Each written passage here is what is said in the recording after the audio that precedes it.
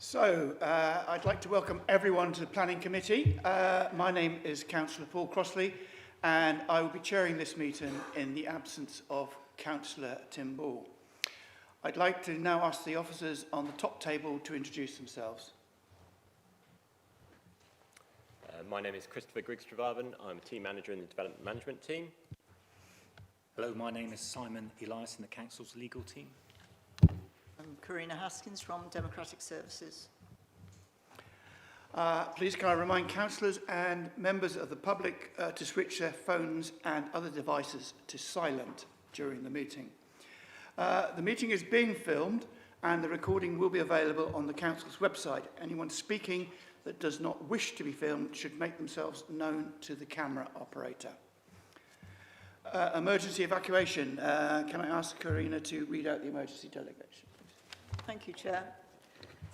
If the continuous alarm sounds, you must evacuate the building and proceed to the assembly point. From this room, you follow the illuminated green signs to the exit using either the marble staircase at the end of the building or the main staircase. Please do not use the lifts. The assembly point for this building is in Orange Grove on the green outside Bath Abbey. Thank you. Thank you. Can I ask you to give details of any apologies, absence or substitutions? Yes, so apologies from Councillor Tim Ball. We've also, since the last meeting, Councillor McPhee has resigned and been replaced by Councillor Stuart Bridge, and Councillor Ian Halsall substituting today for Councillor Stuart Bridge. Thank you. Are there any declarations of interest? Toby. There are 2 points I'd like to put on record. Firstly, that I'm a personal friend of the person speaking for Barthampton Parish Council, but we're both speaking in official capacities, so I don't regard that as disqualifying me from speaking.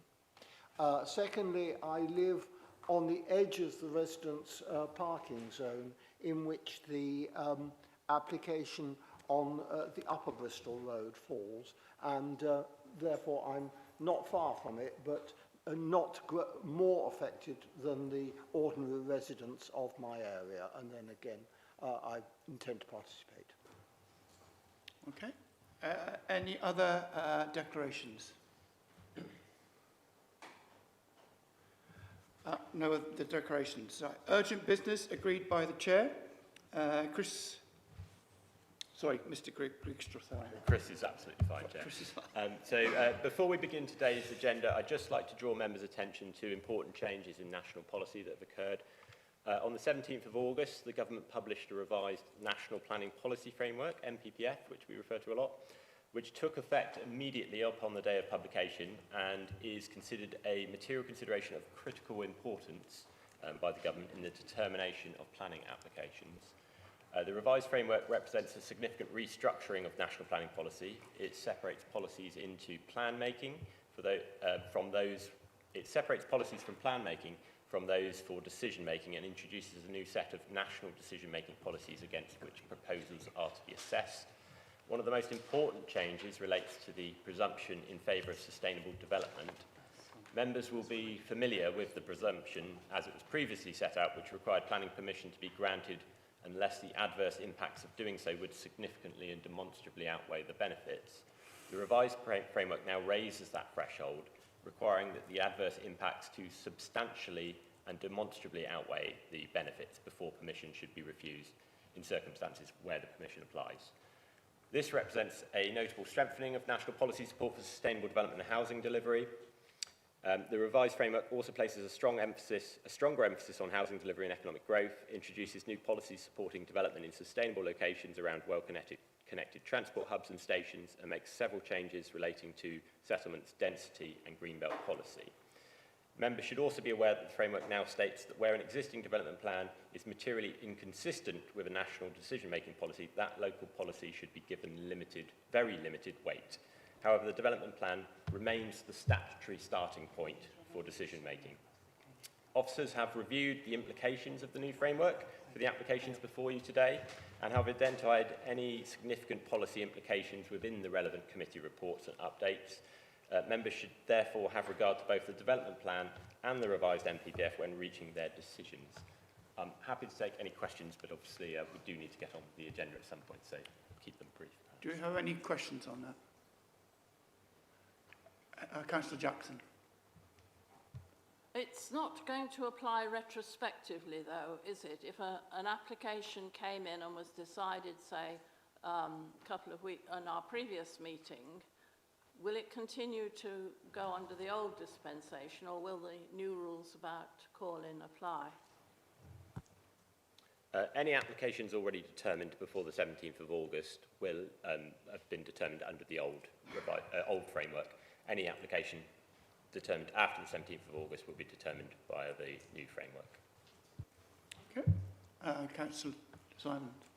But I take it that an appeal dealt with from a decision before the deadline, taken after the deadline, will use the new framework. Perhaps I can also congratulate the officer team on building the new framework into their reports for this meeting with less than a week's working week to do so. Thank you, Councillor Simons. Yes, on the point around the appeals, that is the case. Officers will, where they're enabled to, through the process of the appeal, update any reports or statements that are sent to the Planning Inspectorate to reflect the new framework. Okay. Thank you. Can I ask the Democratic Services officers to inform the public speaking procedure? Thank you, Chair.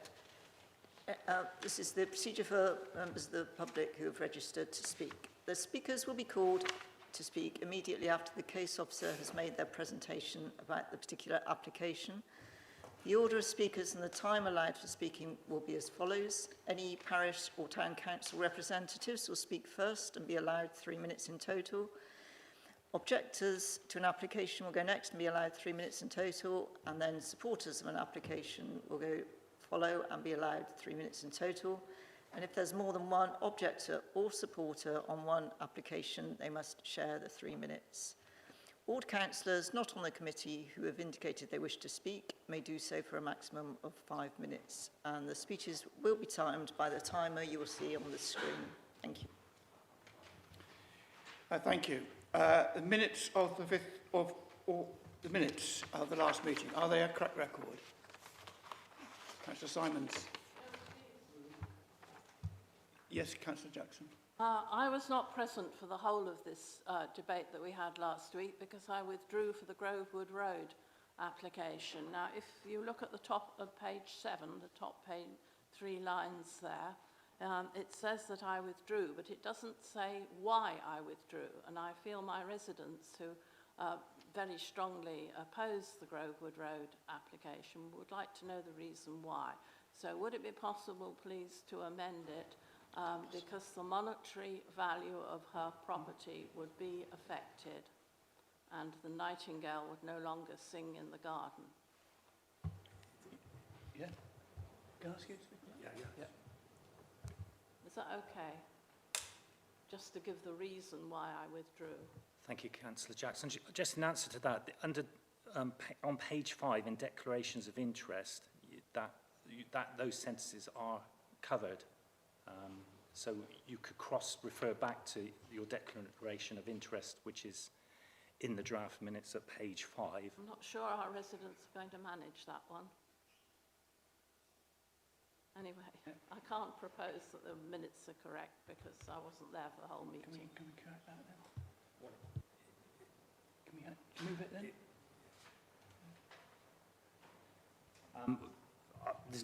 I've no objection to the cross-reference to the declarations of interest that you declared on that item in the transcript of on page 7.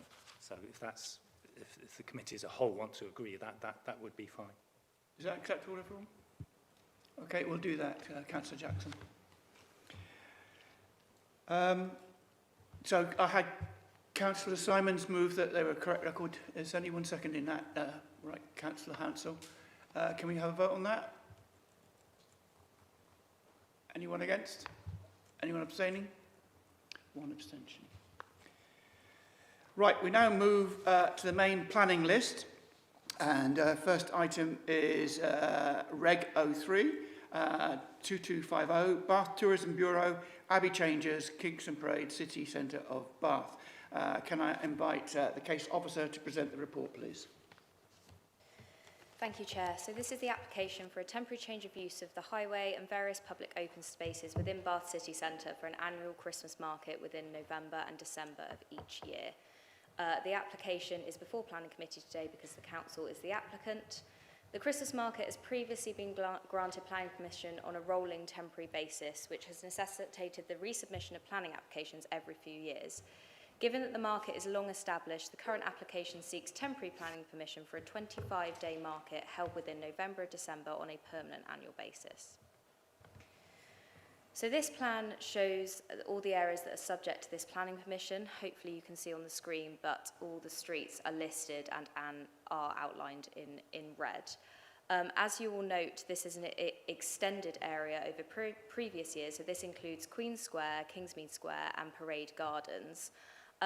As you will have seen in the report, the intention is not to necessarily use these areas every year, and they won't be used for the 2026 market, is my understanding, but it's essentially to future-proof the market to allow for flexibility and for these areas to be used in subsequent years.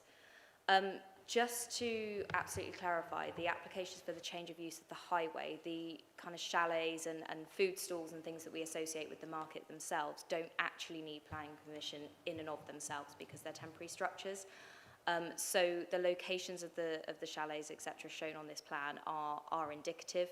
The events team will essentially decide where those go within the area each year to respond to the demand for that particular year. Parade Gardens is a Grade 2 listed registered park and garden, so whilst the use of this area for the market is not objected to by officers, it is considered necessary to attach a planning condition to ensure that details of its proposed function is submitted prior to the market commencing in that year.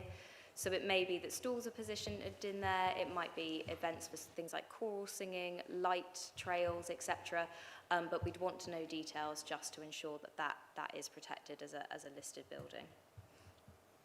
So these are the chalet design. I'm sure everybody has seen them within Bath City Centre. They're obviously indicative.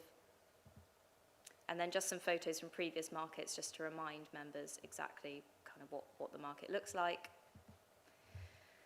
So the market would be able to run for up to 25 days within any calendar year during the months of November and December. So currently, the market can run for 18 days. That's an increase of a week. It may not be that it runs for the full 25 days, but again, it will give that flexibility. The area, as I've said, has been expanded, and we've recommended conditions for a construction management plan, traffic and access management plan, details for Parade Gardens, lighting details, and controls on the number of units, so it would be 260 as a maximum, and hours of operation, which I believe are 10 a.m. to 9 p.m. at night. In terms of public comments, there have been 25 support comments, 14 general comments, and 39 objections to the scheme. The support comments say that it obviously has significant economic benefits, particularly for businesses within Bath, which also benefit from the increased trade over this period. In terms of general comments, quite a lot of those related to sort of improvements to the layout and infrastructure, which would be for the events team to look at. And then objection comments related to the extension of areas and time having an increased adverse impact on residents, traffic concerns, and operational and safety concerns. So in terms of the application itself, officers have identified that heritage harm to the Bath World Heritage Site, Bath Conservation Area, and all the listed buildings and non-designated heritage assets whose settings would be impacted by the market. This harm, in accordance with the NPPF, has been balanced against the public benefits, which are considered to outweigh this identified harm, which is less than substantial. I've put the benefits up on the screen, but the market attracts over 430,000 visitors every year and results in an average spend of £50.7 million. So it's considered to be a significant economic driver for the city. A number of businesses have commented that the Christmas market is vital for their trade, and a 2025 survey showed that 71% of visitors made use of other shops and restaurants in the city. So the financial benefits are more far-reaching than the stall operators themselves. The market also helps to boost tourism, and a number of people stayed an average for 2 nights who visited the market. And the design and access statement also sets out that the market gives a platform to local charities. So taking all of those benefits together, officers consider that this does outweigh the identified heritage harm. The scheme is therefore recommended for permission subject to conditions. Okay, thank you. Can I have statements from the public and speakers now? And first of all is Daniel Node on behalf of the applicant.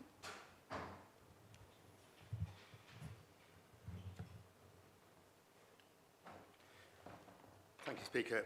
So my name is Daniel Node. I'm Service Manager for Mercy Management, Events, Markets and Film Office, and thank you for the opportunity to speak in support of this application. The application seeks to provide planning certainty for the Bath Christmas Market, a long-established temporary event that has operated successfully in Bath City Centre for more than 25 years. The market attracts over 430,000 visitors annually, contributes significantly to the local economy, and has become an important part of Bath's cultural and community life. The application does not propose any immediate expansion of the market. There are certainly no plans to increase currently no plans to increase either its duration or operational footprint. Whilst the application boundary includes additional areas such as Parade Gardens, Queen Square and Kingsmead Square, this is to provide operational flexibility for visitor management and public safety, and not to indicate that these areas will be fully utilised each year. Any future changes would remain subject to the approved plans, conditions and event management arrangements, with ongoing engagement with residents, businesses and stakeholders. The inclusion of additional areas would help improve visitor dispersal, reduce pressure on the busiest streets and support the safe operation of the event. Detailed operational matters including servicing, public safety, pedestrian movement, noise, traffic management, waste management and protection of the historic environment will continue to be managed through established plans and conditions. The market remains entirely temporary in nature, with all infrastructure installed for a limited period and removed at the end of each season. The benefits to Bath and North East Somerset are substantial. Visitor surveys indicate the market contributes up to 50.7 million annually to the local economy and supports around 775 jobs. It also provides vital support to local businesses, with 85% of traders based in the southwest and around 65% from Bath and the surrounding area. Beyond its economic impact, the market supports more than 40 local charities and community groups each year and contributes to Bath's community spirit, cultural life and sense of place.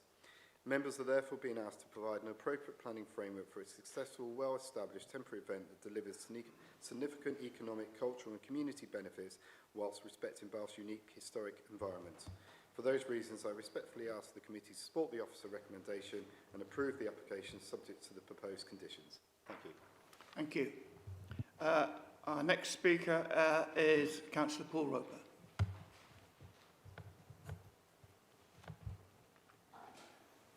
Thank you, Chair. My name is Councillor Paul Roper, Councillor for Kingsmead Ward, and up until last year I was Cabinet Member responsible for the Christmas market, and so I've been under the bonnet and understand how it works. That pleasure now falls to Councillor Rigby. A lot of the points, I have to say, excellent report, have already just been made, but I will repeat them in my speech. Running the Christmas market is extremely complex, and it involves a huge amount of the city centre. It's entirely appropriate that council controls it and has oversight over it. I don't think it could happen any other way. Despite what the Daily Mail says, it is one of the best Christmas markets in the country. You've heard it attracts 400,000 people to the city, and they spend 40 million direct spend. I think the total value to the economy is 60 million. This is not a money-making scheme for the council. The council has been losing money on the market, and they've been struggling really hard to change the operating model so that it breaks even, and that is our goal. This is not a money maker, but it is a money maker for the local businesses in and around the community. We will be wrong to ignore the call them moans and groans. During the weekends when the market is on, the park and ride is very busy in full, and town is very busy. But if you avoid the peak periods at weekends, during the week, the atmosphere is wonderful. It is not overcrowded in the week. I'm here in the Guildhall all week, and I go out and walk about, and the atmosphere during the week is very nice. We lay on extra trains, and the chalets is completely different to how it was in the old days. They've spread the chalets out so the really overcrowded bits aren't there anymore. And so basically, if you are a local person, you can plan to avoid the worst, busiest periods. The key points for this permission for me is that it's been mentioned that permission doesn't expire. What that does is it gives those entrepreneurs wishing to invest in infrastructure to do something different in the market, know that they've got a period of time which to recoup that investment.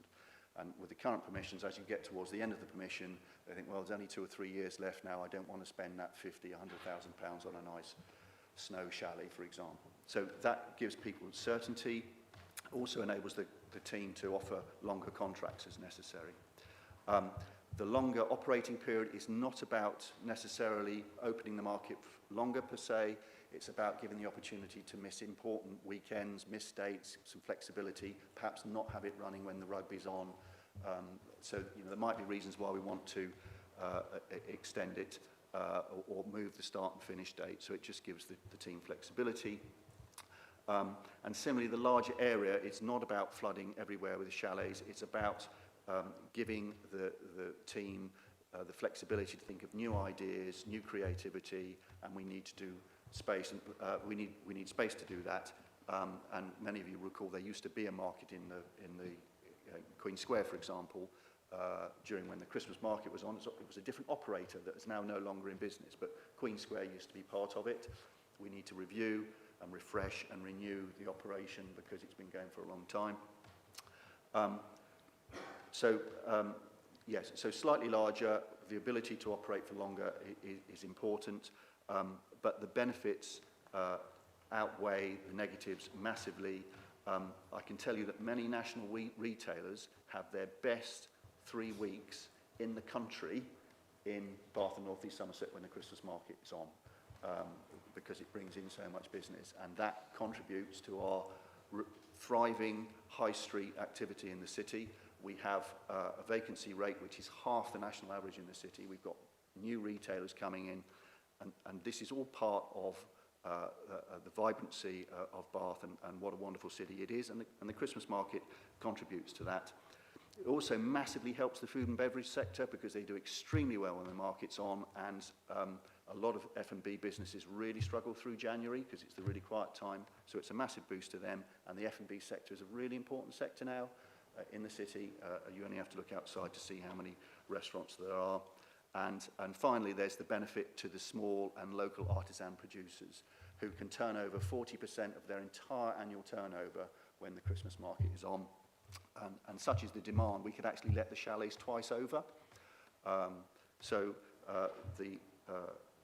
The market does help sustain local businesses and the economy, and it's one of the huge benefits to the city. So I would ask the committee, I hope they can, that they are minded to approve the application. Thank you very much. Thank you very much. Kept almost exactly to time there. Right, can I invite any questions or points for the officers from members of the panel? Councillor Jackson. Thank you, Chair. First question is it possible to structure the arrangements for the market in such a way that we don't get the horrendous experience of the entire Bath, or it seemed the entire Bath rugby supporters visiting the Christmas market immediately the match finished, which was my experience a few years ago? That's the first question. Can you liaise with Bath Rugby about the arrangements? The second question is, you've got an admirable paragraph about I can't remember which page, 34, about encouraging adaptability of the stalls so that there's better wheelchair access. At the moment, if you're in a wheelchair, you can find yourself peering up above your nose to whatever goods you think it could be. So that's admirable. But could you also possibly work with the stall holders and the organisation to make it more friendly for people with visual impairment I mean, quite frankly, I don't go to the market now because I walk into somebody or somebody would walk into me. So what I'm asking is it possible to put conditions on to improve accessibility for the disabled? And finally, it used to be the case that the coaches would park up the Edge Hill Wellsway line. Is that going to still be the case, or will there be better arrangements for getting people from their coach into the market? Thank you, Councillor Jackson. So in terms of Bath Rugby, obviously the Christmas Market is a publicly accessible event. People coming to watch rugby matches are members of the public just like anybody else, so there wouldn't be a way of preventing them from accessing the market. Obviously, we understand as officers that when there are clashes of rugby matches, the market is particularly busy. I think some of the hope is that extending the time period of the market and also the areas of operation will help with some of that crowd dispersal on those busy days. But the events team obviously very experienced with dealing with the crowding, etc. So that would fall to them to manage. In terms of encouraging adaptability, I've obviously undertaken the public sector equality duty in terms of planning, and the events team, I think it's reference 9, have attached their equalities assessment for the 2026 market year. I did have another look through it yesterday, and in terms of those with sensory impairments, they do have mobility helpers who will be able to kind of guide and help, like stewards, those who are partially sighted, for example. So the events team will obviously look at the adaptability, and they're here today, and hopefully we'll review that in terms of the market. But in terms of planning conditions, that's really not a matter for planning to control. The chalets themselves don't actually need planning permission. And then finally, in terms of the coaches, I'll let Dan answer that one. Yeah, just very quickly on the coaches. It's my understanding there's a wider and more comprehensive study of coach parking throughout Bath and the city centre.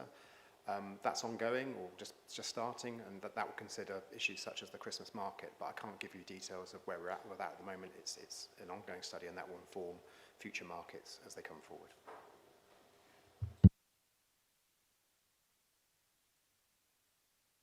Yeah, this is the point rather than the question. I would like. Oh, sorry. You said if you ask any questions or points. Yes. All right. Well, I'll wait. Does anyone else want to ask questions? I'll bow down.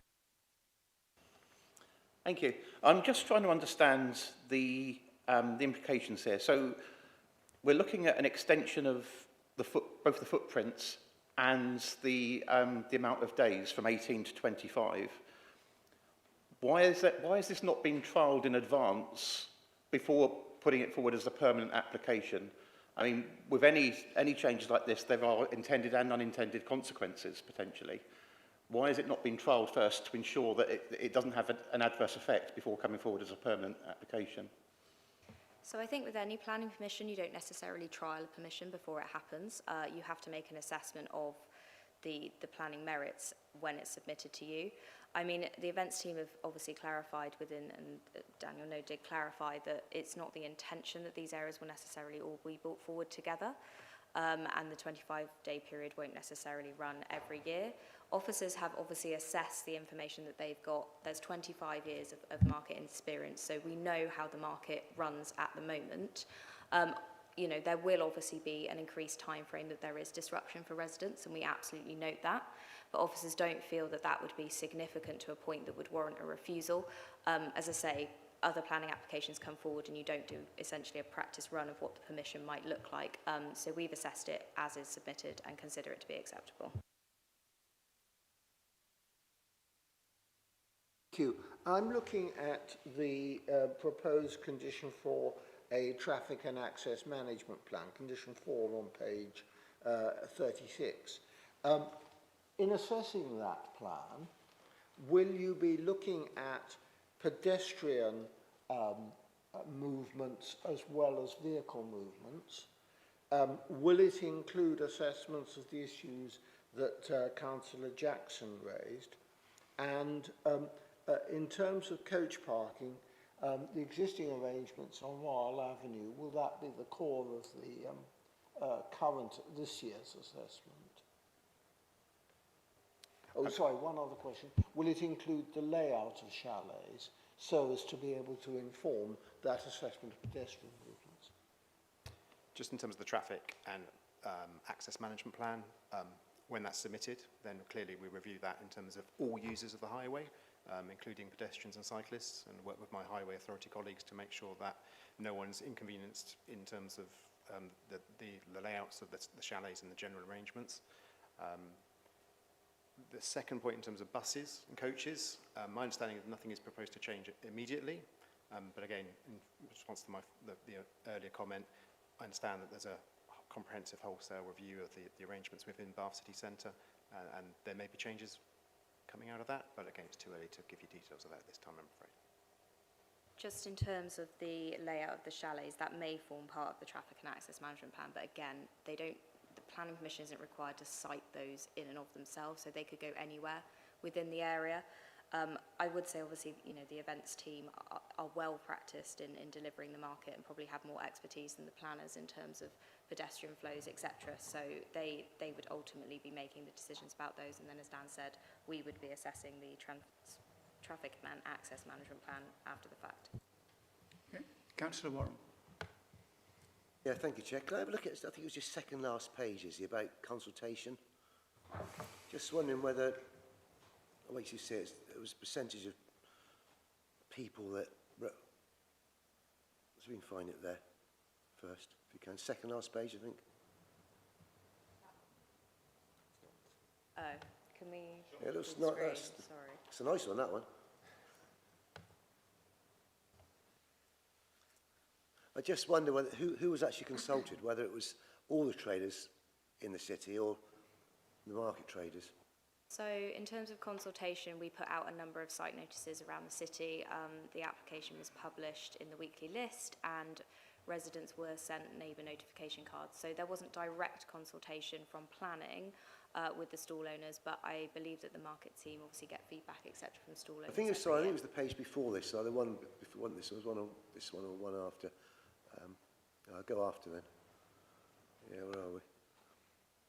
Some had a percentage of people that were in favour of it for being extended, and I just wonder who was asked, whether anyone was actually asked that.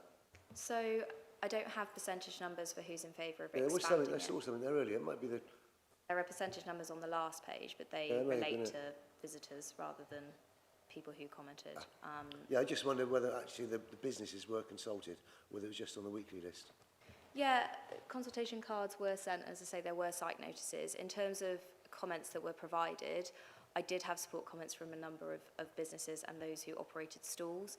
There was also some concern from people who operated businesses in terms of where the chalets were positioned and what that might do to kind of blocking doorways or blocking their shop frontages, etc. As I say, those comments have been fed back to the events team, sort of look at where the chalets, etc. are positioned. But I'd say there was quite a mix of comments across the board, and quite a lot of the objection comments did relate to sort of people who use Bath more on a day-to-day basis during that period, and obviously experience that disruption that we know does happen to everyday life as an inevitable sort of cause of the market.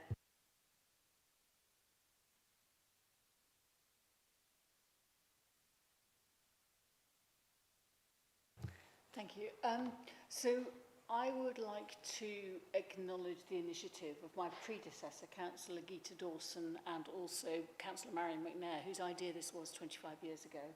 And they have both seen the resounding success that this initiative has become, and the very positive impact on businesses and traders in the city, both small and large. I think that's really important. I'd like to acknowledge the work the events team have done in terms of spreading it out, making sure that it's less crowded, because we all remember the days when you couldn't get past the peanuts stall in Abbey Churchyard. Very nice peanuts. But I think that they've worked really hard to make it of greater benefit to all of the city. So yes, there are people who say, oh, I can't get in, but as we've known, if you go in the middle of the week, it's fine. If you go on a Saturday when the rugby's there, then yes, it is going to be busy. So I would like to move to permit this application, because it seems to be wholly beneficial in terms of giving flexibility, in terms of spreading it out, in terms of giving security and lengthening contracts. I think it's generally a very positive move. So I've got Councillor Warren next. Thanks, Chair. I have a few concerns about this. I've got no particular issue with the fact it's going to be a long-term planning permission. I think that makes sense. It won't always work every year, but it gives you the option to move things. So I think that makes sense. Sorry to interrupt, but a motion's been proposed, so the next step is to ask for a seconder. I will get a second before we get...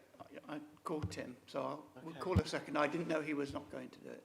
If you want to call a seconder first, I'll start again after, if you like. Right. Can we have a seconder for the motion, please? Toby Simons. Councillor Simons. Yes, I'd like to support it for all the reasons put forward by Councillor Gourley. I'd just like to emphasise the importance of completing the coach strategy review more generally. There's a lot of disquiet, particularly along Pulteney Road in my ward, about short-term coach parking. So I just want to give stress the importance of completing that before the 2027 market. Thank you. Okay. Tim. Yeah, thanks, Chair. As I said, no issue with particularly with it being long-term planning. It's the length of the market. A lot of traders, this is why I asked the question, who was consulted, was it the market traders or our own retailers? And a lot of the retailers find the take-its can go down and they come up again once the market's over. And there's big concerns about the people in the Guildhall about the market. I haven't spoken to them for a couple of years, but before, about, well, thank goodness it's finished and we can start work again. And there is a little bit, so that is my only concern. Again, with residents, yeah, I get this give and take. You come into the city. Actually, I live outside the city, and if you don't want to get stuck, then don't come. As simple as that. Come when it's finished. But I think to extend it another week, I think could cause a lot of issues with residents and local businesses. Okay, Councillor Hughes. Thank you. Yeah, I broadly agree with everything that Tim just said. I do worry about the impact on our permanent traders who support this city 365 days of the year, and some will be adversely impacted by the market. There can be no doubt about that. I do have concerns about extending the footprints and the amount of days simultaneously, because there is potential there for unintended consequences, which is why the existing system works. There's a process of temporary approvals that have to be renewed every few years, which provides a level of accountability and gives us the tools to make adjustments if the balance doesn't work. And by the balance, I mean the balance between income and residential amenity and inconvenience for residents, whether that be buses being diverted for an extra week, which can impact people's ability to work or even to enjoy their lives. So personally, I would have liked to have seen this come forward having been tested, so that we know the consequences of the extensions, which we don't fully understand at this point. So at this point, I'm really concerned about this application. Okay. Councillor Halsall. Thank you, Chair. I'm fully endorsing the motion that's been put forward. The crucial thing about this application is you know, we have a market that's very well established, always professionally organised. I know for a fact that after every single market, there's a huge wash-up, lessons learned, improvements that can be made, and I think this is all part of that process, that rolling process. It was very disingenuous of the Daily Mail last year to criticise the market because it is a huge success, whatever they say.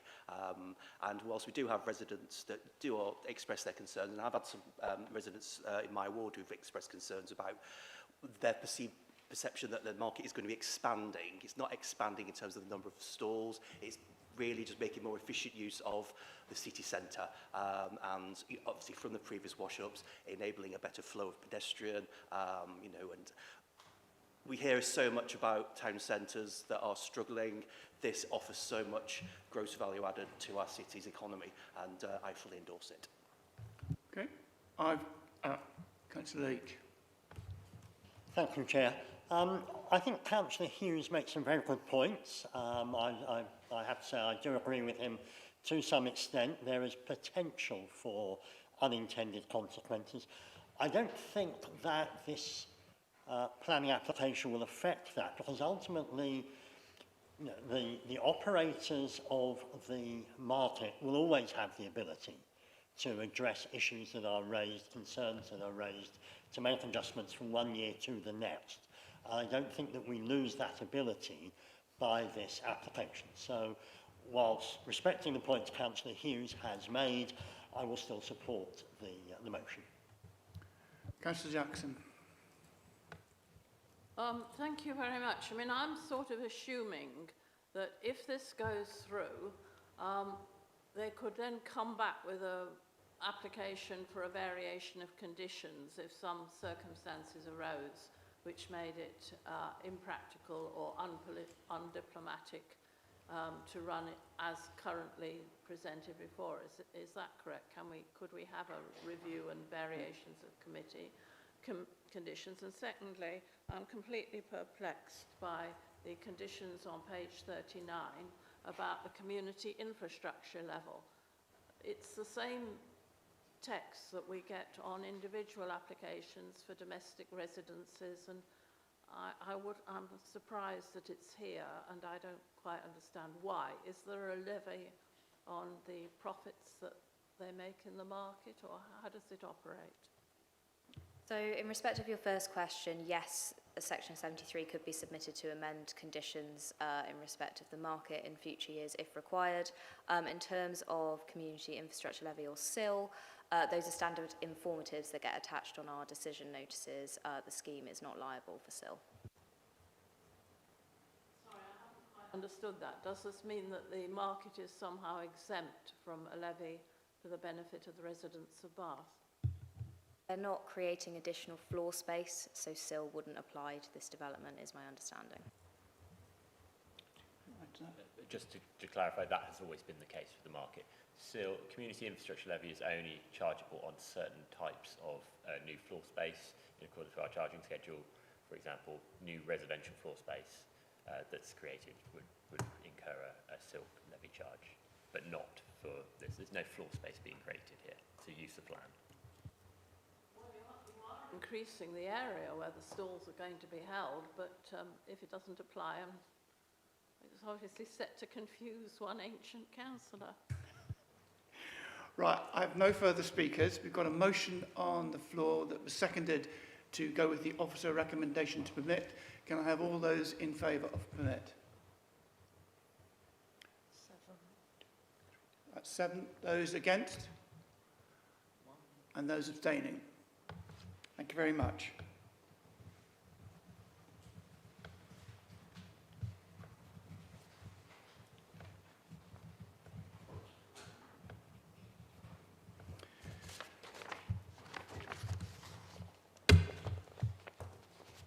All right, thank you. We now move to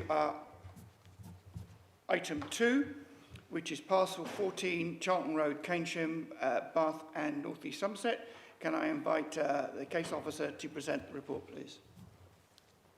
Thank you, Chair. So this is an outline planning application for the development of up to 200 residential dwellings, Class E floor space, open space, landscaping, surface water and drainage and other ancillary infrastructure with access from Charlton Road. All matters are reserved except for access.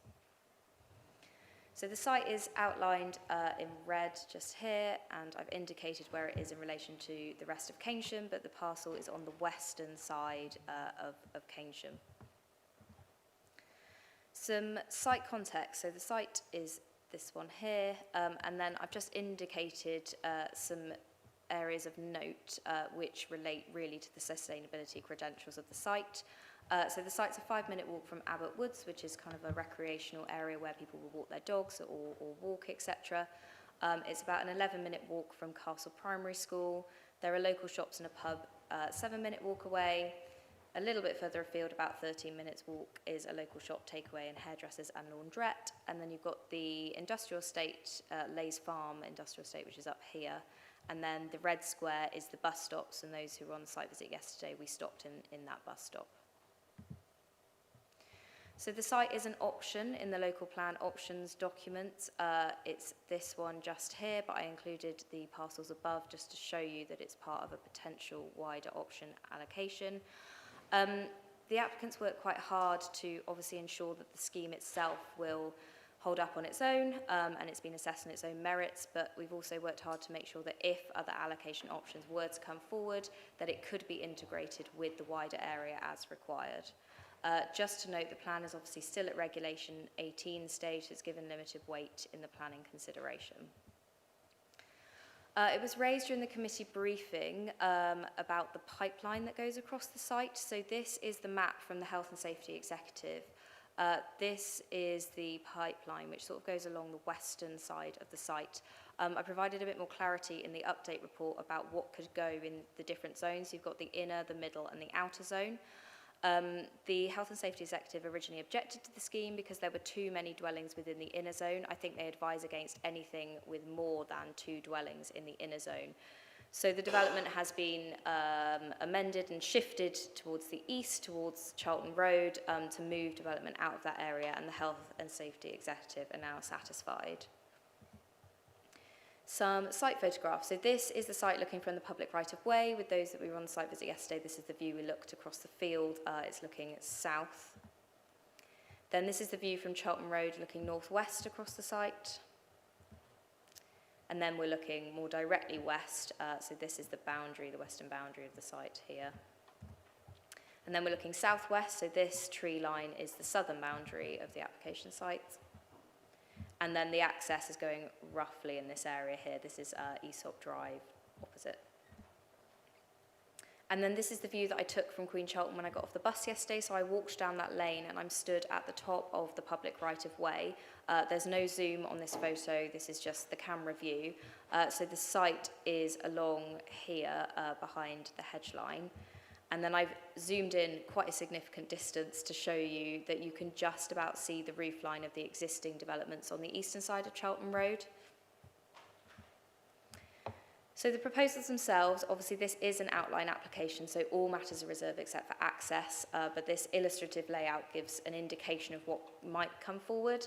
At the briefing it was asked whether or not we were satisfied that 200 dwellings could fit within the developable area. I've done a rough calculation and that does amount to around 42 dwellings per hectare, so we're satisfied that this could be achieved on site. The description's obviously up to, so that means that if the dwelling numbers had to shift down slightly, they could do. But the vehicular access is here. The Class E unit, which is not defined, but it could be a small shop, a small cafe, a hairdresser's, anything like that, has been sort of illustratively shown to be by the access, and obviously at reserved matter stage we would decide where that was going, but we've agreed to secure that within the Section 106 agreement. We've then got a landscape buffer and woodland edge along the western side of the site. There's a play area and allotments as well, and all of that will be secured through the Section 106 agreement. So I'm just going to quickly run through the off-site highway works on Charlton Road. So these are essentially a 2.5 to 3 metre wide cycle and footway with some crossing points. So at the moment, as you'll have seen on site, Charlton Road's quite a wide straight road. Traffic moves quickly and above sort of permitted speeds. And the pavement and cycle infrastructure isn't particularly desirable to use. So officers have worked really hard with the applicant to secure what we think is a really positive cycle and pedestrian route along Charlton Road that would be desirable, but also includes interventions that would help to change the character of Charlton Road to try and make it a bit more of a street. So at reserved matter stage, this might be done through designing sort of the frontages to houses a little bit closer to Charlton Road, but there will be infrastructure like benches and some sort of landscape planting that will also help to sort of hopefully change people's habits along the Charlton Road. So the cycleway is here along the western edge of Charlton Road adjacent to the site. And then it continues down. There's a priority crossing over the site access for pedestrians and cyclists. And then it continues further. There's another crossing area here, which links to the development on the eastern side of the road, to really integrating the site into the existing community, which is another key positive benefit of the scheme. And then it continues to move down Charlton Road. And there is also some sort of crossing points along existing roads like Walnut Close. And then finally it does cross onto the opposite side of the road, so onto the eastern side of Charlton Road, because of land ownership and space along this edge. In terms of the visuals, so these are from the landscape visual impact assessment. So the top one is the existing view from that ridge that I stood on at Queen Charlton looking towards the site. This is a view of the site at year 4 to 5. So after the development has been built, the tree planting hasn't taken. You can obviously see the dwellings along that ridge line. And this is the landscape impact that officers have referred to within the report as being a harm of the proposals. This is the visual for year 15, so you can see that the tree line has grown up. Officers do consider that this may be, quite ambitious, so we've conditioned a landscape ecological management plan to obviously make sure that that landscaping is delivered. That's a pre-commencement condition because we think it's such an important issue, but we are satisfied that planting would satisfactorily mitigate the impacts of the landscape to a level that we think would be acceptable, and that has been sort of addressed in the overall planning balance. Then we've got some further views here from Stockwood Vale. So the site is between these two arrows here. And again, you can see it along that ridge line at years 4 to 5. Sorry, it's not that clear on the screen. And then again, though, the tree planting does obscure much of that development. So in terms of third-party comments, I haven't included all the consultee comments because they are in the report. And obviously, these are in the report as well. We've had 6 support comments. 6 general comments and 99 objection comments. The objections relate to sort of greenbelt, landscape, highways, and the other matters that you see on the screen. Hopefully you've looked at them in the reports. I'm not going to run through them now. So I just want to quickly talk about the officer assessment of some of the key issues. So the principle of development, obviously Baines can't demonstrate 5-year land supply. As we all know, we've got 2.5-year supply, which is a severe shortfall. The site's outside of the housing development boundary. And is within the green belt, and officers have assessed the site to be grey belt. So I've just included those 3 purposes on the screen against which we have to assess sites. I think one of the key ones is that we would be assessing whether or not the development of this parcel would be merging Keynsham and Bristol together. So this is the edge of Bristol here, this is Stockwood and Whitchurch. And as you can see, the site is a very small parcel of that gap. So the site does comply with the golden rules. 45% affordable housing is proposed, and the applicant has stated that they will deliver this. It will be 75% social rent and 25% shared ownership. So based on 200 dwellings, that's 90 affordable homes. The Home Search Register from has over 750 households in Keynsham waiting for an affordable dwelling. So those 90 homes would be a really significant contribution to the need within Keynsham. Sustainable location, we're satisfied that it's within walking distance of a number of public services, public transport links. There's a Class E unit being provided on site, and the improvements to Charlton Road will make walking and cycling a much more attractive option. In terms of infrastructure, the works of Charlton Road would contribute towards that, and there's also a significant contribution to education, estimated based on 200 dwellings is over £1.3 million. And there's good access to green space, so that's Abbotswood that I showed you at the beginning, and there will be green space on site. So officers consider the development does comply with the golden rules. In terms of planning obligations, we've got the securing of the Class E unit, the securing of 45% affordable housing, the public open space and its management, and then the highway works to and around Charlton Road. In terms of financial obligations, £2,000 is to be provided towards seating public realm improvements within the local area and on Charlton Road. We've got nearly £14,000 towards recruitment and training outcomes. And then we've got the education contributions that I mentioned. So that's the numbers on the screen are per pupil. So the 1.3 million figure that I gave you earlier was if there were 200 dwellings. Obviously that number may change. So that will then, that calculation will be recalculated at reserve matters stage. Got £18,000 the provision of fire hydrants, the Section 106 monitoring fees, and then a travel plan bond and monitoring fee. So the estimated total, excluding the monitoring fees and travel plan bond, is £1,339,397.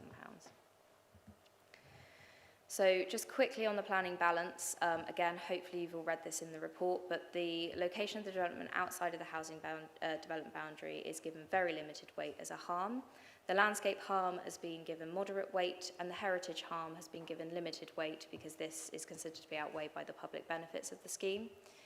The contribution to the housing supply is given substantial weight as a benefit. The 45% affordable housing has been given very substantial weight. Sustainable location has been given substantial weight. The off-site works are considered to be given significant weight. Economic benefits, so that would be things like sill generation, construction jobs, bringing people to the local area. The Class E unit has been given moderate weight. And then green infrastructure, off-site and on-site, is also given moderate weight. So weighing that all in the balance, officers consider that that would outweigh the harms identified as a result of the development, and therefore the development is recommended for permission. It's delegate to permit, subject to the Section 106 and conditions. Thank you. We now move to statements from the public and ward councillors, and I have Councillor Alan Hale. Thank you, Chair.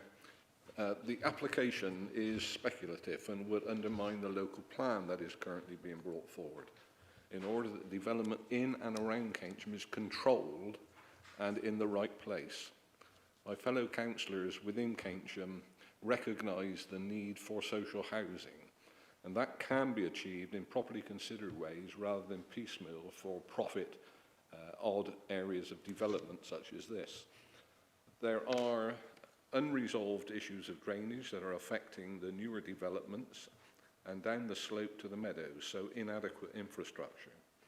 There have been recent water main fractures in the area affecting the supply and indeed the road system. So add this to the number of power outages in the same area, I would suggest inadequate infrastructure.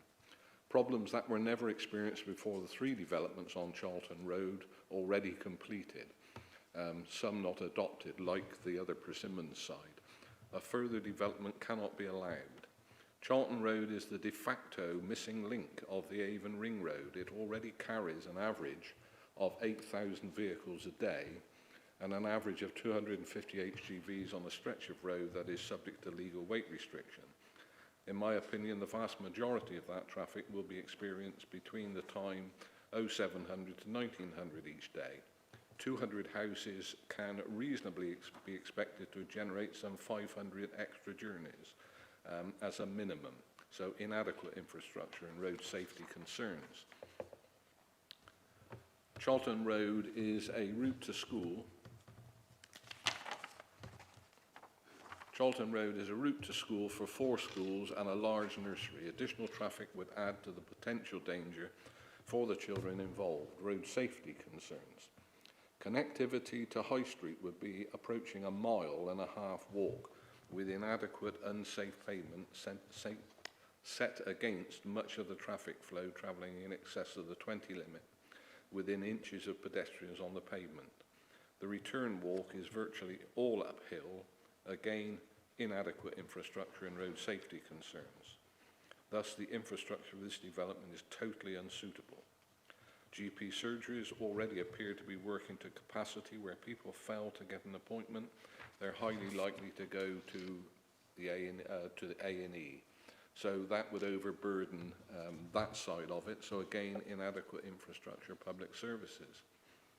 As the development grows, there will be no increase in police, fire and ambulance availability, so inadequate infrastructure. There is a real concern for the quality of life for the residents on Charlton Road and St Laydock Road, because over the last decade or more, they have had significant building traffic as a current thing in their life. It's unfair to impose the same again. The fields we have on Charlton Road are the green lung for this side of the town. The fields are well used by dog walkers and those who just want to walk away from traffic with their family. There is wildlife whose homes these fields are. There is deer, and recently a neighbour has witnessed a red kite on and above the fields. Keynsham South has given much to the development of Keynsham, four developments in total over the last 15 or so years. Enough is enough. As district councillors, we are doing our best to ensure that no additional pressure is put on Charlton Road and in turn the High Street. We support the emerging plan of doing business and housing planning.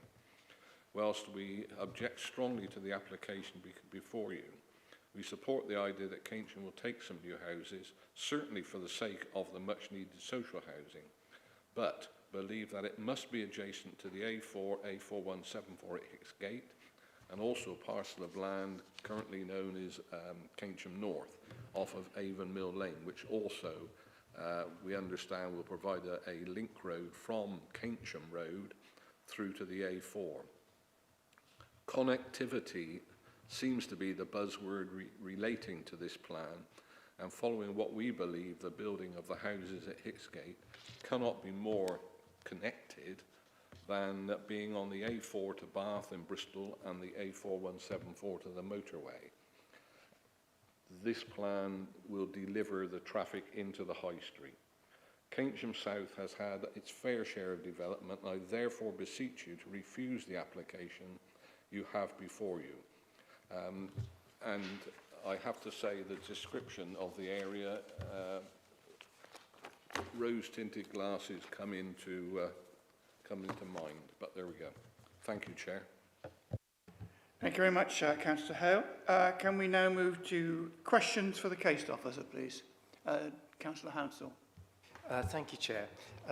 I've got three questions. Where the first question is about the grade belt and how it applies here. One of the criteria for grade belt is it's land that strongly contributes to checking the unrestricted sprawl of large built-up areas.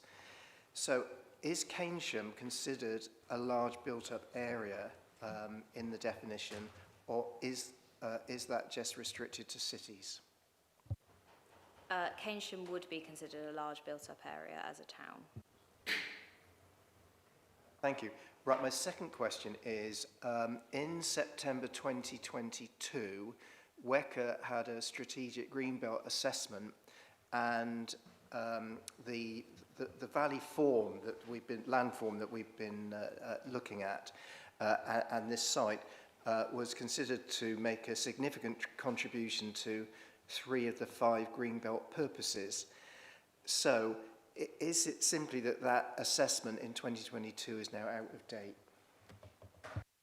So it's not that necessarily that assessment is out of date, but the parcel in question, which I think was parcel 82, covered a much bigger area. I mean, it's essentially the whole of this gap between Keynsham and Bristol. And when you consider the whole of that gap, you would say that that probably does provide a strong contribution to the required purposes.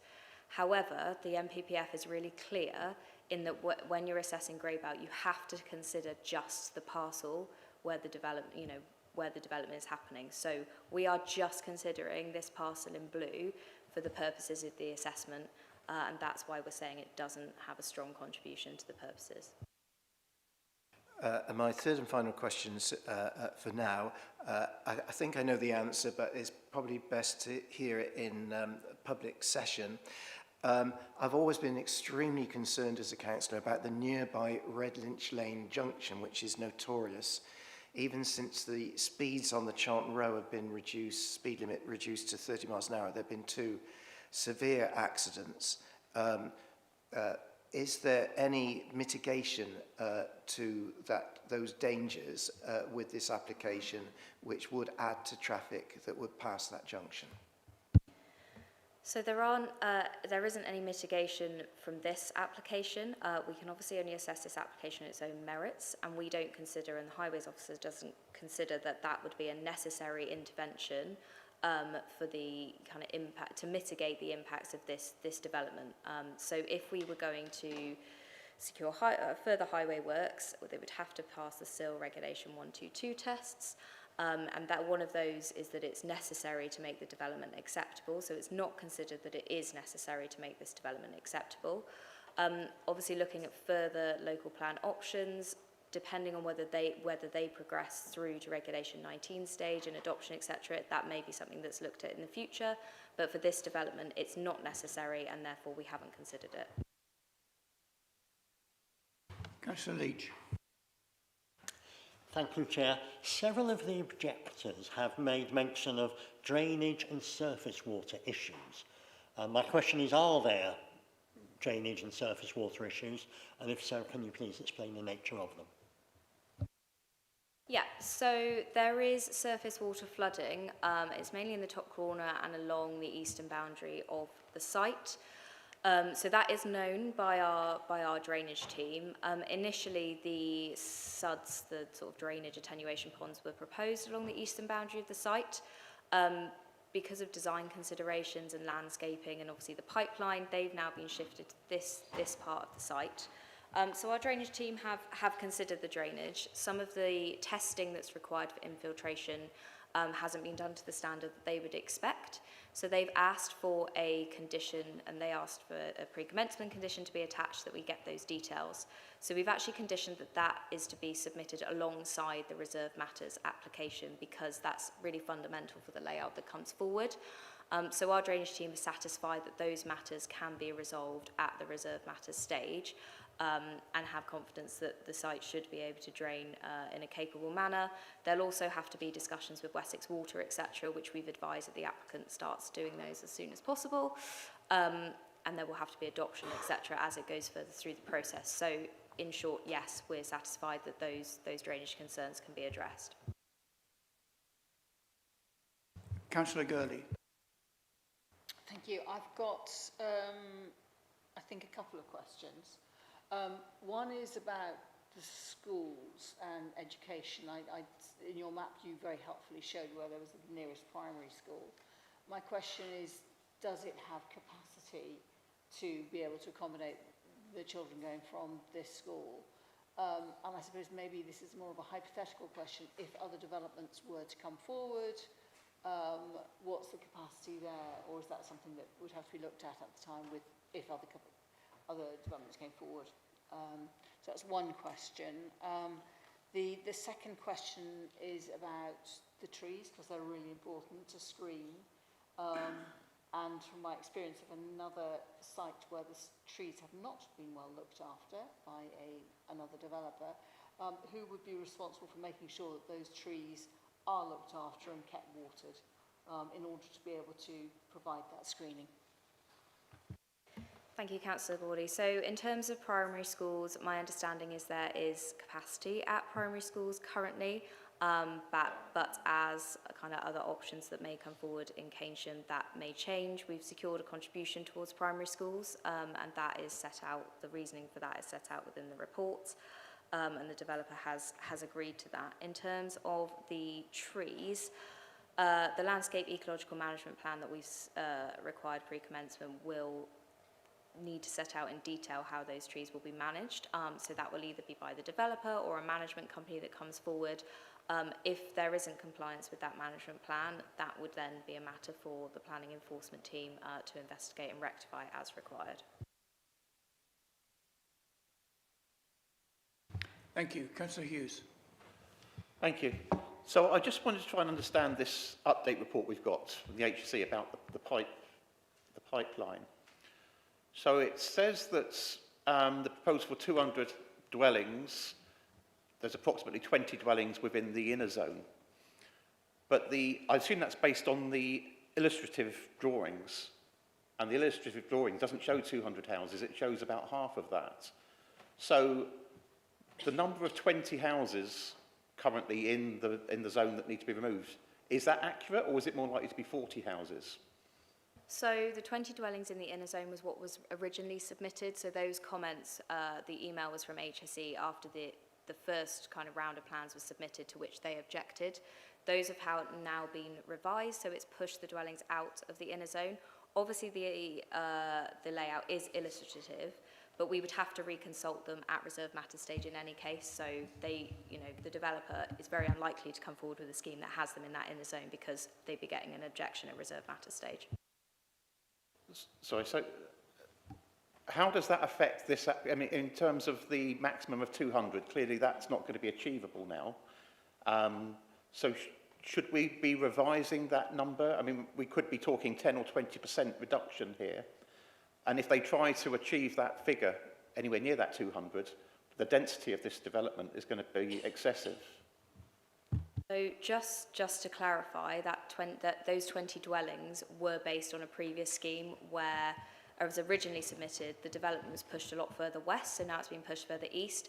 As I said in the presentation, I've taken the developable area that's shown on the parameters plan, which is fixed, and essentially calculated that area and how many dwellings would go in that area. It would approximately be 42 dwellings per hectare. I wouldn't say that that is particularly dense for an area like this, and that would be acceptable, and perhaps if there was a slight increase in density. I appreciate the layout plan does show the dwellings much more spaced out and doesn't have 200 on there. It's illustrative. Some of these units would be sort of house-type flats. There would be a variety of dwellings. There might be terraces, etc., to make sure that, you know, the scheme could accommodate that. Ultimately, if a developer is applying for up to 200 houses, we would expect the number to be fairly close to that, because obviously they want to maximise the number of dwellings that they're getting on site. But if it was under that, the NPPF says that that's okay. And obviously we would have to consider all material considerations at reserve matter stage. If I may. One second. If you go round the outside here, that back door there leads you into being able to sit at the back there. Okay, so just here and then the first left, and it's that door there. Thank you, Paul. Just one final point. I mean, the report seems to, if I understand it correctly, it says the plans show a play area proposed on the inner and middle zones of the centre left of the development. And it's basically saying it would advise against putting play areas in these zones. So again, should the plans be revised to show communal and play areas, again affecting the density of the properties? Just to be clear, when the plans were resubmitted and revised, the HSE looked at those and they did not advise against us recommending to grant planning permission. Again, the layout is illustrative, so if it comes to reserve matter stage and they are reconsulted and they object, then the developer will need to put the play area somewhere else within the scheme. They can do that because layout is not a fixed matter. There'd be nothing stopping them putting it further within the developable area if required. Again, that may affect the dwelling numbers, but that's something that we could explore at reserve matters stage. Just a minor point, the contributions per place for education, are those indexed? So if construction costs increase, will they increase with a construction cost index? Yeah, our supplementary planning document for planning obligations does set out that all contributions should be index linked.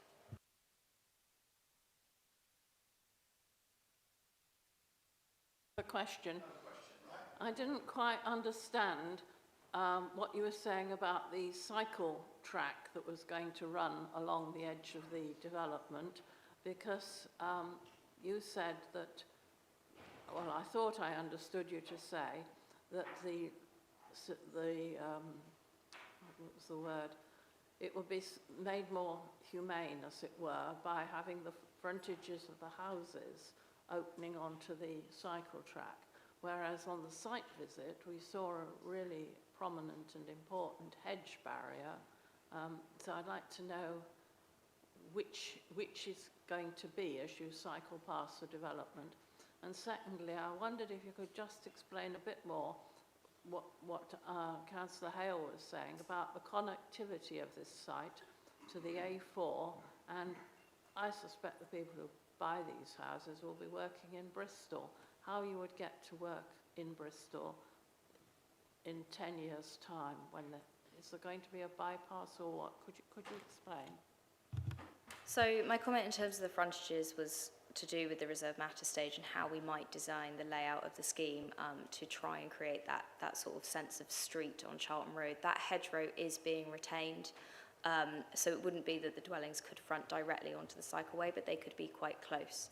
So that would be for the reserve matter stage to decide. In terms of the connectivity of the site, yes, it is on the edge of Keynsham, and it is, I would say, probably about a 25-minute to 35-minute walk into town, depending on how quickly you walk. There is a bus route. The bus number 43 goes into the centre. I think that's every half an hour, and there are sort of smaller local services. So the Big Lemon, the Keynsham buses run and serve this area as well. So no, it's obviously not as well connected as a site would be that was on the A4, which has got buses coming up and down every 15 minutes. But in relation to a settlement, etc., it's no further than the houses are on the other side of the road that you can see. So it is well connected. And obviously the push and the driver and the strategy and indeed the current local plan and the future local plan is that we should be encouraging sustainable transport modes like walking and cycling. And that proposed cycle route that's being offered and secured really will help to do that and help to encourage people and indeed the existing community to kind of use that to go in and out of Keynsham. Yes, of course, there will be still people that need to drive and need to drive into Bristol, as there are now. But the site is relatively well connected. I think in the current local plan, all of the sites have been ranked from A to F in terms of their connectivity, and this is ranked B, so it's ranked quite highly. And there are local services in the local area as well. You know, obviously they're not a big Tesco and they're not anything like that, but there are local shops and there will be a local shop on site. So in terms of sustainability, relatively compared to a lot of sites within the district, it is very well connected.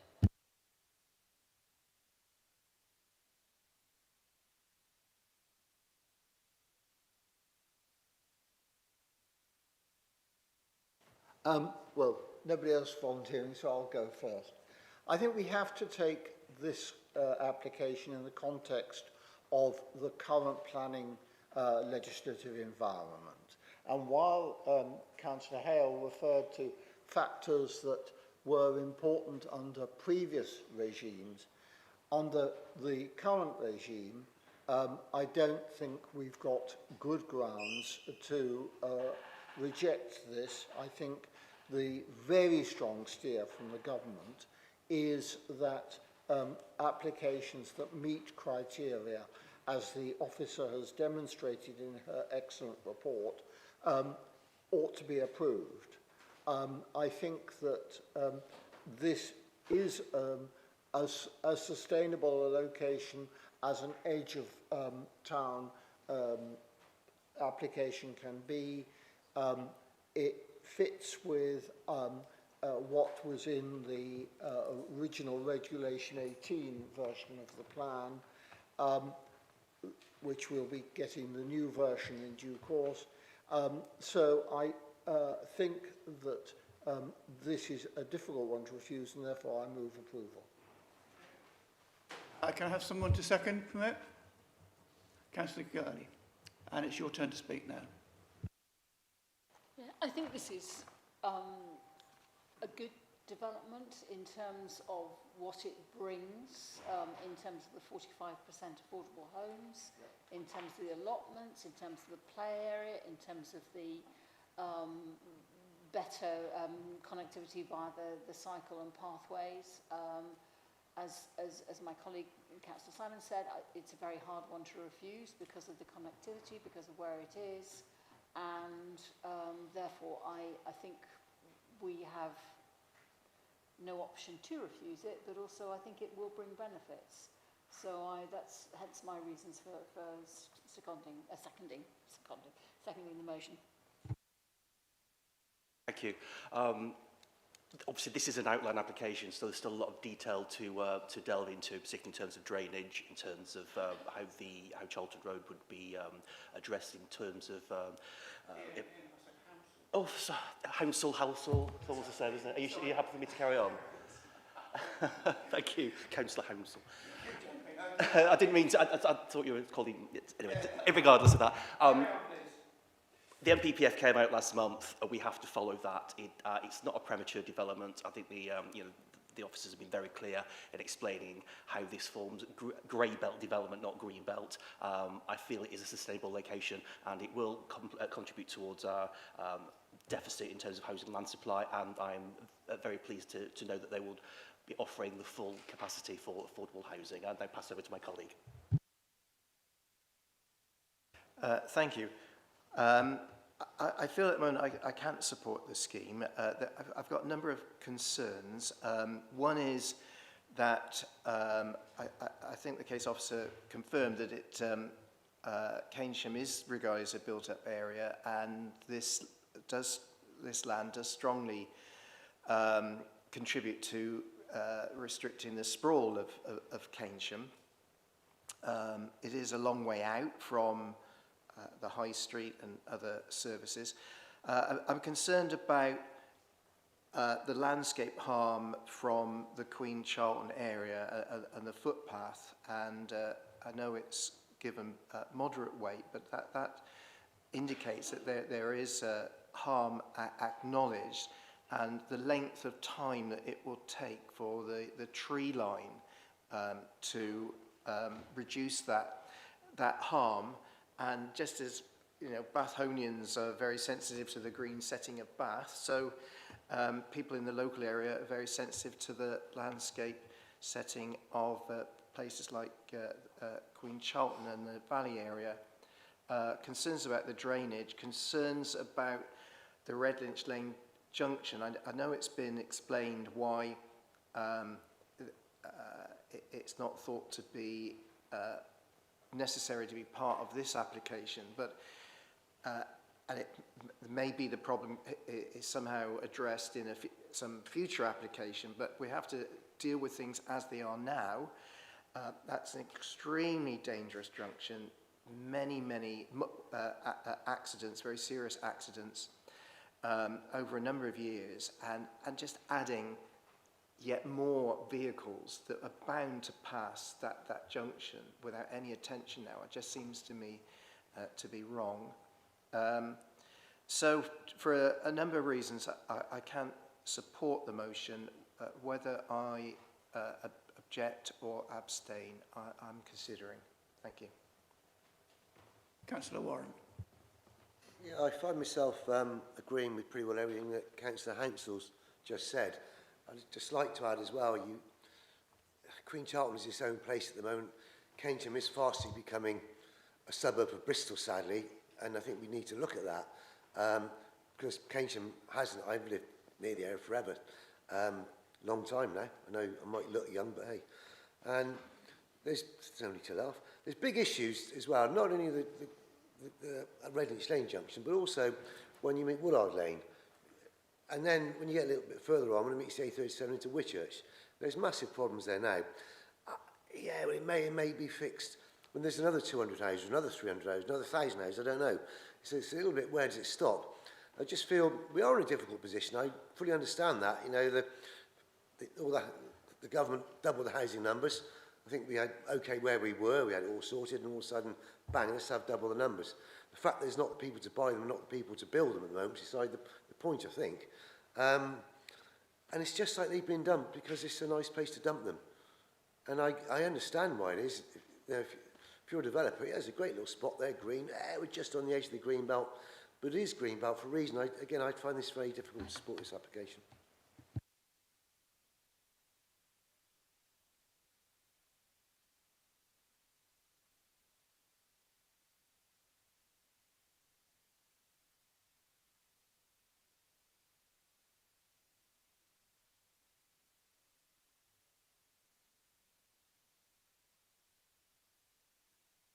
I'm sorry. That was carried 5-4. We'll take a 5-minute comfort break now. Okay, thank you.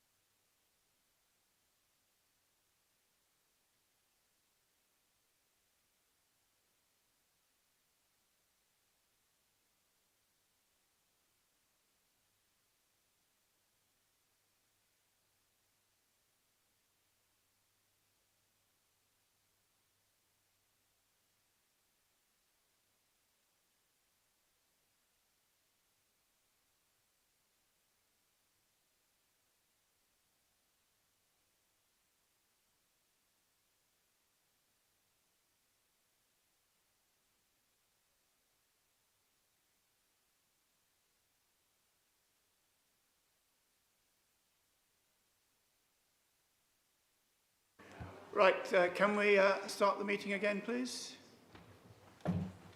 Councillor Clare, would you like to sit down? Thank you. Right, thank you very much. We now move on to 3592 Full, which is the former Bath Press premises. Can I invite the case officer to present the report, please? Thank you, Chair. So item number 3 on the agenda this morning relates to the former Bath Press premises on Lower Bristol Road in Bath. The proposal is for a residential-led development at the western end of the former Bath Press site, new build residential development and commercial floor space, as well as associated landscaping and infrastructure. To introduce the site, the Bath Press site is highlighted, well, it's not technically highlighted, but it can be seen on the aerial image before us. It's the vacant development site in the centre of the image, the sort of yellowy shade associated with the earth there. That's the Bath Press site. Lower Bristol Road runs to the north of the site. Brook Road is to the western end of the site. Dorset Close is to the eastern end of the site.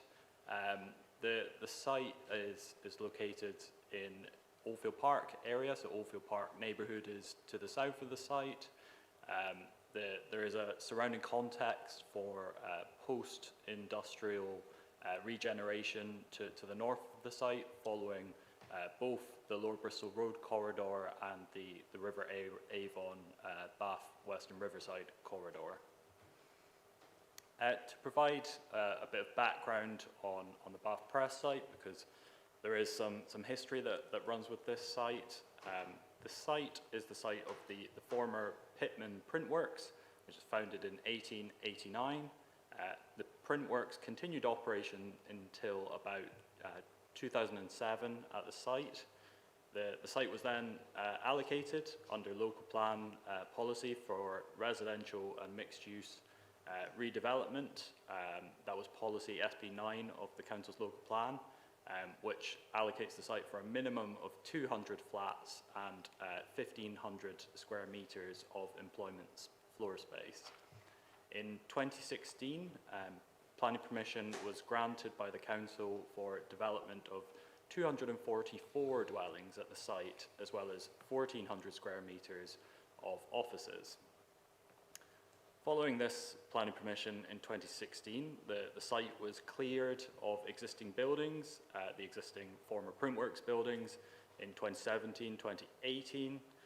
This was except for the Art Deco early 20th century facade that's located on Lower Bristol Road, and the chimney that's located behind, which you can see on the image on the right-hand side of the screen. So despite that site clearance and the preparatory works towards the 2016 permission, this development didn't progress at that time due to viability issues. And then in 2021, 2022, there were a couple of further applications for alternative developments. One was refused by the council in 2021, and then a further application for 277 homes was subject of a resolution to grant in 2022. Further to that, the current applicant bought the site in 2024, and they have actually begun implementing the 2016 permission on the eastern part of the site, albeit subject to some minor amendments. The current application being considered today seeks permission for a revised design on the western part of the site. So this is just an image to highlight those two parts of the wider Bath Press site. The blue part on the left side of the image is the eastern part of the site that's having the housing and office development implemented under the 2016 permission. On the right-hand side, highlighted in red, is the western parcel, which is subject of today's application. These are some site images, and starting with the development at the eastern end of the site, which has been implemented under the 2016 permission, These are 8 townhouses that have been constructed on Dorset Close as the first part of the 2016 permission. This is the corner of Dorset Close, and you can see the retained historic facade on the right-hand side, adjacent to Lower Bristol Road. And you can also see the apartment buildings and office buildings being built out behind the retained facade and adjoining the new townhouses on Dorset Close.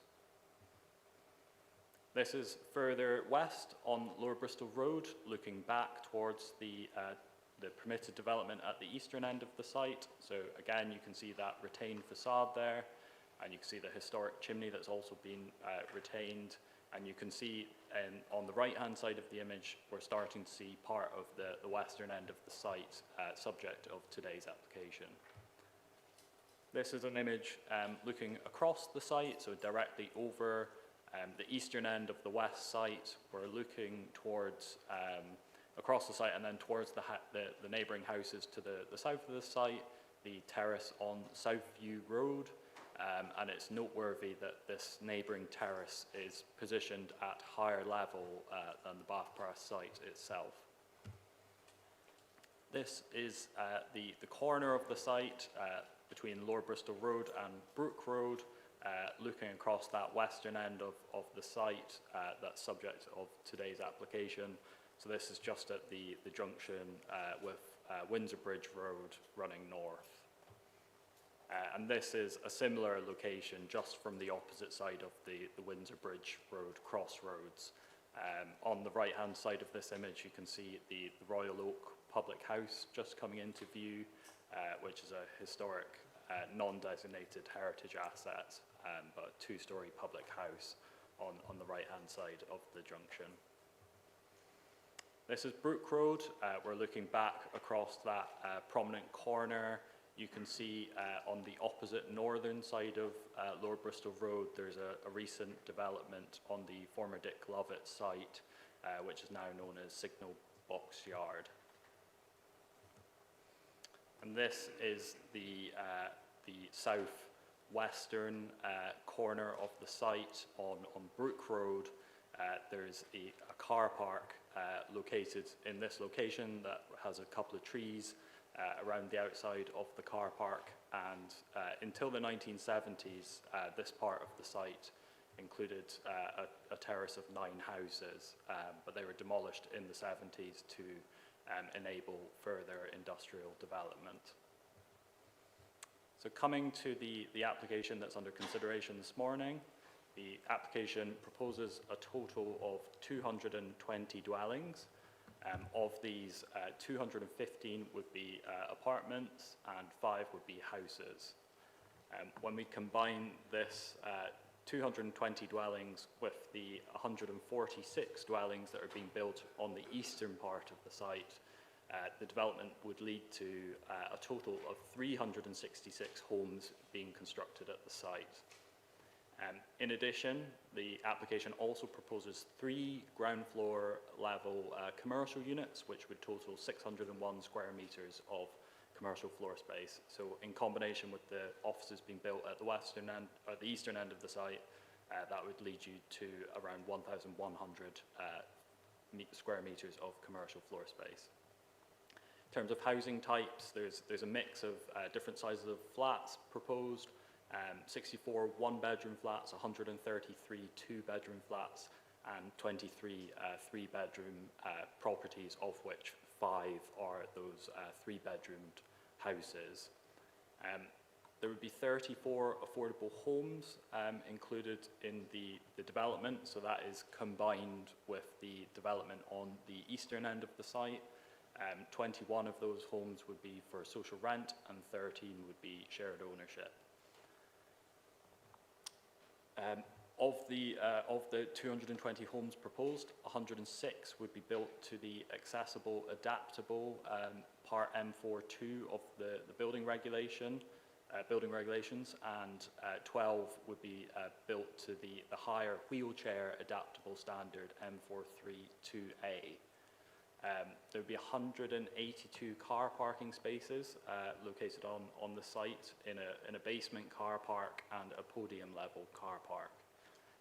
That would also include 366 cycle parking spaces. The scheme includes a revised landscaping scheme as well, with a total of 73 trees. There would be 540 solar panels located on the roofs of the development, as well as heat pumps providing hot water. I will just run you through what that development will look like on plan now. This application takes a different approach to its design and layout to the 2016 scheme. 2016 scheme took a very linear, sort of traditional factory style approach with blocks sort of fronting up to the adjacent highways, Lower Bristol Road and Brook Road. The proposed design has now segregated these blocks into 6 separate blocks located above a podium level that would span the full ground floor of the site and provide ground floor housing, commercial units and car parking.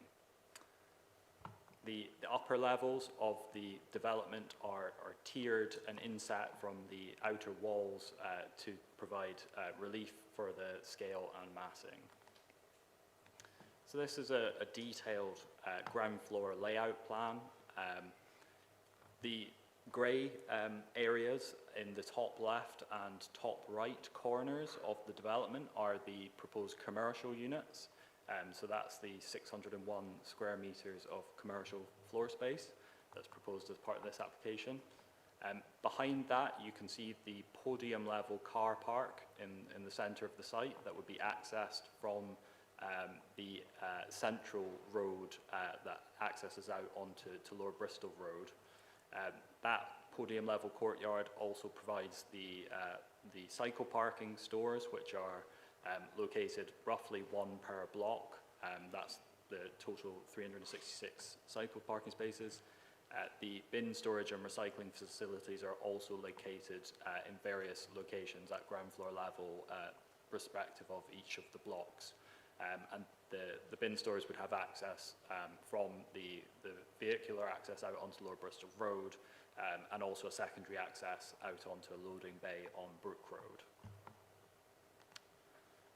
So to run through the sort of detailed floor plan presenting the revised layout and a CGI on the right-hand side of the revised design, we can see that the proposed layouts are quite contrasting to the previous linear designs. So we have a central circulation core which is avoids dividing the building in the format that the previous linear design did.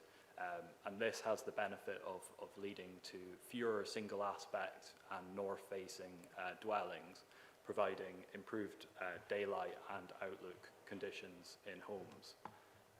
The CGI on the right side, you can see that the development has incorporated bay window features to reflect the domestic architecture found in the surroundings. The design is also based on the sort of historic mansion block architecture found in Victorian cities. So this is the proposed elevation to Lower Bristol Road. You can see the 3 separate mansion blocks proposed fronting onto Lower Bristol Road. The red outline that is on the screen is the 2016, or an outline of the 2016 permission and how it would have faced Lower Bristol Road. The 2016 scheme included a pitched roof, a sort of tall pitched roof, albeit was only 4 stories. The current proposals on Lower Bristol Road increase the height and scale up to 6 stories instead of the previous 4 stories, but utilise a flat roof form in comparison to the previous pitch design to minimise the massing.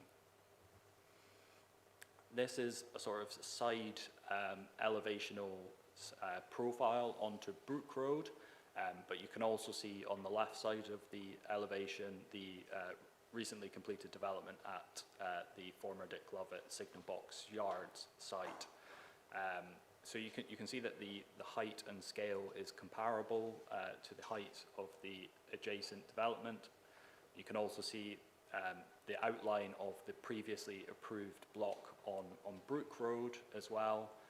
Again, despite being 4 stories with the pitched roof and the current scheme being 6 stories, the height is not significantly taller than the 2016 scheme. So to illustrate the proposed height to the south of the site, adjacent to the neighbouring properties on Southview Road, the height in this location reduces. So the blocks here are between 4 and 5 stories. However, due to the higher ground levels at the south of the site, the proposed buildings take advantage of this, locating the ground floor level slightly below adjacent ground level. You can see this in the section to the bottom of the screen here. You can see that the ground floor is just located below the adjacent ground level, which means that the development facing the adjacent housing appears to be 3 stories above ground level with a significantly set back upper story. So the impact of development to the south of the site is reduced, and that upper story is set back by 6 meters from the southern facade. Turning to the proposed roof forms, they are flat roofs, but it was part of the design that was progressed during the application process was to obtain some form of articulation, and the designers have incorporated a sort of angled pitched roof structure which would run in rows across the roofs of the buildings. This is sort of reflecting the sawtooth style roofs that industrial buildings such as the Bath Press site would have historically had, and it provides some sort of relief for that large flat mass on the skyline to improve the impact in long-range views. Turning to external materials, the development will be constructed with a combination of a sort of light-coloured brickwork. There would be some cast stone that has a ribbed detailing for the banding across the elevations around the windows and at balconies. There is also proposed to be some natural Bath stone that would be used to construct the facades at ground floor level to the commercial units at either end of the site. The proposed brick will be the same brick that is currently being used on the eastern end of the Bath Press site. So there will be consistency between the building materials across the 2 sites. A further part of the development, there's 5 houses that are proposed to be located on the southwestern corner of the site, on the car park on Brook Road. I mentioned earlier that there were, until the 1970s, there were 9 houses located on this land, so the proposals would restore terraced housing to this location with this sort of simple stepped format that would reflect the surrounding streets. There would be 3 trees removed to accommodate this development. However, I'll run you through the landscaping proposals shortly, and these trees would be replaced on the site. These houses in the southwest corner are 3-bedroom houses, and they're being offered as affordable housing units, which would be provided as social rent housing. So turning to the landscape design, this application is supported by a comprehensive landscape strategy. There's various proposals relating to both the public realm, the streets surrounding the site, but also the communal courtyard gardens that separate the buildings. So the courtyard gardens are located raised at podium level, so that would be 1 level above the street. They would be private gardens that would only be accessible to residents of the development. However, there is landscaping proposed in the public realm on Brook Road, along Lower Bristol Road and on the new north-south street that's been created within the development known as Press Walk. The public realm landscaping would include 3 play areas or play spaces. One of these would be located on Brook Road, which is highlighted on the left side of the plan just here. This is a detailed plan of what is proposed for that play space.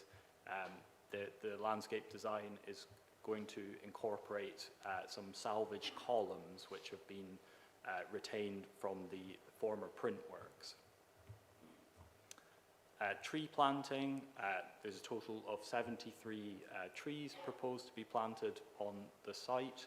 54 of these are in the public realm, and 12 of these, the larger red dots that are shown on the screen would be sort of larger specimen street trees.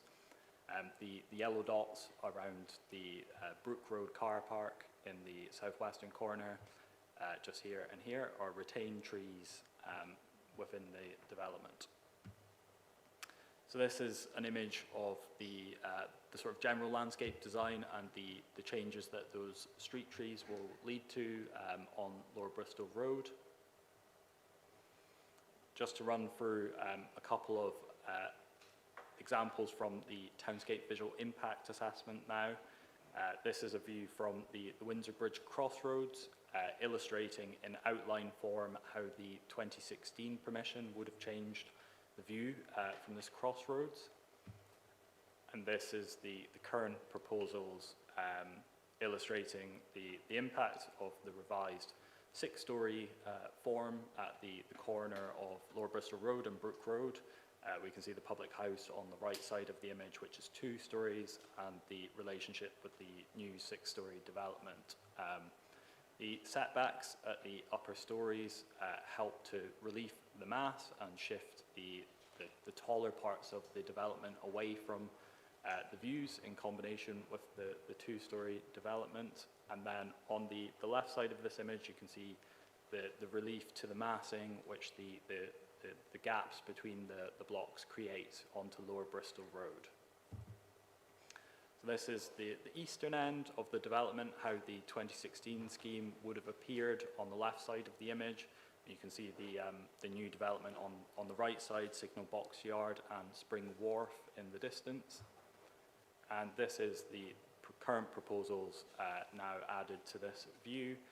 You can see the articulation provided by the bay window design and the sort of stepped layout, also stepping away from the junction down towards the crossroads for Lower Bristol Road. You can just see the gable of the public house, the Royal Oak, at the corner there. This is a view at Windsor Bridge Road now, looking south towards Oldfield Park and Southdown in the background. You can see the 2016 scheme onto Brook Road, just in this part of the image, Signal Box Yard in the foreground, and then this is the Gasworks development, which is currently on site.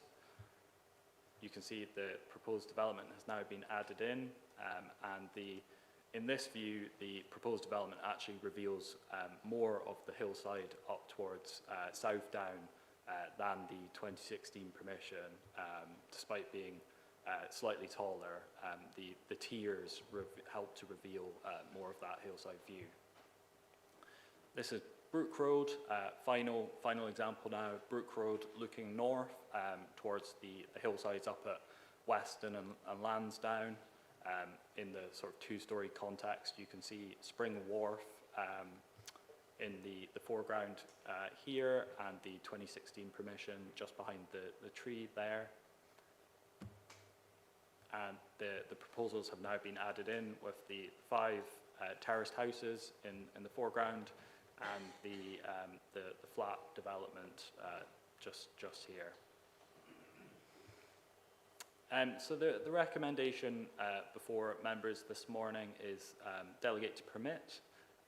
Brief summary of the recommendation is that development proposals within settlements should be approved unless the benefits would be substantially outweighed by adverse effects. The council are also required to give substantial weight to the benefits of providing homes to meet evidence need. As the council cannot currently demonstrate a 5-year housing land supply, the benefits of delivering a higher number of homes in this brownfield inner city location is given significant weight. Other than a shortfall of commercial floor space against policy SB9, no other adverse effects have been identified that conflict with the development plan or the MPPF. Therefore, it's the officer's recommendation for authority to be delegated to officers to permit the application, subject to completion of a Section 106 agreement. There's a list of proposed and agreed Section 106 obligations on the screen, which include the affordable housing, highway improvement works connecting the site with the adjacent Two Tunnels Greenway, a new bus stop on Lower Bristol Road, car club spaces on the development site, and an obligation to provide membership to the car club for first residents, implementation of the travel plan, a £290,000 contribution to green space enhancements, so that's enhancement of parks in the area surrounding the site, £104,000 contribution to the council's carbon offset fund to bridge the gap with the policy compliance in terms of the sustainability and energy efficiency of the development. Contribution to special educational needs and disabilities provision in the city of £40,000, £3,600 for fire hydrants, and a contribution towards targeted recruitment and training, including 20 construction work placements, 3 apprenticeships and 2 new jobs, as well as £10,000 towards supporting these opportunities. And so that concludes the officer's presentation, and I will be happy to take any questions that members may have after the public forum. Thank you very much. Questions will come after our public speakers, and we have 2. First of all, Jack Taylor, the applicant, and that will be followed by Councillor June Blair, the ward member. So can I call Jack Taylor to the speaker, please? Thank you, Chair, members of the committee. Thank you for the opportunity to speak in support of this application for Bath Press West on behalf of City and Country. This proposal represents the enhanced regeneration of one of Bath's most prominent long-term brownfield sites that prior to City and Country's involvement had languished for many years on this important gateway into the city. Homes of exceptional quality have already come forward at the eastern end of the site, and this application builds upon the consented scheme, completing its transformation into a high-quality and sustainable neighbourhood. The proposal will deliver 220 new homes on the western parcel, contributing to a total of 366 homes across the wider Bath Press site and representing an uplift of 122 homes from the consented scheme. At a time when the council cannot demonstrate a full 5-year housing land supply, these homes will make a meaningful contribution towards local need. Importantly, the scheme will also deliver 34 affordable homes across the wider development, including 21 social rented units. This is a significant benefit, particularly when compared to the most recent application for the site, which proposed 277 dwellings and received a committee resolution to grant planning permission without any affordable housing provision. The designs have been prepared by renowned local architects, Field and Clegg Bradley. Consultees described the scheme as innovative, high quality and contextually responsive. Careful consideration has been given to scale, massing and the site's relationship with its surroundings, resulting in a development that integrates successfully into the existing townscape while creating a distinctive new gateway into Bath. The development also includes commercial space on Lower Bristol Road, new public realm, children's play areas, significant landscaping, biodiversity enhancements, and improved walking and cycling connections. These benefits will help create a greener, more attractive, and better connected neighbourhood. The Council's Highway Authority has reviewed the proposals in detail and raises no objection. The development is considered acceptable in highway safety and accessibility terms, while enhanced pedestrian and cycle connectivity, substantial cycle parking provision, and measures secured through the travel plan will support sustainable travel. The travel plan also provides an appropriate mechanism to consider future measures that support electric bicycles and other sustainable modes of transport. The application has been subject to extensive review and refinement. Officers conclude that it responds positively to its context, improves upon the previously approved scheme, and deliver substantial public benefits on a highly sustainable brownfield site. Following a positive and extensive pre-application process, the Council has recommended approval, and I hope this recommendation before you is clear. Officers have carefully assessed the planning merits and concluded that the benefits substantially outweigh the identified harms. For those reasons, I respectfully ask members to support the officer recommendation and grant planning permission. Thank you for your time and consideration. Councillor June Player, and I can confirm, in answer to your question, you have 5 minutes, June.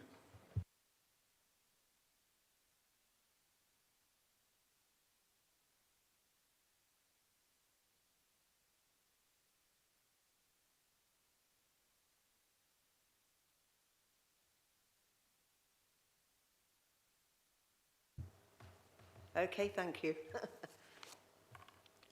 On reading the responses from the consultees, I note that all but one are not happy with this application and have requested either further detail from the applicant or offset contributions and numerous conditions. Some examples. Highways response, no objection, subject to conditions.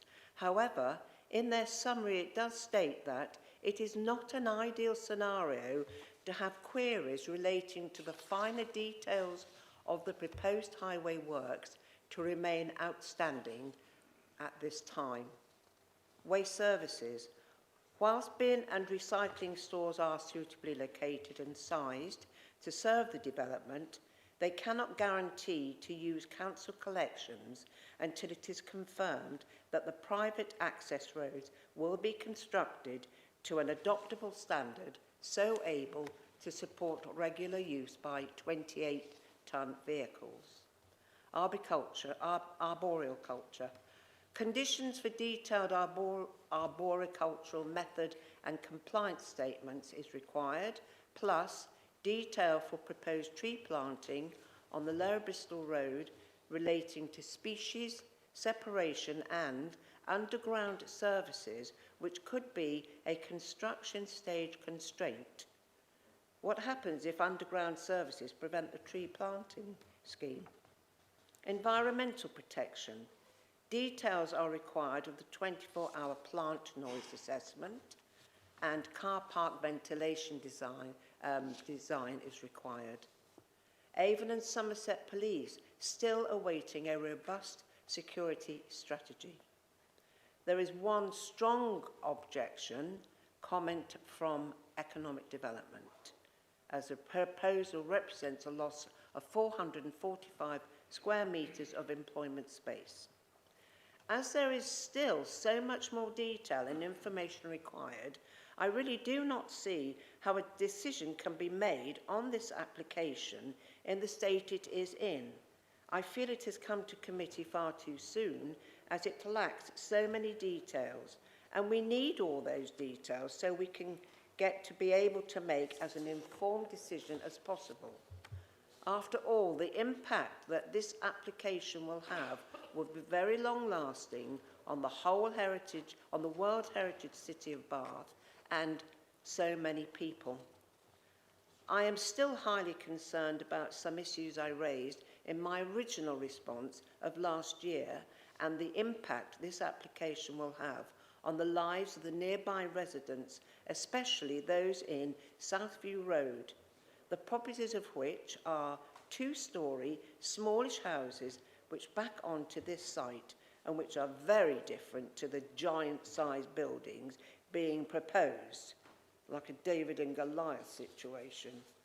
I do not believe that enough consideration and concern has been given to these residents. They will be greatly affected by the proximity, height and density which will negatively impact on the use and enjoyment of their homes as well as their privacy. This application will still have harmful consequences on this section of the Lower Bristol Road, making it a roofless canyon-like area due to the large, tall and dense developments on the other side of the road.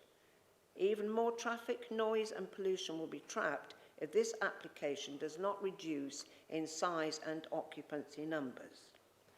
The proposed residential density far exceeds the outdoor space available.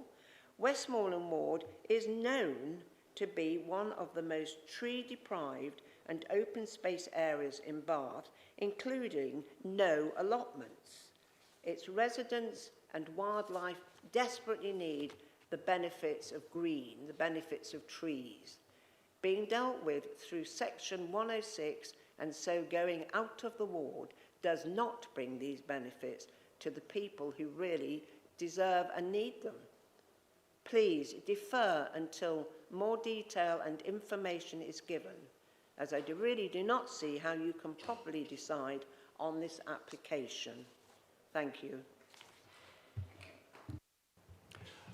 Right, we now move to questions to the case officers from members of the panel. Have we got any questions, please? Councillor Gurley. Yes, I have a question about is it the southern blocks, the ones at the back, that overlook Southview Road? And there seemed to be a lower ground floor. You said something about the fact that the levels rise up to Southview Road. Does that mean that there are some flats that are sort of effectively below ground, or what is the use of that space?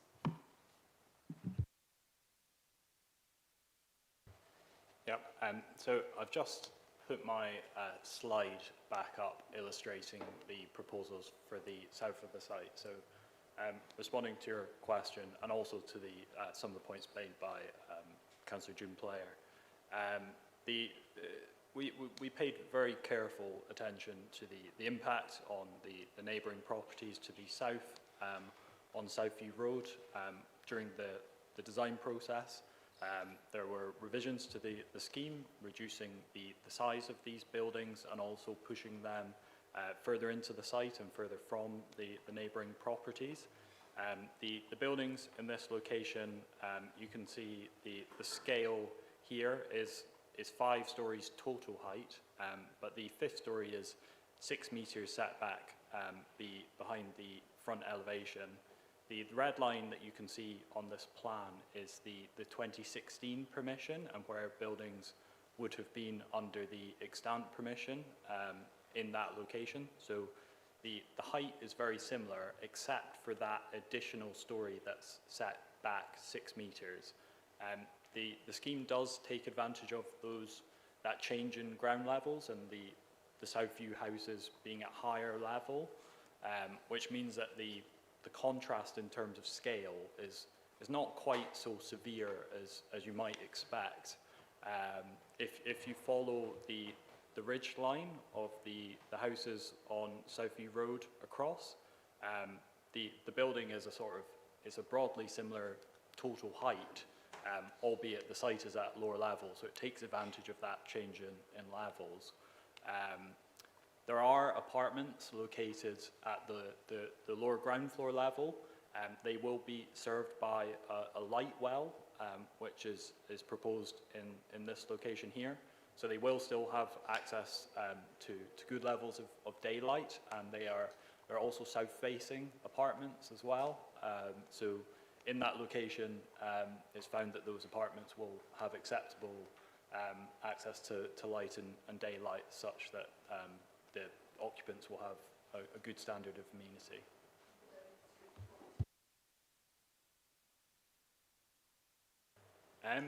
I'm not sure exactly what the layout is in those locations. I think mostly the apartment, there is a range of apartment sizes, the 1, 2 and 3 across the site, but typically the larger ones are located at the higher levels.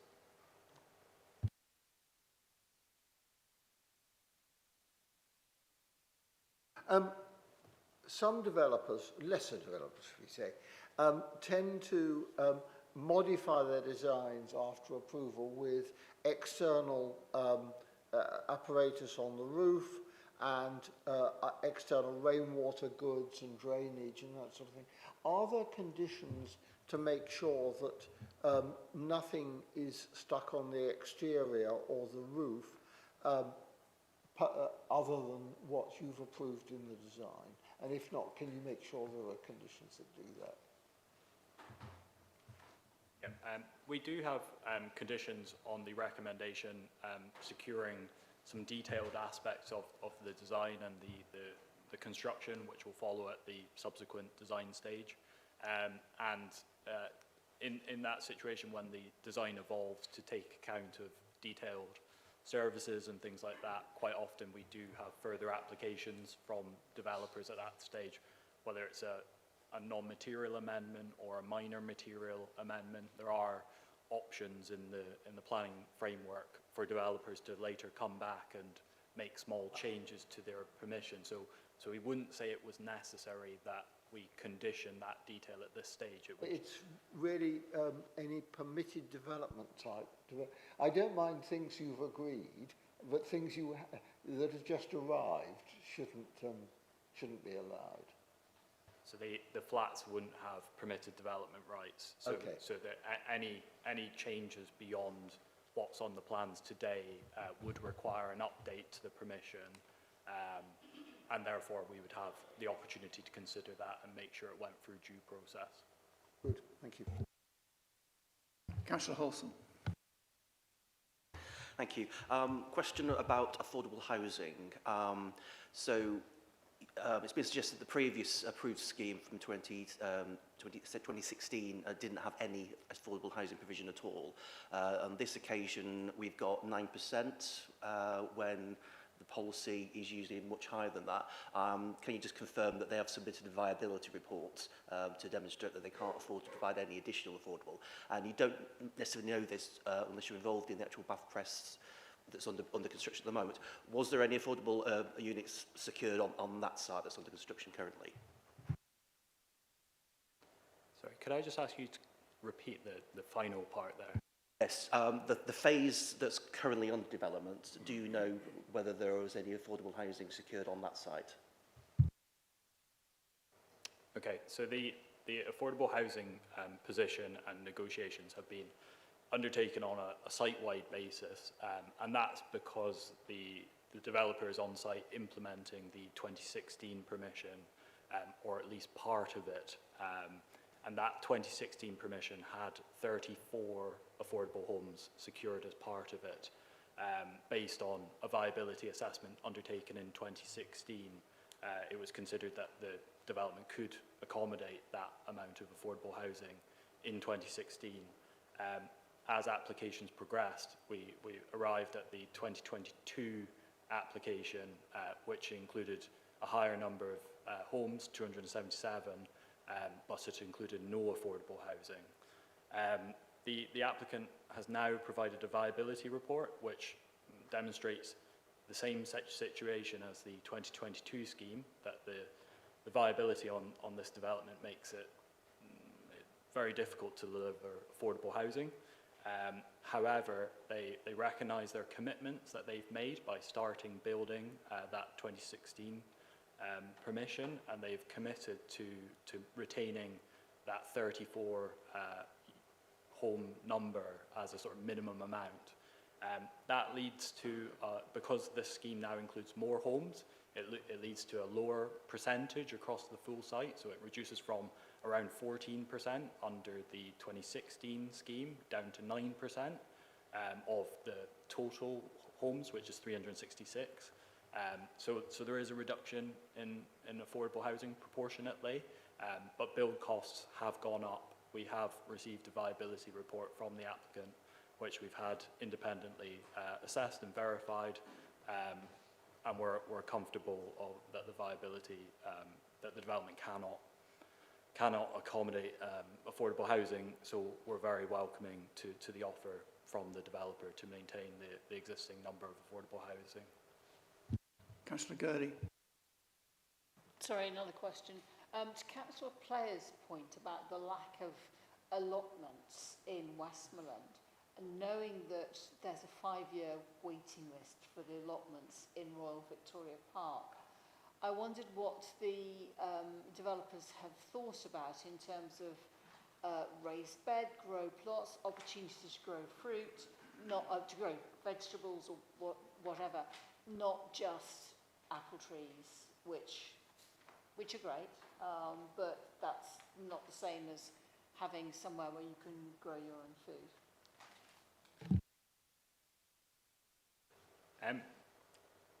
Accommodating allotments on a sort of high density brownfield regeneration site that's allocated in the local plan, such as this, is a real challenge. Allotments are very space intensive, and they would reduce the number of homes being delivered as part of this scheme significantly.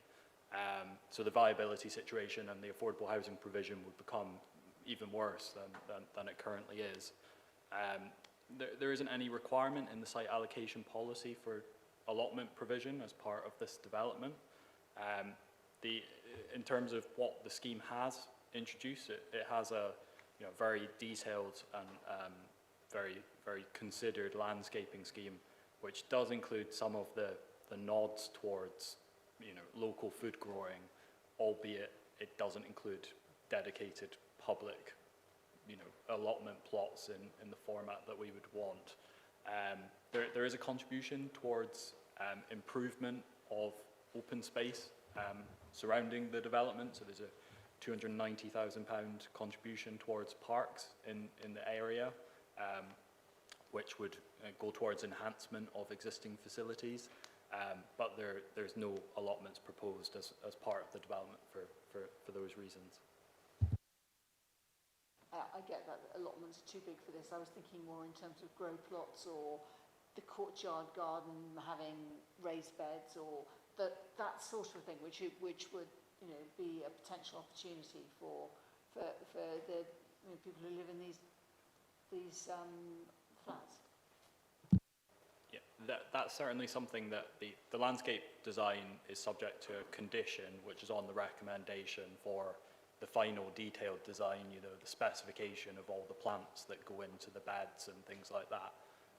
So it's certainly something that the developer could pay attention to, and they could note if that is a priority for members. They can note that there are spaces within this landscaping scheme that would be suited to meeting that provision. Councillor Hughes. Thank you. I've got 3 questions, but hopefully they're all very short. I guess the first one, listening to the statements from Councillor Player, she stated that all but one of the consultees have outstanding objections, conditions or concerns. How far are we in terms of resolving those? And do you feel that this application is in a position where delegate to permit would be the right way to go forward?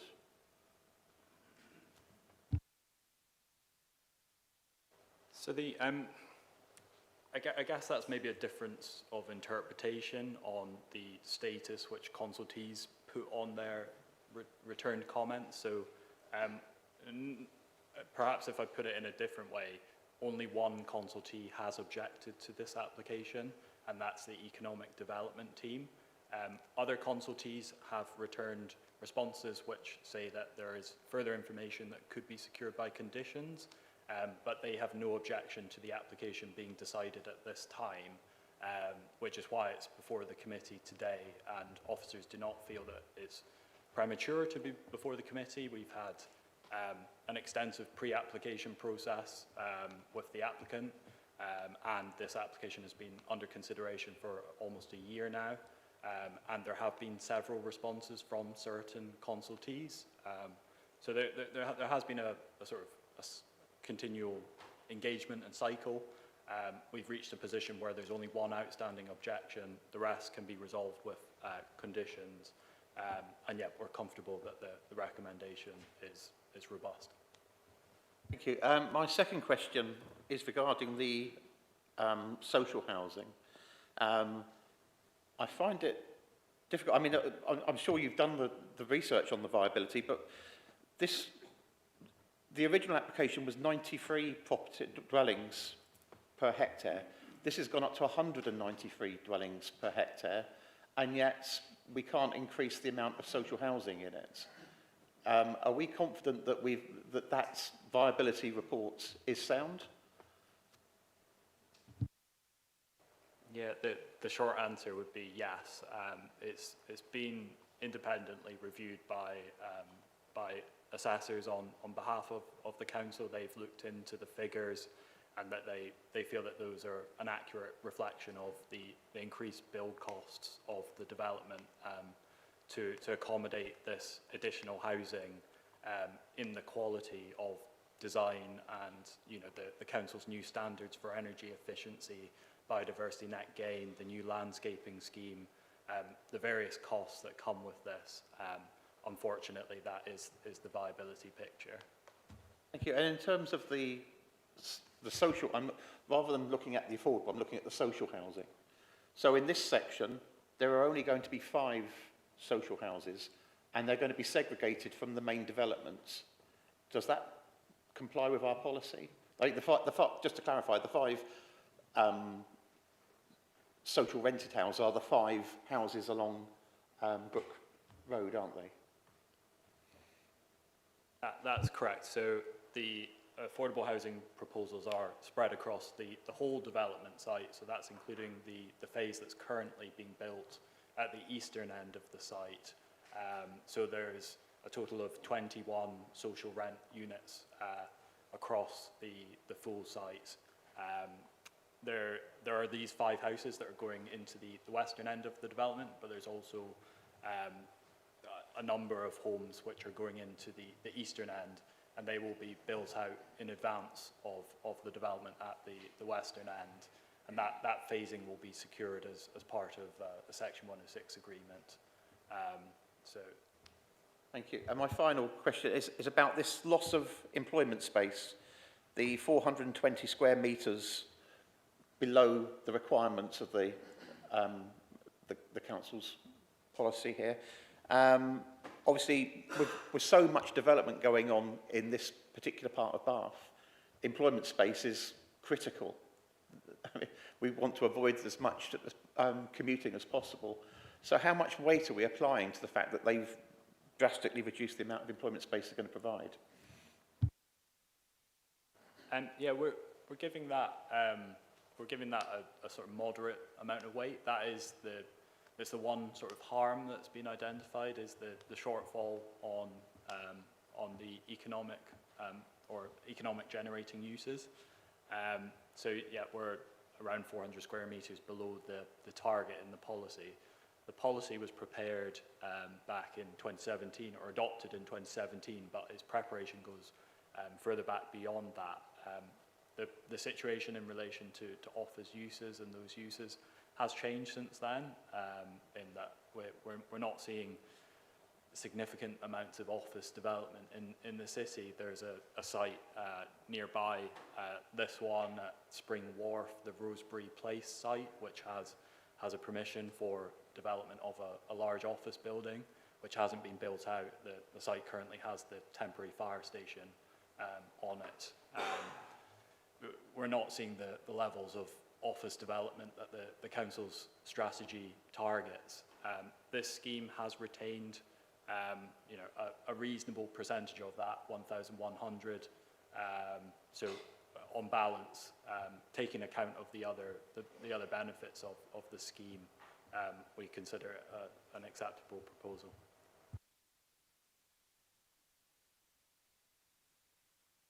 Chair, Councillor Hughes has asked quite a number of the questions that were throbbing in my brain. When I first read through the papers and first looked at the plans, I thought, great. And I'd like to know what balance we should give to the fact that this plan that's before us now is a considerable improvement on the one that we saw, or at least I saw, in 2016. So should we take that into account, or should we just applaud the officers for what they've managed to get? I think the question of the loss of employment space is really crucial, but what weight should we give to the fact that we allowed, or other councillors allowed, the Bath Laundry, no, it's called Regent's Laundry, site by the old chapel to be converted into housing when it had previously been employment. What was the other site? Oh, sorry, I slipped my mind, the other one that we've allowed, where we've got this sort of continuous deindustrialisation. How does this application sit within that context? That's what worries me. And finally, we have those pesky residents of Bath who refuse to move back to an estuary where they should live and fish and have their fun. If you could explain a bit more about the actual roofscape and what seagull deterrent there will be, or will it become a nature reserve? I'm only being sarcastic, sorry. Okay, so starting with the 2016 permission and what weight should be given to that, it's certainly a material consideration that should receive weight, and it's an extant scheme. The developer has started building part of that at the eastern end of the site, so it should receive weight in assessment, and if members feel that this scheme is an improvement on that, then that's absolutely something that should be given weight, because that scheme could be built out across the whole site. In terms of the improvement is obviously subjective. There's a lot of factors to consider, but I think the way that this development accommodates additional housing to meet our local need, whilst minimising impacts. So the increase in density doesn't come with significant shocks in this instance. I do feel that is quite impressive, and the talents of the architects, the local architects, should be acknowledged in that regard, and also the developer and the applicant for appointing them as well. Your other point about gull management, there is a condition on the recommendation to secure a gull management plan that would be submitted, which would include a range of measures to prevent nesting and nuisance associated with gulls in the city. I also forgot to ask, how come we've got 540 solar panels on the roofs? Are they sort of individually connected to the accommodation, or does it all go into a pool and a district heating system installed? The systems have separations in them, so the houses, the terrace houses, are separate individual systems, whereas the system serving the blocks would be one sort of single system. The 540 figure is the total number of solar panels. That amount of solar panels still doesn't get close to fully offsetting the energy demand of the development. It's around 40%. The terrace houses fully offset their demand using heat pumps, but there is a contribution to the Council's Carbon Offset Fund to bridge that gap.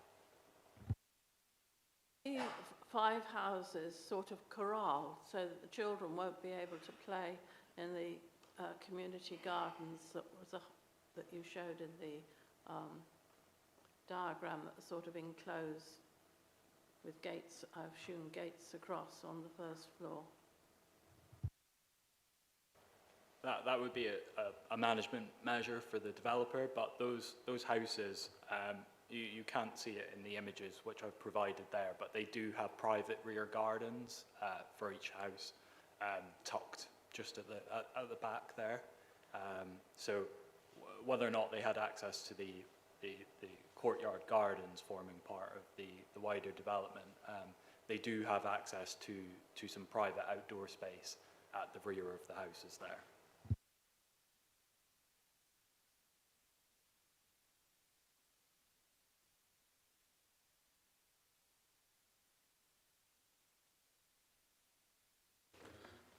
Yeah, thank you, Chair.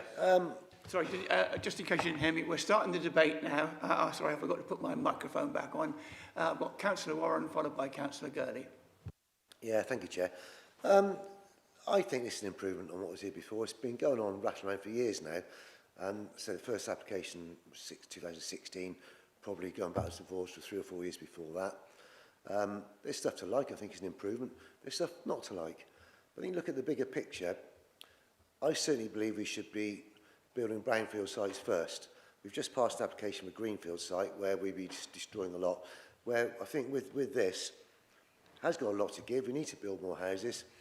Yeah, affordable housing, we've got what we've got. If there was more, I think we all would have been happier.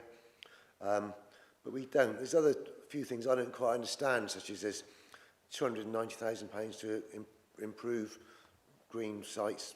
I don't know what that is quite. I don't know how it improves it. I personally prefer that money went to make another couple of affordable houses, but we are where we are. So we've been going back for a long, long time. I think it's something that needs building, so I'm happy to move the officer's recommendations to permit. Councillor Gurley, are you seconding or you just want to speak? I'm happy to second, actually. Okay, second, carry on then. I think that the great tribute should be paid to bringing in a really good Bath architect who've done a really imaginative scheme. This is not a block that we've seen so many of. I think it's a big improvement. The fact they've managed to get more houses in the scheme, I think it's imaginative. I think the fact they've got an underground car park is great. I hope they can put grow plots on their courtyard gardens. But I think generally this is it. Having seen this site sitting vacant for so many years, to actually see something happening of good value, I think is excellent. And I think the officers should be applauded and the developers should be applauded for bringing in Field and Bradley. So I'm really happy to second it. And I think that bringing in more houses to Bath at a time when we're trying to find more houses elsewhere as well, I think is really important. So, the other thing I think is great is the fact they've got some affordable houses, which I know at some point was not going to be the case. So I think good for that too.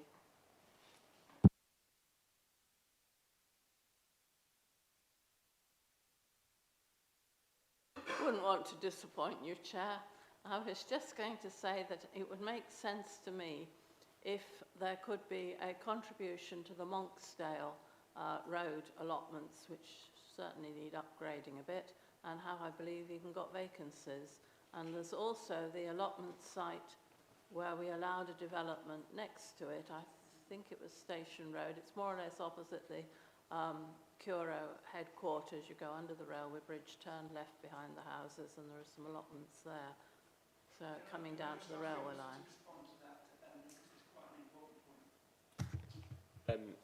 So obviously we have the heads of terms have been agreed already with the applicant, and there is a contribution towards open space improvement, my understanding. I don't know the precise details of the case, officer might want to speak more on that, but we wouldn't be able to sort of renegotiate that at this point.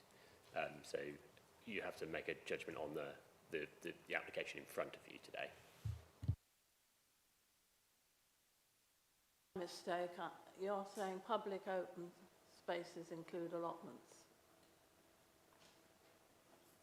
The Greener Places team requested the contribution. The intention was for that to go towards the Bath River Line project, albeit the term that has been agreed with the applicant doesn't specify the specific project. So it's possible that following receipt of the payment, the council could choose to use that for another project, such as the allotment, if that was felt necessary. But the project which the Greener Places team have identified at this stage is the Bath River Line Linear Park project. Thank you. I agree with everything that Councillor Gurley said about this application. I think it would be the feeling of this committee that some of the open space money should be devoted to allotment upgrade, but within the envelope of what's been agreed with the developer. So it's a reallocation of what the council does, and I hope that officers will reflect on that in taking this forward. Certainly, we can note that, and we will take that away to speak with the Greener Places team.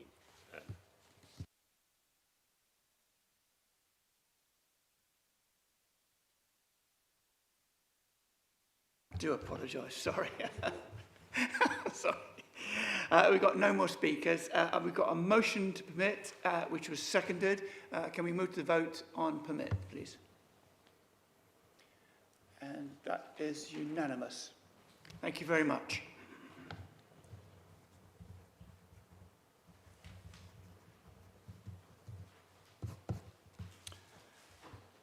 So that has been approved. We now move to the site of the old gasworks, Upper Bristol Road, Lower Western Bath. Can I invite Case Officer to present the report?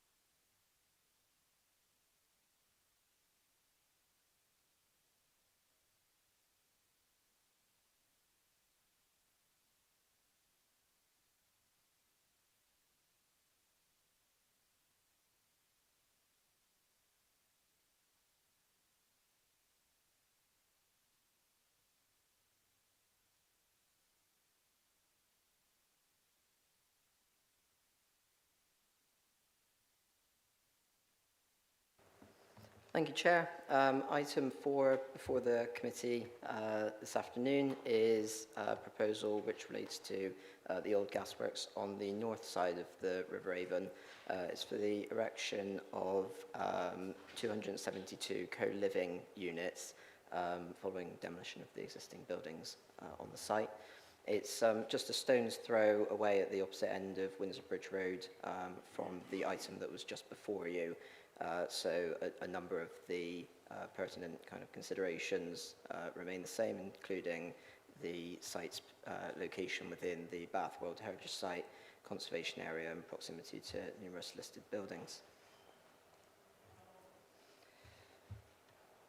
So just on the screen is the site location plan. As I say, the site is at the end of Windsor Bridge Road at its junction with Upper Bristol Road, and is edged in red there. This is the river that runs through the middle of the map there. In terms of the principle of development, this is another allocated site within the development plan. The site is allocated under policy SB8 for residential development. The proposal is for co-living, which is a residential typology. It differs slightly from housing in the typical sense in that residents share a number of facilities within the development. So in this instance, there's kind of co-working space, socializing spaces, things like that, as well as outdoor amenity space.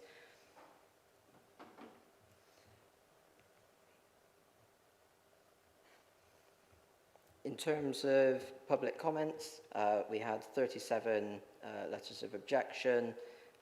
These principally related to the height, scale and massing of the development, the proposed parking arrangements, and amenity standards for occupiers, as well as those of nearby dwellings. Impacts on infrastructure were also raised, as well as the potential for student accommodation for the development to be occupied by students, and the lack of affordable housing. So on the screen in front of you is the proposed site plan. So as you can see, there's a block of development which fronts both Upper Bristol Road and Windsor Bridge Road.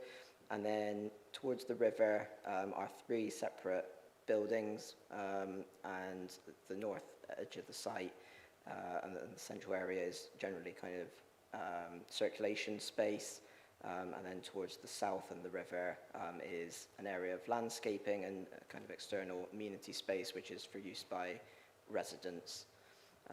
Site is a brownfield site, similar to the last one. Part of it has been vacant for a considerable amount of time, and there's also a good deal of contamination in the land, which is also believed to have kind of leached onto the riverside towpath. So benefit of the scheme is that that will be investigated as part of the works that are undertaken. There are some industrial units on the site at the minute. The site is allocated for residential uses, and therefore the loss of those units is part of the kind of allocation intent. There will be jobs created as a result of occupancy of this development, and as it's intended in the allocation for the industrial units to be lost, the Economic Development team have offered no comment on this application. They don't object to it. So this is the ground floor plan. This is where all of the facilities for residents would be located. It also includes things like the laundry rooms, the cycle storage, bin storage, and all those other spaces. The upper floors of the development would be where residential units are located, and those are exclusively kind of one-bedroom units, which is what this kind of residential typology is built on. So in terms of the amenity, there's a spectrum of room sizes and arrangements. The minimum size that is proposed for the rooms is 18.7 metres squared. The maximum is 36.5 metres squared, with an average across the whole development of 24 metres squared. So those room sizes shouldn't necessarily be taken in isolation. As we said, the residents would benefit from a full suite of facilities and services as part of the development for their use, and they also have the benefit of the external amenity space as well. I've got some drawings on the screen of the different room arrangements and layouts and sizes. So there's a whole variety for occupants to choose from. And some of those would be specifically designed to be accessible for persons with disabilities. So just a visual of kind of a typical room arrangement. So as you can see, it kind of is a bit like a studio flat, but as mentioned, they would also benefit from a number of amenities and services and facilities throughout the wider building as well, which means they don't have to spend their time kind of exclusively in that room. So moving on to the external elevations. This is the northern elevation which fronts Upper Bristol Road. As you can see, this building that fronts Upper Bristol Road is 4 stories in height. This is an aspect of the scheme which some contributors have raised concerns about, and its relationship with the buildings on the opposite side of the street, both in terms of amenity and kind of heritage impacts. So I've put the verified visuals in at this stage, just so we can kind of explore each elevation turn by turn. So this is looking west along Upper Bristol Road without the development, and then with the development is shown there on the screen. My view is that given the design and scale and overall height of the building, as well as the degree of separation from those properties on the opposite side of the road, that would not give rise to an unacceptable impact in terms of overshadowing or overbearing impact. It's also of an appropriate height and responds appropriately to kind of its character and the scale of the dwellings on the opposite side of the street. It's notable that Bath Preservation Trust have raised some concerns in respect of this, as with the Council's Conservation Officer, but the Historic England and the Council's Landscape and Urban Design Officer are both content with the height and massing of the dwellings on this particular view. Turning to some views from the north, these are the streets on the opposite side of Upper Bristol Road. Just an aspect that's been given careful consideration is the impact on views through to the green hillsides, which form the setting of the World Heritage Site. The kind of highlighted areas on the visual in front of you, this is committed development on the south side of the river. So that is the existing kind of committed situation. And then as we move to the proposed development shown there, you can see that actually there wouldn't be a great deal of erosion of those views from that vantage point. One aspect of the scheme that has drawn some comments is just how these slightly taller buildings in the back of the site protrude above those in the front, just because they're a story higher, 5-story closest to the river, which is acknowledged, but as you rise up the hill, moving further north away from the site, or indeed close to the site, that arrangement is not as perceptible. So again, a similar arrangement in this picture with the committed development already south of the river here, and then the proposed development there. So you can see that in that particular view, there's a good amount of the green hillside that is preserved. Moving on to Windsor Bridge Road. So this is the west elevation. You can see how the buildings step up as they rise towards the river. We've given careful consideration to this, as well as that the arrangement of that step up, which is one aspect of the scheme that the Urban Design Officer has maintained some concerns about, but officers think that overall that doesn't constitute a reason for refusal. The relationship between the closest buildings to the river and those committed on the opposite side of the river is particularly important. You can see here they're actually at a higher ground level, and they're in the order of about 4 to 5 meters taller than those which are proposed here, just because of the kind of ground levels there. So in the policy documents, the Bath Western Riverside SPD and the Bath Building Height Strategy, it says that they should step up kind of across the river. That this proposal is consistent with that. So a view now looking towards the junction of Upper Bristol Road and Windsor Bridge Road. You can see the development on the screen there.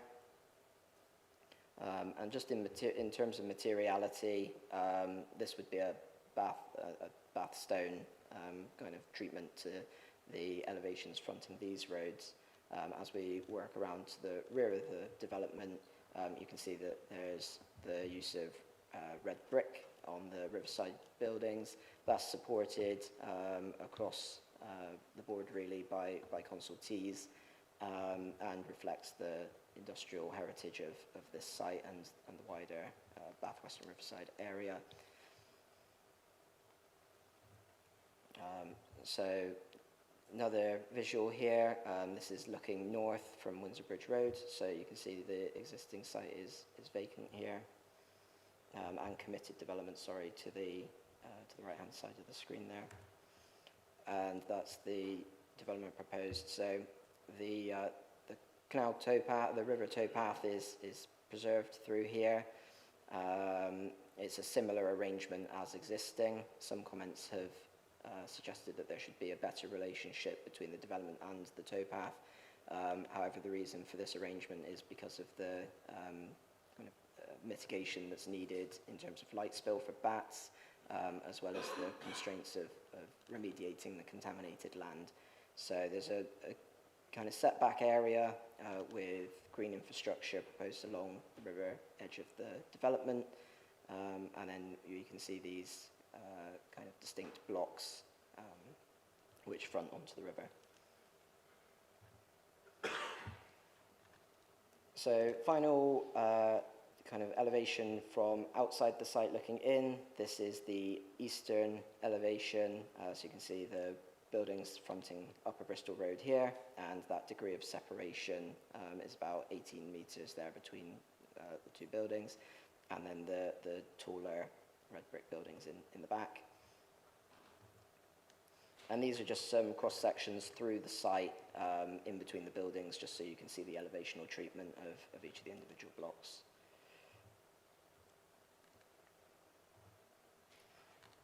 And these are site sections which show the development in its context, including the hillside and the developments on the opposite side of the river.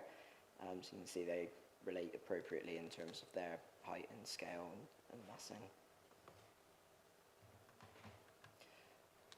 Just some longer range views, looking kind of down on the development. Very difficult to pick out. This is without the development in situ. And this is the development just here. So it really, in long range views, because it's materials and kind of height relative to those in its surroundings, it really kind of assimilates with the built form of that in the valley. So in terms of the development as a whole, it's found to be policy compliant with officers in all respects. There's no affordable housing proposed as part of the development itself, but the council's preference is that co-living proposals provide a commuted sum. It is accompanied by a viability report, and as mentioned, there's a lot of contaminations. There are unusual, abnormal build costs with this development. Notwithstanding that, the applicant has offered a contribution of $250,000 towards affordable housing.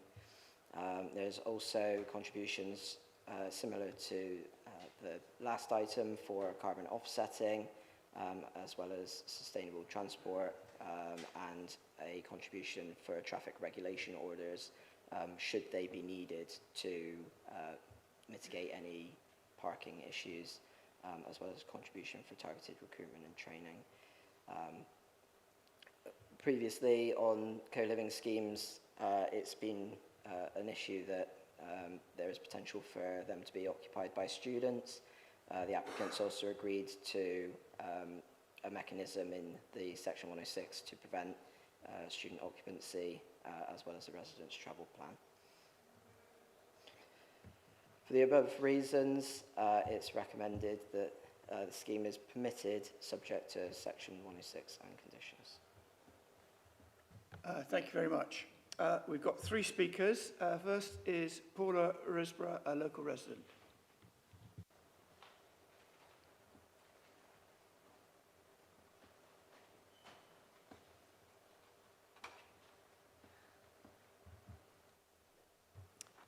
Hello, my name's Paula Risborough, resident of Lower Weston. I object to this planning application in terms of function, design and amenity. The function of the building is described as 272 co-living studios with shared cooking and dining room facilities. This sounds very much like the numerous student accommodation blocks sited along the Lower Bristol Road, with another co-living block, Avon Studios, on Midland Road, within 150 metres of the current planned development.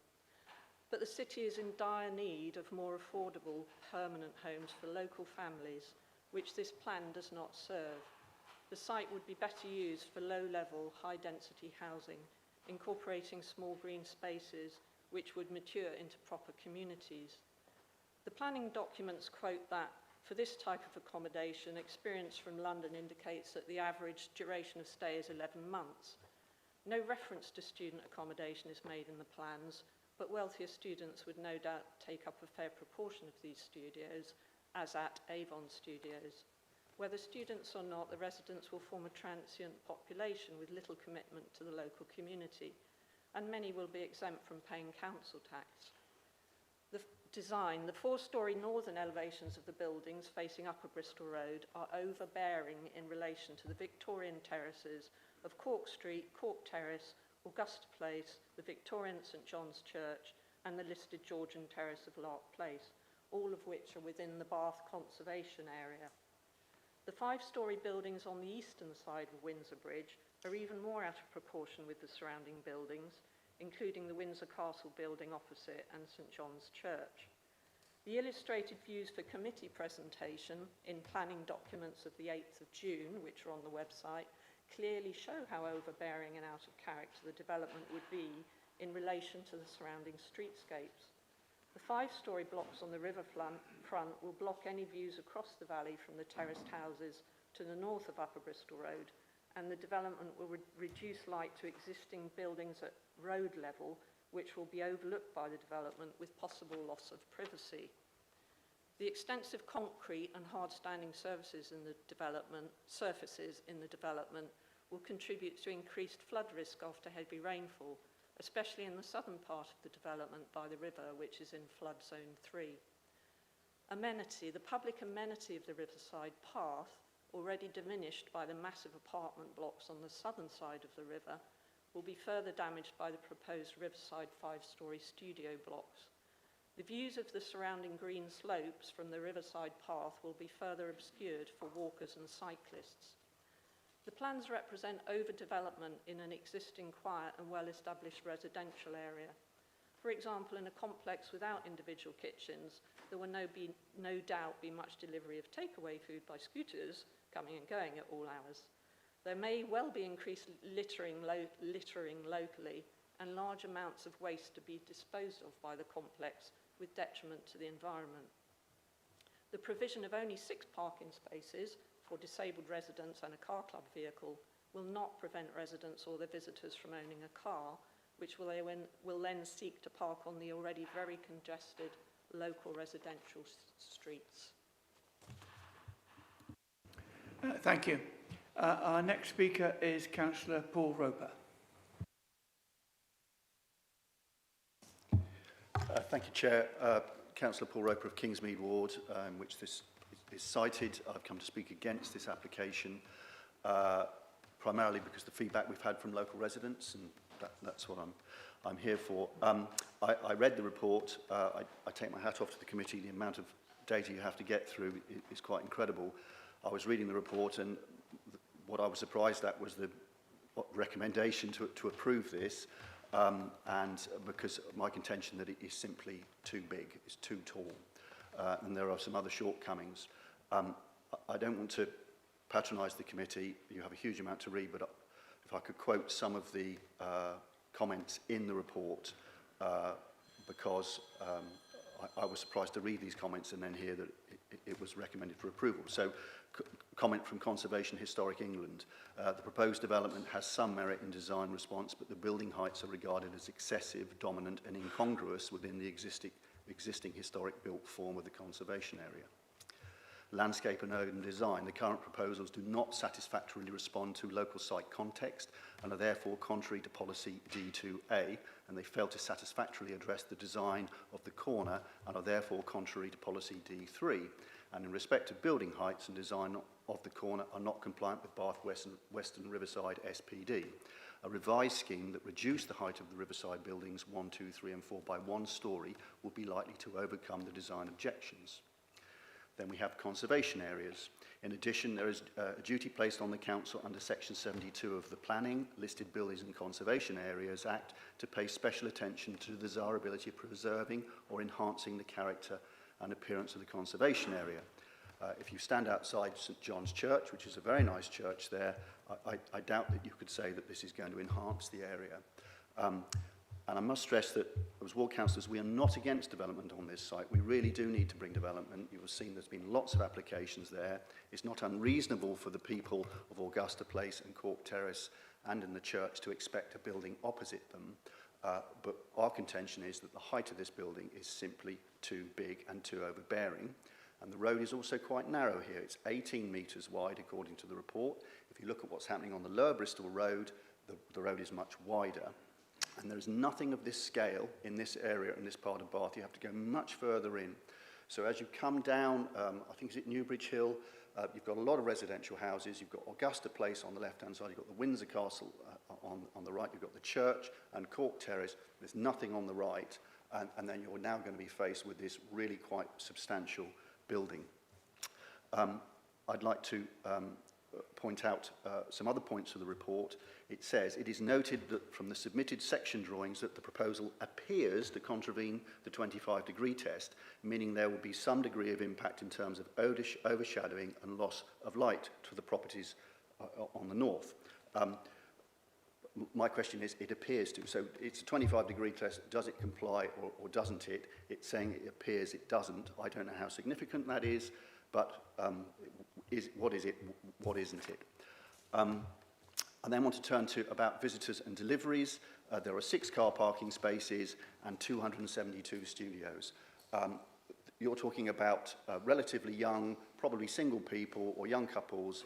The number of Tesco's, Waitrose, lorries doing deliveries will be very significant. The number of Just Eat motorcycles going will be very significant. And from the plans, I cannot see where all those vehicles are going to perambulate, turn and deliver. I'd also suggest that 2 visitor parking spaces, when you've got 272 studios, what's going to happen when people visit on a Sunday? They're going to park all around in the local community because they'll probably get away with not getting a ticket. All the other developments that I deliver leaflets to on the Upper Bristol Road have much larger provision for parking spaces. I'm not saying there should be more parking, there just has to be more provision for delivery vehicles and for people visiting. There's an inadequate provision. Frankly, even if you're going to move in, how would you do that? There's going to be significant turnover. So I would suggest that a lot of that parking will migrate. I note that the applicant has offered some money towards that, and I don't know what that money would be used for that would stop people parking. Maybe we'd have to have a permanent traffic warden on there 24/7 in St Michael's Road and St John's Road and Hungerford Place, because that is where people will park. So inadequate provision for parking, and some comment that this will be prevented through some tenancy agreement, which is wishful thinking. So I'm out of time, but in short, it's too tall, it's too big, and there's not enough provision for cars and deliveries. Thank you.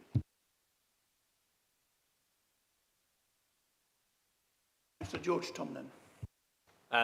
Chair, committee members, I'm speaking as a ward councillor to urge you to refuse this application. I'm not opposed to the site being developed. It's a brownfield site and should be brought into productive use. But the question is this the right development at this scale and this location? I believe it's not. My principal concern is height, scale, massing, and the lack of affordable housing provided on this site. It's a sensitive site, as you've heard, within the Bath Conservation Area and World Heritage Site, and therefore the proposal should be requiring to respond to that heritage, townscape and landscape context. And as you've heard, the Council's Conservation Officer considers the proposed heights excessive, dominant and incongruous. The Landscape and Urban Design Officer says that the Riverside building should be reduced by 1 storey. The scheme is simply too high and too intense for its context. Where it proposes 5 storeys, we should be looking at 4, where 4 we should be looking at 3. Still a substantial development, but responding better to a neighbourhood of predominantly 2-storey terrace housing to the north and 2 to 3-storey properties to the west. A previous application on this site for 394 beds of student accommodation was refused. This scheme is co-living rather than PBSA, but members should ask whether the underlying pressure on this site has really changed. You're being asked to approve 272 studios, averaging only an average of 24 square metres, which is nominally below the Council's co-living position statement, which is one more sign of a scheme being shaped by maximising profit rather than responding to the context and benefits of our city.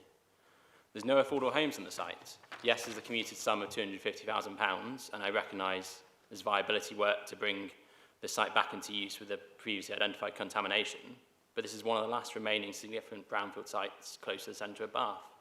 Yet the outcome proposed is very high density scheme of small studios with no affordable homes on site, providing nothing for families in Bath. That, in my view, is a missed opportunity for local residents who regularly raise with me and Paul their concerns about lack of affordable homes in our city. Local residents have raised their concerns about this development with objections referencing the scale, height, character and impact on the Lower Western neighbourhood. As you've heard from residents, this neighbourhood is a really close-knit neighbourhood, and we're instead proposing a transient community moves in across the road. If the members are still nevertheless minded to approve, I would seek that Section 106 mitigation is put towards improving transport infrastructure, particularly at the westbound Park Lane bus stop, which currently is on a very narrow pavement. I'd like to see this relocated near the Midland Road crossing that's recently been installed, with a shelter and a bench provided so that it's actually usable for residents in the area. I'd also like consideration given to improving the towpath, as the police reference concerns that this is going to cause further antisocial behaviour and feelings about lack of safety in this area. Obviously, lighting needs to be considered carefully, but I think there's provision there to improve that for the neighbourhood. Paul has raised the idea of visitor parking. I'd also like consideration for construction parking during the development. And when we look at the construction management plan, I'd like to see enforceable measures to stop contractors parking in neighbouring streets, as we've seen from developments across the river. Chair, this site should be developed, but brownfield development should not be a blank cheque for maximum development. The evidence, including the council's own officers, points to a scheme too high, too dominant, and insufficiently responsive to its historic and residential context. I urge committee members to refuse this application and give proper weight to the concerns of residents who will live with the consequences of this missed opportunity to develop affordable housing on the site. Right, we now move to questions from the panel to officers. Ian. Thank you. Co-living is new to Bath and North East Somerset. We have... A punt?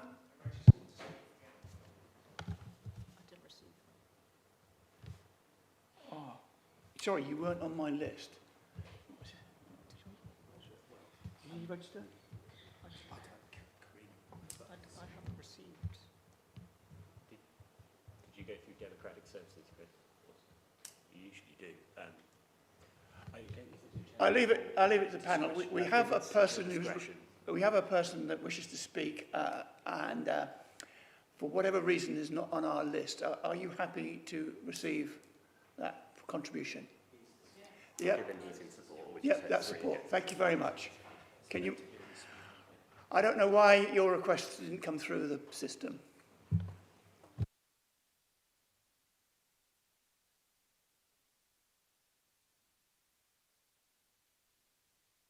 Thanks. Yeah, thank you, Chair. Yeah, my name is Chris Beaver, the planning consultant for the applicant. Just a couple of quick comments from me. This is the sort of culmination of sort of 4 years of design work.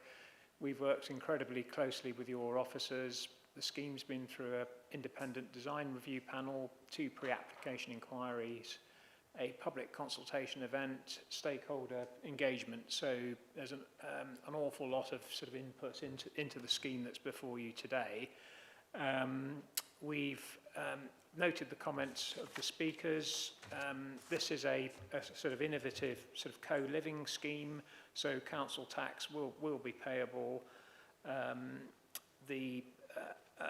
The highway side of things, it is largely a sort of car-free scheme, but there's a substantial sort of package of contributions where things like residence parking zones and things could be looked at. I won't take up too much more of your time, but I just want to read a statement from the applicant who can't be with us here today. So that's John Stacey, the CEO of Blue Coast Capital. So if I can just read his brief statement, if you'd allow me. John says, the site at Windsor Bridge Road has been owned for almost 20 years and has generally remained under-optimised since the decommissioning of the Bath Gasworks site in the 1970s. Throughout the period of our ownership, we have sought to identify a viable development solution to this incredibly complex and constrained site. Blue Coast Capital is a long-term investor committed to creating and owning high-quality real estate. We believe the proposal represents a significant opportunity to transform this underutilised site into best-in-class co-living development, delivering new homes, investment in the local area, and the regeneration of a prominent gateway location. We look forward to working with the local stakeholders to bring forward the scheme if you are minded to permit. Thank you very much. Thank you, Chris, and I'm sorry your request got lost in the channels. Right, we now move to questions to the officers. Do we have any questions? Ian? Yeah, so co-living is a relatively new concept, certainly to Bath and North East Somerset. I know these kind of uses rolling out in larger cities across the country. We have approved one co-living unit at the bottom of the Wells Road, but that's not been implemented yet. It's not your conventional C3 dwelling, but will the quantum of these studios contribute in any way to our housing land supply? Yes, they will. There is a formula that's used to equate them to typical kind of housing number. Applying that to this development, it would equate to 151 units. Councillor Gurley. I was just wondering about what the demand, what evidence there is demand for this sort of development within Bath. Do we have any data on that? We don't have any particular data on that, but obviously the development is being brought forward by a private developer, so they have commercial interest and obviously believe that it's a product that people would be interested in kind of pursuing and residing in. I mean, personally, I think obviously we know there's a lack of affordable housing in Bath in general. Typologies such as this are a good opportunity for people who perhaps have just left university to reside in the heart of the city, really, by themselves, independently. Councillor Simon. Thank you. The plans, as I understand it, are to give initial access via Midland Road, but in due course, if the recycling centre project from Acres comes forward, then it would be in the centre of the site, which leaves an L shape at the bottom of the site. What's going to be the use for that? Will it still afford access to the river for cyclists and pedestrians? Yeah, so in both instances, access is made through to the towpath, I believe. I'm not sure, can't remember off the top of my head whether it affords cycle access through, but like I say, it is an interim arrangement and the intention is that in due course that will be amended to incorporate it with the development to the east. And second question, are we satisfied that there's adequate parking for delivery vehicles? The proposal's been reviewed by the highways team and they're satisfied that the delivery and loading arrangements are appropriate. And just to add, it wasn't one of my schemes that I've reviewed, but having looked today, there's clearly adequate turning space within the site for delivery vehicles, and there's also space for informal waiting near each of the lobby areas to the buildings for the sort of size vehicle that you'd be expecting to service this development. Councillor Leach. Thank you, Joe. Two questions, if I may. First one, you said in your presentation that there would be measures to prevent student occupancy, whereas I believe the documentation says these won't be marketed to students. And to my mind, those are two very different things. So can you clarify, please? Yeah, the final wording of the particular clause in the section 106 hasn't fully been agreed. It won't be marketed towards students, but the intention is to attach the same clauses that were included on the previous application for co-living that was granted consent, and then to replicate them across to this proposal. And that would prevent rather than just not market? In terms of occupancy, because you're not able to exclude particular demographic from a development in its entirety, that would be obviously against kind of all kinds of equalities legislation. So it's not a purpose-built student block, but if students who can afford to live in this accommodation wish to live in this accommodation, then they would be able to do so. Okay. And my second question, if I may, is it's been assessed that this number of residences would create a demand for about 8,700 square metres of allotments, amenity, green space, parks and recreation, etc. How has that 8,700 square metres been accommodated? So on this application, the Green Spaces team have been consulted. In their response, they've said that there's sufficient surplus in the existing kind of surrounding area to accommodate what's proposed by this development. Obviously, there is a fairly substantial, I think it's 1,700 metres, kind of area of green infrastructure, external amenity space for the development. So there is quite a considerable amount of green space being proposed along the river corridor, and that includes kind of edible plants, fruits, and things like that as well. So the Greener Spaces Officer was content that the provision was sufficient and didn't require further contribution. Councillor Gurley. I was going to ask about the sitting outside space. I mean, what is it going to be? Where? I mean, I can't remember if you showed us a picture, but if you could, just so I can understand where people who live in these really quite small flats can sit outside, apart from obviously Victoria Park.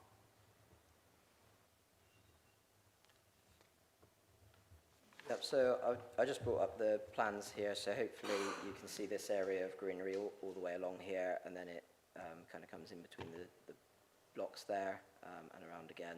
So there is a landscaping condition proposed as kind of part of the recommendation. So further details of the landscaping arrangement would be provided.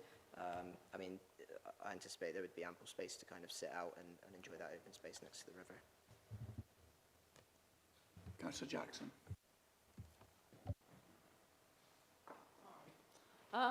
Considering the application we've just approved, I think it's awfully sad that we seem to have gone back to the 1930s brutalist style of flats, and I don't suppose there's anything that can be done about that.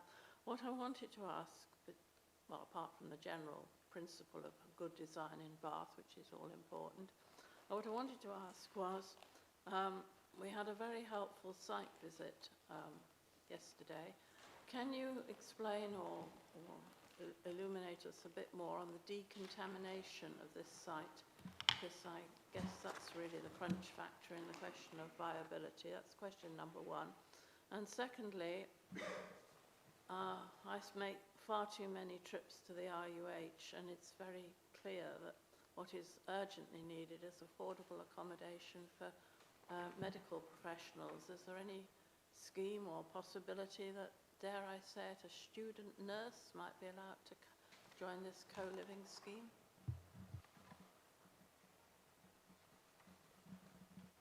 Thank you. Yeah, so in terms of contamination, initial investigations have been undertaken. I don't recall the exact proportions of what contaminants are in the ground, but it's just kind of widely accepted that the site is heavily contaminated from its former use as gasworks, and then that has leached kind of out of the site boundary onto the towpath. And my understanding is that essentially the retaining wall for the towpath is what's currently preventing that from leaching into the river. So obviously there is quite high kind of risk that contamination from the site, if not remediated, could enter the river. So the exact kind of remediation response is for the kind of relevant specialists to design, and then they'll provide that information by condition. And then when they undertake the works, we'll also require a verification report to be provided to demonstrate that the land has been remediated to an acceptable point where it's suitable for habitation by residents and avoids further contamination of the river. Question? Sorry, you also had a question about whether perhaps student nurses or similar could reside in this accommodation. Similar to students, we can't prohibit or prescribe exactly who's going to live in a development, so there's every possibility that kind of those practitioners could reside in this development, and I think it probably would be a suitable form of development that they may be interested in residing in. So before I go to the next question, I'd just like to say to committee that when we finish this item, we will have a half-hour break for lunch. Okay, so Councillor Hughes. Thank you. So just looking at the room sizes to start with. So we have a co-living position statement as a council which states 37 square metres. These have an average of 24 square metres, with the smallest being 18.7 and the largest being 36.5. So how much weight have you given to the fact that these are under the required size? Yeah, thank you. So we've looked quite carefully at the room sizes. I think it's important to highlight that the 37 metres squared figure that you've just quoted is the room size plus the relevant proportion of amenity space, both internal and external, for the resident. So in this instance, it's the 1,500 odd of internal plus the 1,700 of external, plus the individual room size. So the 1,500 plus the 1,700 divided by the 272 plus the individual room size. So it is very slightly below what our guidance, our kind of position document sets out. The development was brought forward, obviously, as the agent said, it's been through an extensive process of pre-application engagement, and the project inception was prior to that guidance document being published. So it's come forward kind of in tandem, and that's why there is a slight deviation there. The guidance document isn't kind of formal planning policy. It's not been kind of through a rigorous kind of process of adoption. It's just something that the local planning authority has issued as a position statement, and therefore, as a material consideration, it attracts fairly limited weight. Irrespective of that, when we've looked at the proposal as a whole, the range of facilities that's been provided, we feel that actually those slight discrepancies against that figure that we've kind of quoted, the residents would still be afforded a good standard of amenity in this development. Sorry, I'm trying to understand that, because I don't really understand what the target audience is here. We're talking about an average cost of £1,600 a month per person for something potentially 4 metres square. That probably excludes all of our national health workers. It doesn't include retail, people in hospitality. There's no affordable housing in it. So what is the target audience for this development? So the minimum size is not 4 metres squared. The minimum room size is 18.7 metres squared, which in the context of national space standards as kind of a benchmark is roughly half the size. Apologies, I meant 4 metres by 4 metres. So it's about half the size as a single occupancy dwelling house. And in addition to that room, which is essentially a studio flat, they also have access to quite a substantial amount of kind of communal facilities and external space. So it is a good standard of accommodation, and I think that is potentially why that's reflected in the price that you've quoted to me. In terms of who would occupy it, I mean, they're single rooms, so obviously not a product that's marketed towards families, but those professionals who have the income and desire to live independently in the centre of Bath.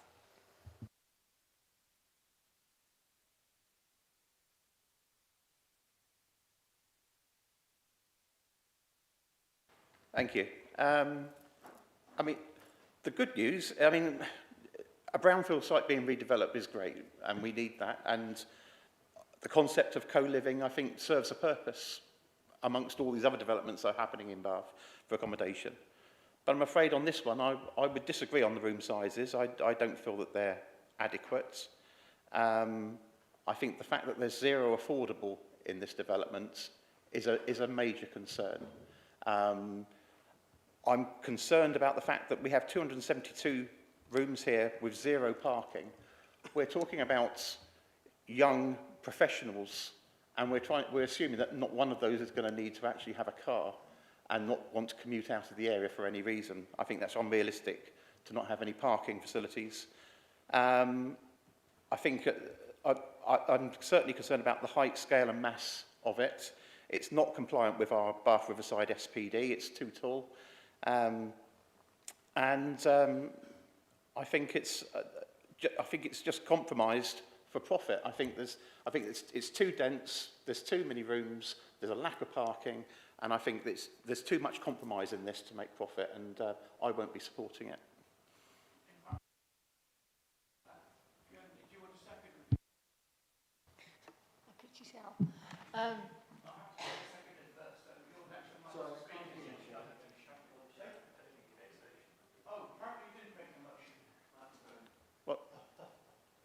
I'm happy to move that we refuse the application. So we have got official refusal. So you're next on my list to speak, Councillor Gully. Do you wish to second that, or should I get another seconder? Yes, I wish to second it, because I think for the reasons Councillor Hughes has set out, it is too big, the rooms are too small, and I'm sorry, but a bit of shared pavement outside does not really constitute much of an amenity. I'm really concerned about the fact that there's not enough space for parking, although I don't want to encourage parking within the city, but I think that just the sheer size of it, looking at it and how it dominates the houses opposite, affects their light. I think Councillor Hughes put it very articulately. I think it's too big, and it's it's unattractive for the people who would potentially be living there. Councillor Simon. I take the opposite view, and I'm going to argue the case for approving this. It seems to me that it has been through a pretty rigorous process of evaluation.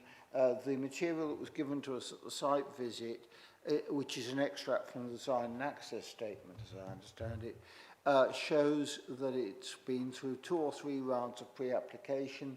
It's been to design review panel and had a peer review. So it's been looked at very carefully by design professionals, and it comes from the same people, the architects, that we liked their last proposal. So I reject the idea that we should refuse this on architectural and design grounds. It seems to me that it's been iterated very carefully. It does make use of a site that's been vacant for a long time, and because it's so heavily contaminated, it will have to be capped even if this material has been removed. And in my view, that makes it unsuitable for family accommodation. I've had residents in my previous ward living on capped environments. You can't dig your garden. You need it's much more restrictive, and properly structured green space that is designed to work over a cap is better in this sort of context. I think there's clearly a market for this sort of accommodation, because people are coming forward with proposals, and there's also other schemes in Bath that we've consented and which may not have yet been built out. I note that in terms of, for instance, the home base scheme the amount of total space per resident, per key, as they put in this table, is substantially less. It is also less in the Wells Road, the Great Western Rhine application. This gets very close to the space standards that is in our that are in our statement, although it predates our statement and it's not a fully material planning consideration. I think it shows that it converges on the same sort of position. I think it was an important point raised about delivery vehicles, but if the professionals assure us that in practice there's enough space for delivery, I think that's reasonable. So my view is that this makes good use of a difficult site, and I'd like to see it go forward. Will fully endorse Councillor Simon's points there. I think perhaps the speakers so far, or what we've heard, people are looking at this as if it is a family. Is it suitable for families? And it's not. It's completely supplying an entirely new market. One problem we have in this city is our graduates. We have nearly 30,000 students living in this city. They can't afford to stay here once they graduate. This is the next stepping stone for them. I don't agree necessarily that there is, the fact that there isn't enough parking is an issue, because I do expect anybody who's attracted to these units would go to one of these and rent one if they knew they couldn't park. It is very close to Oldfield Park Station anyway, and it's on several bus routes as well for any young professional who wishes to commute. In terms of the overall design and proportions of the site, I do sympathise with the view that perhaps there is an argument that it is perhaps a story too tall.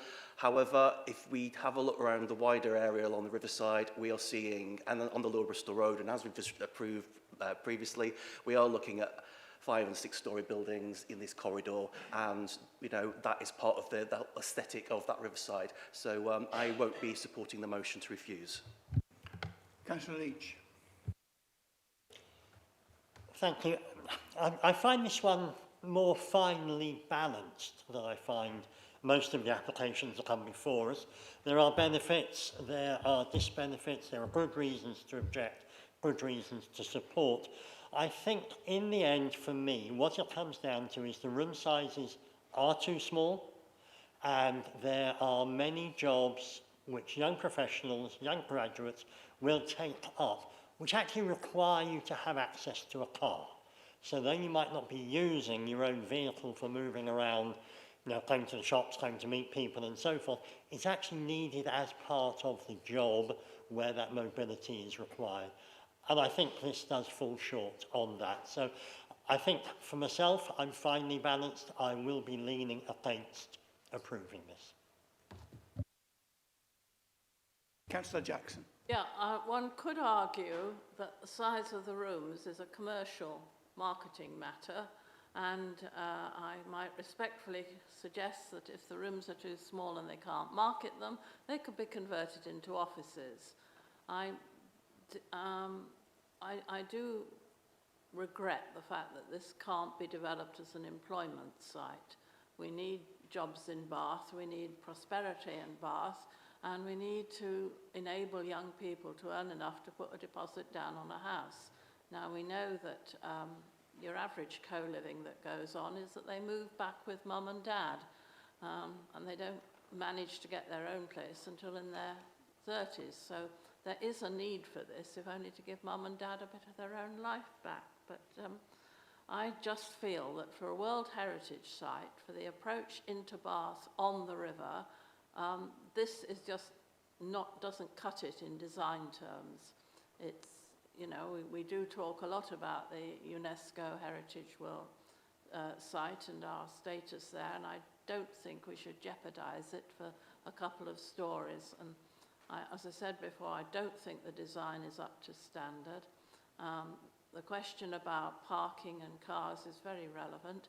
More to the point is the fact they'll probably trip over the curb of the cycle lane at that point. It's quite an unsafe judgment in my junction in my view. So for all these reasons and a few more I could think up, like I am very disappointed we don't have enough detailed information about contamination and how it will be dealt with. As I live in a road that is heavily contaminated at the other end. So, yeah, I think I would have liked the privilege of seconding Councillor Hughes, but I think I've given plenty of reasons in as well. Overdevelopment of the site, inadequate design. For me, the clincher is the one that's already been alluded to. It's contrary to our own SPD policies. Okay, we've got a motion from Councillor Hughes, seconded. I'm going to need to clarify the motion, sorry. I'm going to need to clarify the motion. Yes, sorry, I just want to absolutely, because if we're going to go to a vote on to overturn the officer recommendation, I obviously need clarity and we need reasons for doing so. What I've picked up from the debate and from what Councillor Hughes' motion said was the primary concerns relate to inadequate living conditions and amenity for the potential occupants from the sizes of the rooms within the development, the lack of parking provision, and the design of the proposals, primarily the height scale and massing, if that's to just do a very generalised version of what was discussed. Can I just check those were the three main Yeah, areas? I mean, I think obviously we've got, it's contrary to policy D2 and the Bath West and Riverside SPD, if you're looking for more specifics. But generally, yes, the height, scale and mass is the issue. Okay, can I just to comment on those so members are informed before they go to the debate. On the room size matter, obviously we've heard how that aligns in respect of the Council's interim position statement, and I'd also note that we have had similar applications appear before this committee quite recently, such as the home base proposal by the Hub, which did include very similar room sizes, which the committee did approve of. So there is a point there around consistency and the ability of us to defend decisions where the committee might be considered to be inconsistent around its application of those standards. On parking, there's also a point here around parking standards, and this is identified as a Car 3, and we don't have a parking standard to say that there needs to be X number of parking spaces for this development. So again, it may be quite difficult for officers to defend a reason based around parking numbers. I'd also highlight that within the package of mitigation, because there are concerns, legitimate concerns, I agree, about whether occupiers of this development will seek to park in the surrounding area, where there are some existing parking controls, but there is the ability with the mitigation package and the money towards additional TROs that could be called upon to put in additional parking controls if that became a problem. Height scale and massing, that is a matter of judgment, so I'm not going to sort of overly critique that part of the motion. I have heard a number of references to saying it's contrary to the SPD. That's not necessarily as clear-cut as that, because the SPD is expressed in ranges of stories between 3 and 5. There's also the building heights strategy guidance, which has, again, a range and allows you to take into account local context.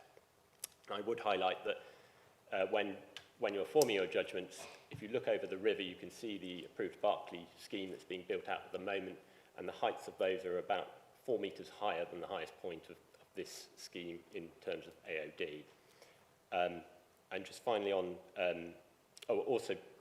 on the parking as well, just a point around car club spaces, just a reminder that there are car club spaces. So for those people who might need a car for their work, for example, there are opportunities to utilise the car club spaces.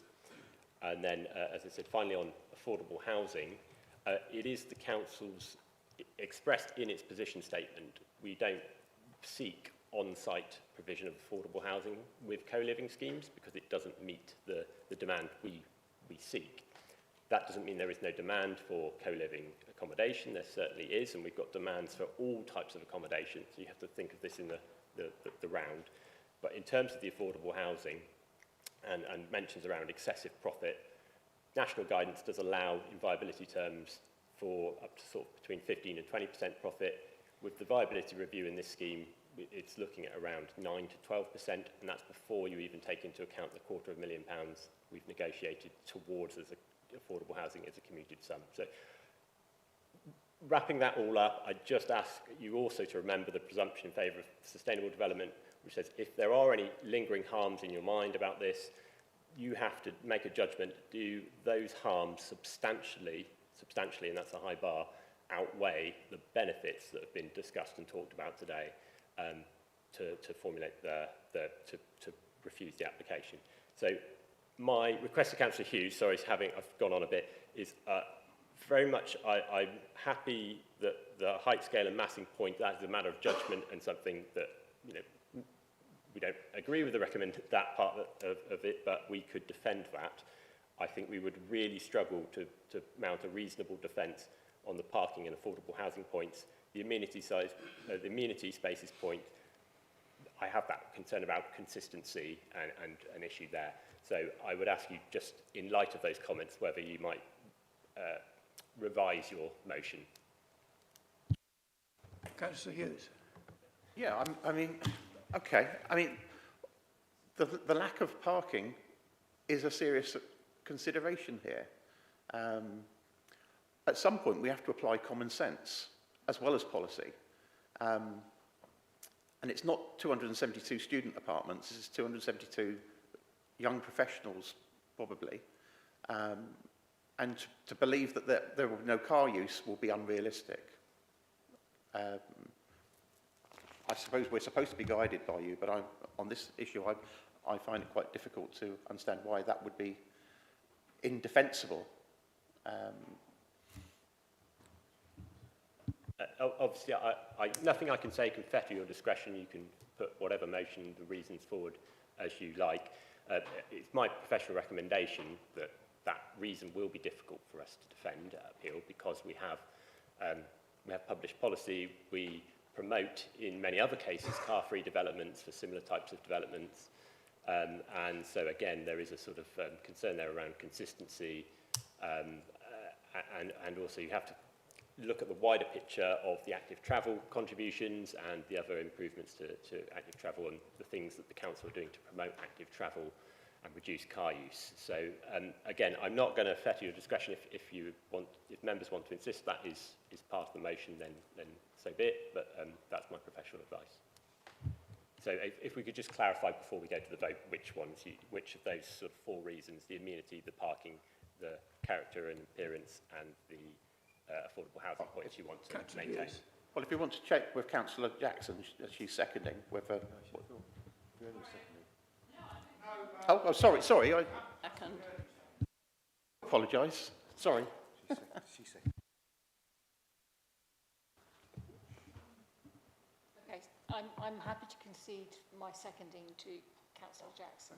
If that, can I do that?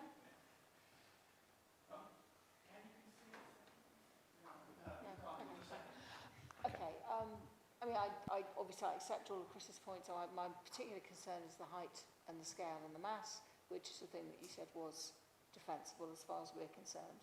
And I think that's probably the pragmatic solution, is it not? So I'm happy if you want to drop the parking. Yeah. I'm happy if that's what we want to do, and we'll concentrate on the height, scale, and mass. That's absolutely fine. I think that's a pragmatic move. I'd just also highlight one thing, just in terms of the Council League Officer just pointed out to me as well. If it's a motion to refuse, it would have to be a delegate to refuse, subject to consultation with the Secretary of State. As a result of the 2026 consultation direction, any application for over 150 houses, flats, or houses and flats that the council wants to refuse, we need to refer to the Secretary of State to see if they want to call it in. I think that's for a period of, is it 14 days or 21 days? I can't remember. It's either 14 or 21 days to see whether they want to call it in. But that's just a procedural matter, so just wanted to highlight that. Outrageous, but never mind. Councillor Sean, can you just repeat what the motion is that we're voting on, please? Okay. So it's it's height, scale and mass is the predominant. I don't know where you ended up in terms of the room sizes.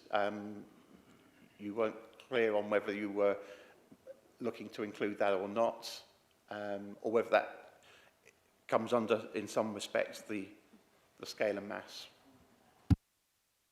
I mean, it's a matter for you. My professional advice is that would be difficult for us to defend as a reason, given previous decision. But in the current context, it sounds like everything's difficult to defend. I mean, that's the world we live in at the moment. So, but, okay. We've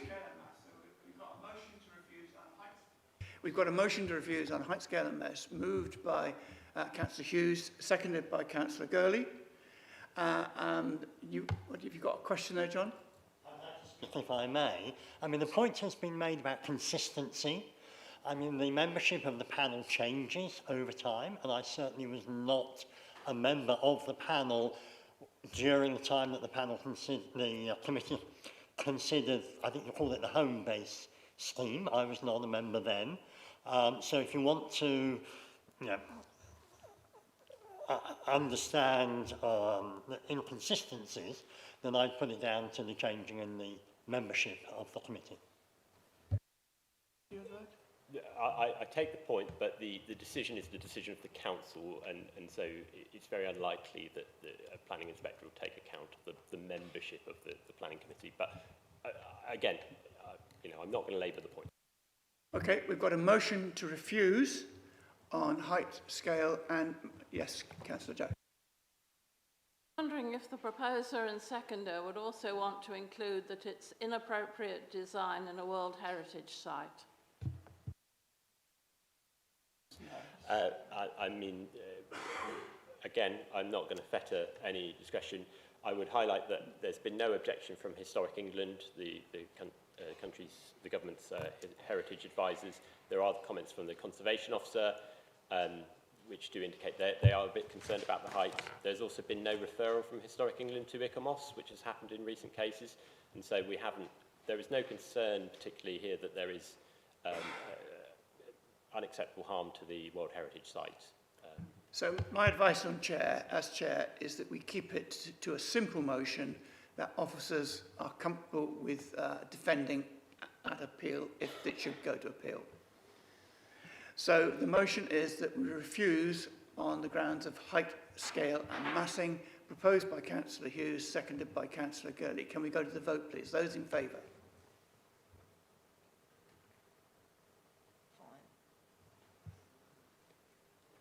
Those against? So that's 5-4, and so that has fallen. We need another motion. Okay, there we go.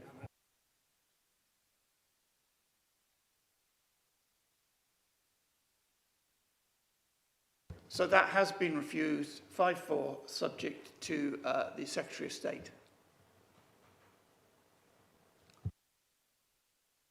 Can I just make a very quick suggestion that in future applications of this nature, the word undergraduate is used, not student. I was thinking about a student midwife who's already got an SRN would apparently be excluded. Right, for the benefit of doubt, as some of you are obviously looking a bit confused, the people who voted against were Ian, Toby, Duncan and John. The people who voted for the motion were Fiona, me, Eleanor, Sean and Tim. So that's 5-4. We've been at this for a long time. I don't know if you're here for other items, but we're going to have a half-hour break now.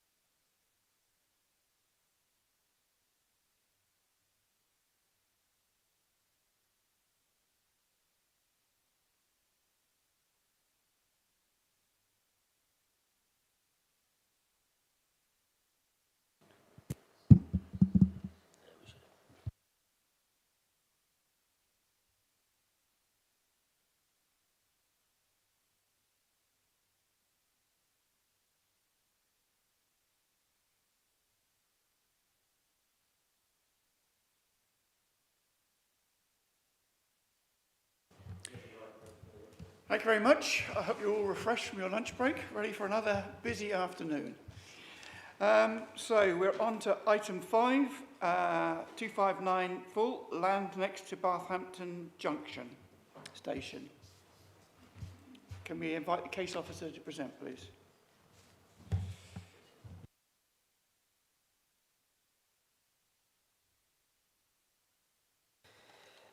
Thank you, Chair.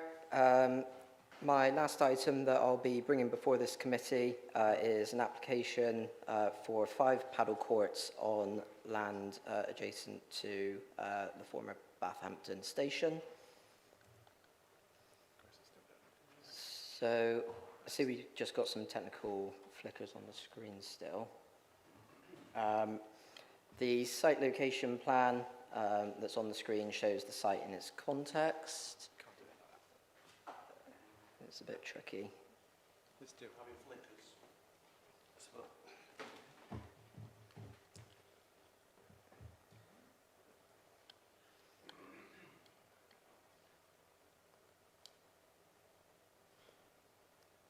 I'll go while the going's good. So the site is edged red here. The land outlined in blue is land that's also in the ownership of the applicant.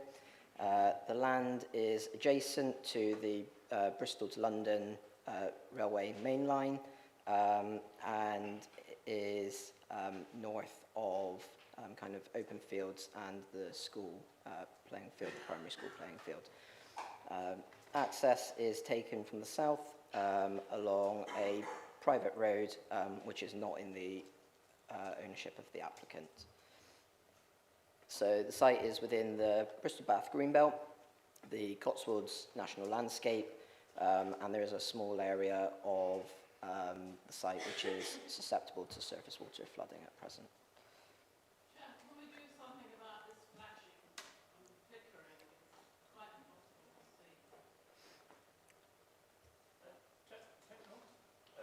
Webcasting, not screens, so I can do my best, do a restart, but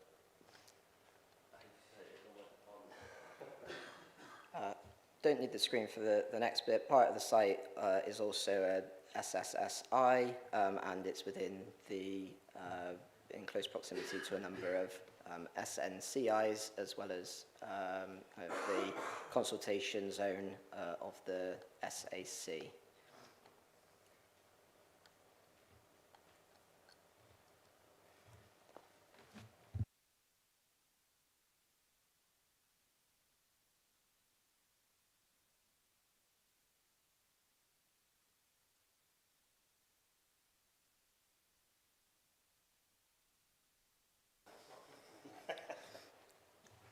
So development as proposed, this is the site plan.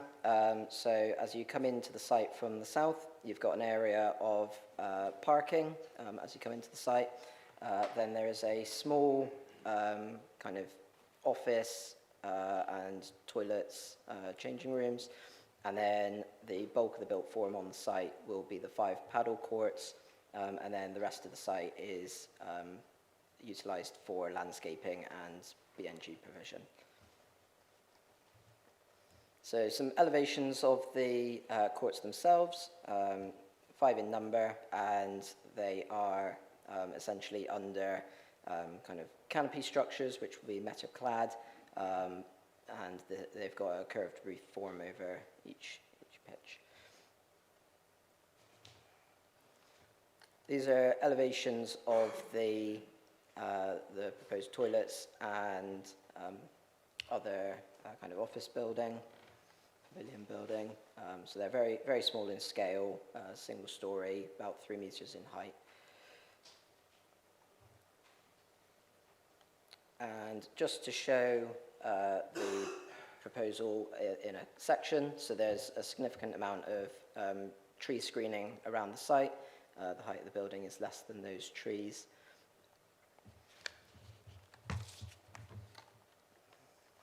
And so just in terms of the principle of development, the site is proposed for a recreational use, and it is outside of a local centre.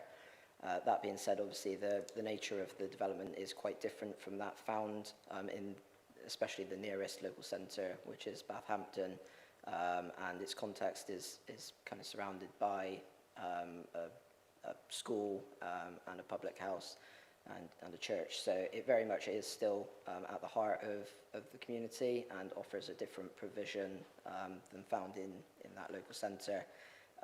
So it's considered appropriate in terms of a sequential test. The land is also formerly railway sidings, so it is a previously developed site. That being said, in terms of our assessment of green belt, we have considered it to be grey belt because it meets the provisions of those tests, and that doesn't rely on it being previously developed. Throughout the assessment as a whole, officers, both kind of myself and the highway officer, have not considered the site to have any existing use. So our assessment of kind of traffic impacts is based on the site having a negligible number of trips as existing, and have used that as the baseline. There is an offset of 3 metres from the geological SSSI, and the proposal includes mitigation to prevent light spill onto habitat utilised by bats associated with nearby SNCIs and the SAC. In terms of comments on the proposal, there have been 190 letters of support. Those broadly speak to the economic and social and health well-being benefits of the proposal. There's also 112 letters of objection. The main points raised relate to parking and access, as well as potential noise impacts of the development. And then there's also been 6 general representations received. So in terms of the noise, the site is adjacent to the railway main line and is 130 metres from the nearest residential receptor, 115 metres away from the nearest school building. It is adjacent to the school playing field, but that is an outdoor and active kind of use of that space by primary school children. It's not anticipated that it will give any adverse impact on the school in terms of residential amenity or noise.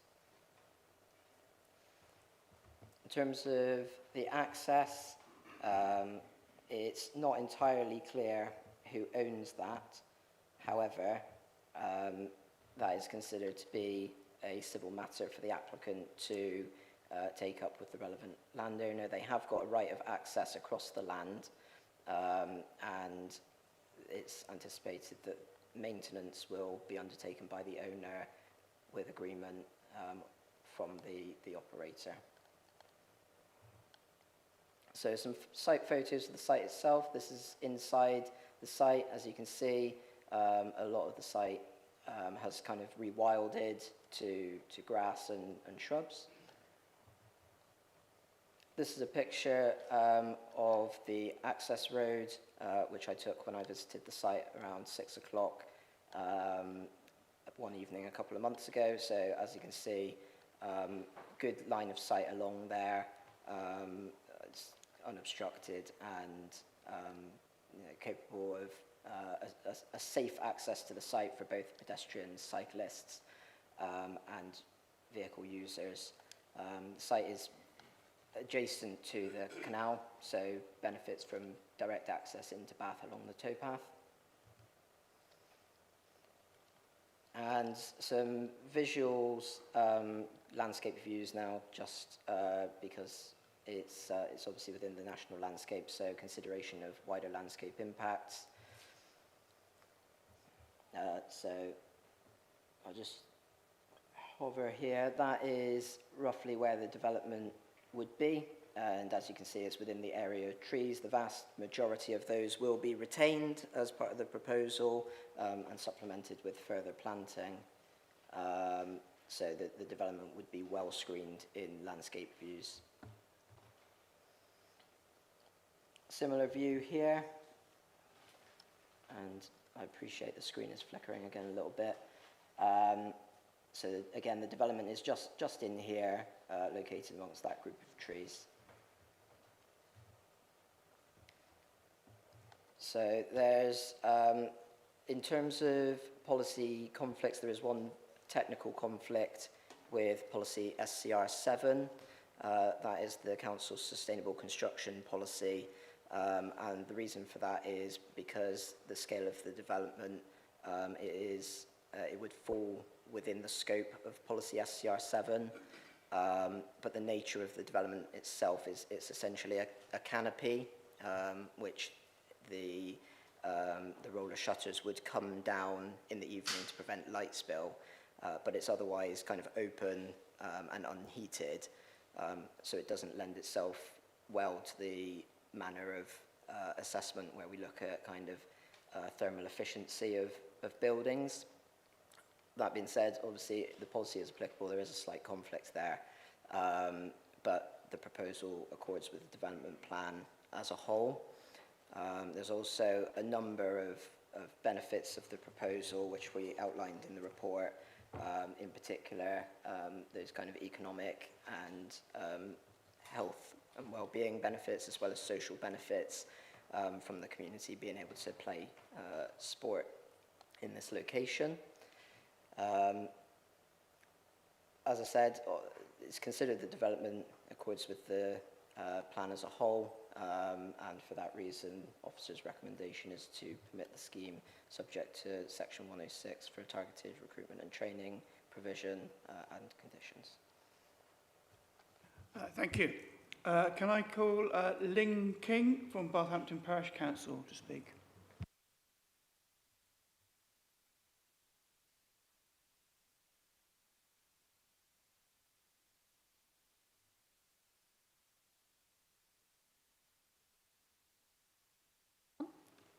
Okay.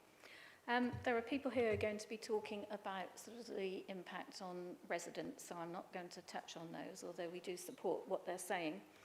From a parish council point of view, we have worked reasonably closely with the applicants, and that I'd like to thank them for trying to do that with us. And that has resulted in quite a lot of mitigation against certain of things that we had worries about, particularly around sort of school times, you know, the start and end of school, and so there have been adjustments for that. I'd also like to thank people who've finally realised that actually the timber yard wasn't there, it was somewhere else entirely, and therefore the traffic measures have now been measured against, as you said, a sort of, you know, zero prior to this. We still have a couple of worries. One is about the acoustics. As you just heard, it's open, and I'm sure everybody knows about paddle tennis, that it is quite noisy. Our concern is mainly about the school and about the forest school, because the forest school is literally just behind where the paddle courts are going to be. And it's not as if it's a noise every now and again, it's constant. And I think that is going to be detrimental, you know, to the children at the school. I know you've said you've done your assessment and you don't think it is, but we think it will be. Our other concern is about the access. Firstly, across the access road, which the applicants don't own, and I think it's a bit of an anomaly of the planning system that planning permission can be given without there being sort of proper provision. And I would like to see, if it happens, that there would be some kind of condition that meant that, you know, proper agreement has to be made between the owners. I know we don't know exactly who it is, and the applicant, you know, for maintenance and potentially for lighting along that road. Lighting hasn't been considered, and I think that is a question. But our main consideration is the access out onto a junction. Now, I don't know if you did do a site visit. We urged everyone to go and actually have a look at the site. We did a lot of work over the last couple of years with the Highways Department about problems over that bridge and, you know, widening the pavements, restricting traffic to some extent, all of which were done on the basis of not traffic coming out of that junction. Highways, I think, have said that they think it's acceptable. There are going to be times when it's not, you know. particularly afternoons when the traffic builds up, you know, from the toll bridge and along past the George. So I think there are going to be problems, and I think it's going to adversely affect the village from that point of view. So those are our main objections from the Parish Council. Thank you. Can I call David Wiley and Kay Martin to share next speech?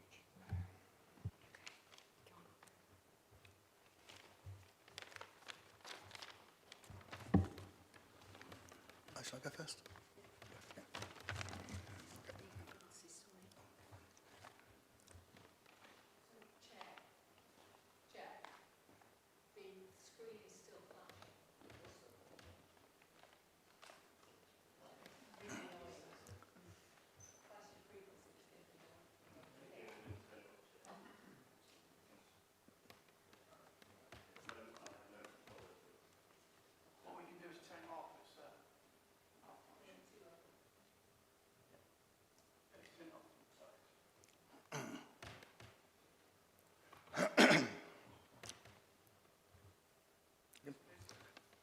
Firstly, I wholly support the other objections regarding the traffic and dangers around the school junction and village roads.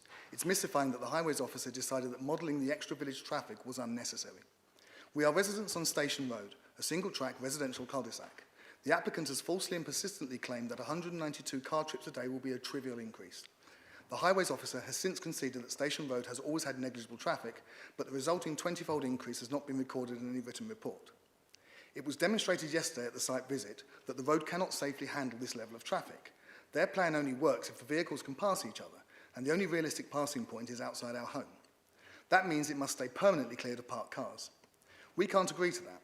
Our deed of easement asserts our absolute right to use this road for our own vehicles and those of visitors and tradespeople, and, for example, to trim our very large hedge. They will be monopolising it for 14 hours a day, 365 days a year, at least 20 times the current level of volume of 10 trips a day, while ignoring our equal rights to use the road for the amenity of our property. The Bathampton bus stops at 5:30. The main cycling and walking towpath is unlit. The non-car options in winter are uninviting, so the highway's 17 trips per hour, which has not been explained, is likely a gross understatement. There's more, but I'm almost out of time, so please refuse this application. Thank you.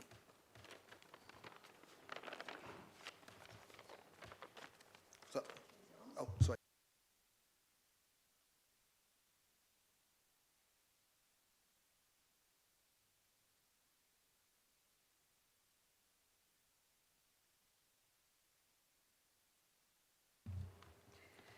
Traffic in Bathampton is a real constant problem, not a NIMBY argument. Of the 30 people from Bathampton who support the application for paddle courts, 8 wanted some action to help with traffic. Of the 110 written objections, 106 cited traffic as an issue.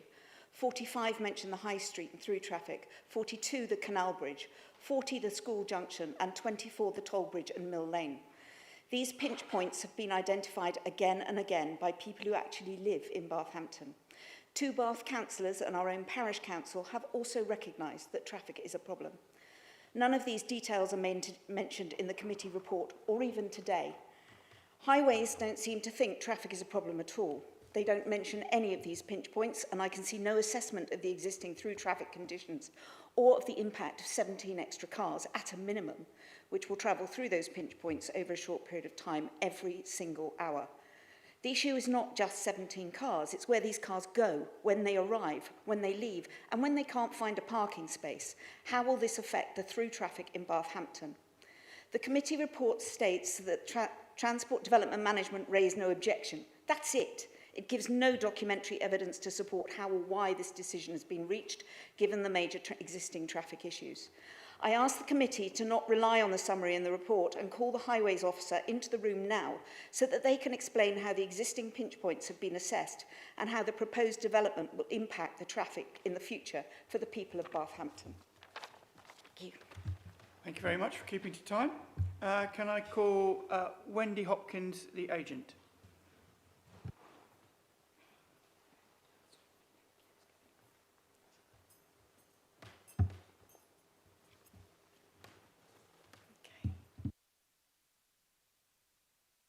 Thank you, Chair.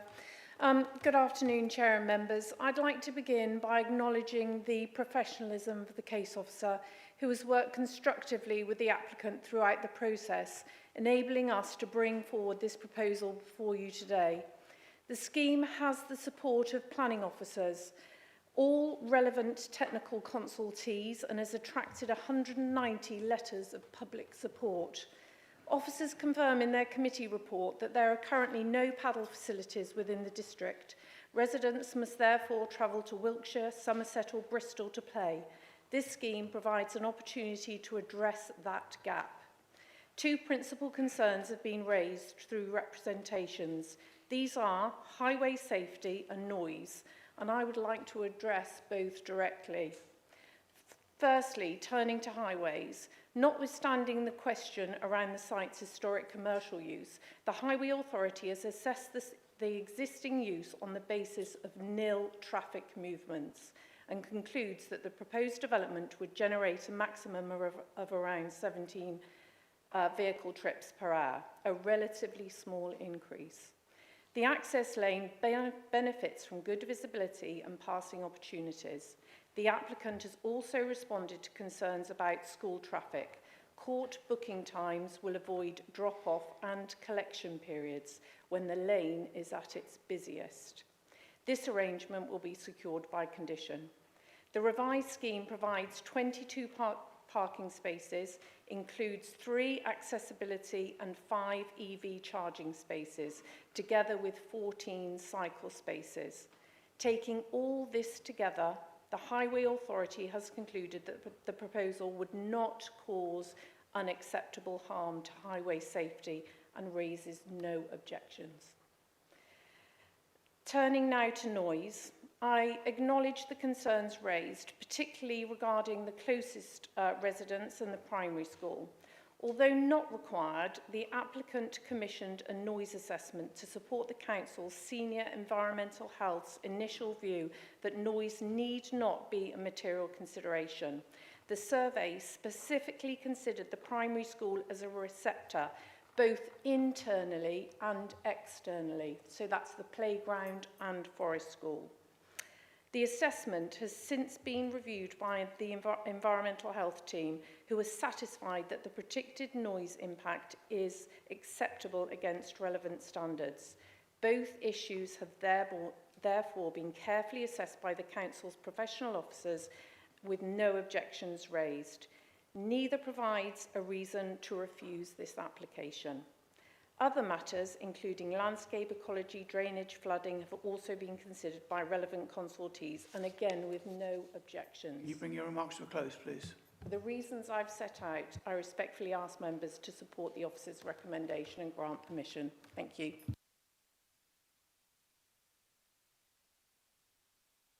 Are there any questions from members of the panel for the case officer? Councillor Jackson. I wondered if the case officer could help us a bit more with the arithmetic. If you've got 25 parking places, and it's commendable they've got electric charging points and disabled spaces, what does that suggest about the usage of the courts per hour, given that I think you usually have 4 players per court?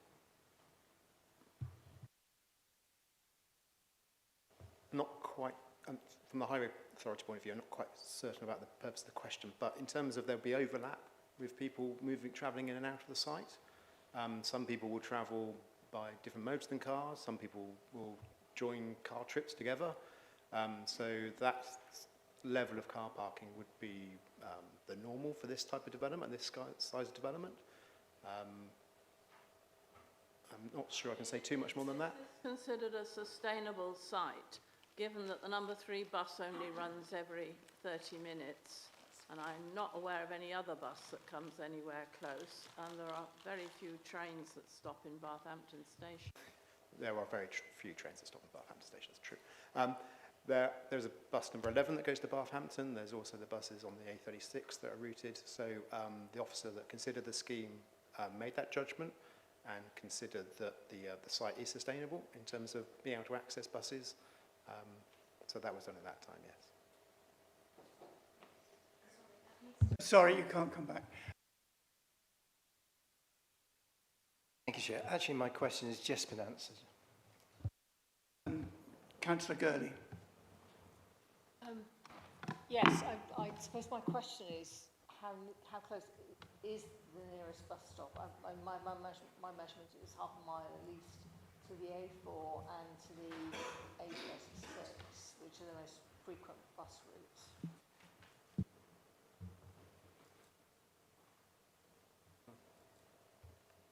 Yeah.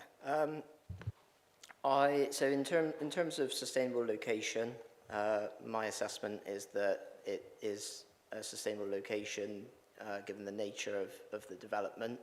It is accessible from the centre of Bath along the towpath, which is a level surface which could be utilised by cyclists and pedestrians. It's also accessible across the toll bridge by pedestrians from Bath Easton. That is a very reasonable distance to walk. I've walked it. In fact, when I visited the site a couple of times, I think that people who are going to partake in paddle would be happy walking from Bath Easton. It's also, a half-mile walk in terms of somebody who's happy to walk to a session. It is perfectly doable for residents from Bathampton. I think it's a well-situated site for access by sustainable modes. Add on top of that the bus services, however frequent they may be, they offer another way for people to get to the site. And just in addition, in terms of bus services, the Fairsaver 11 is routed between Bath City Centre and Bathampton on an hourly basis. Councillor Simon. Station Road, I take it, is highway.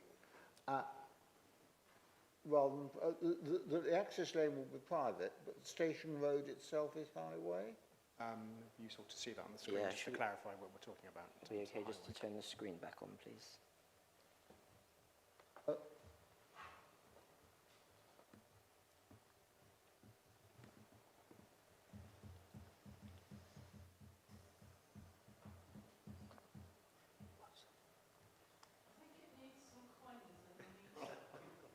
This one's coal driven,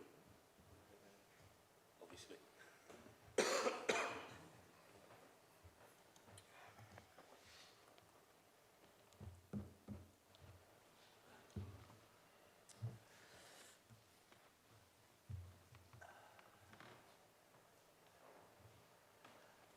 This is why AI will never take over.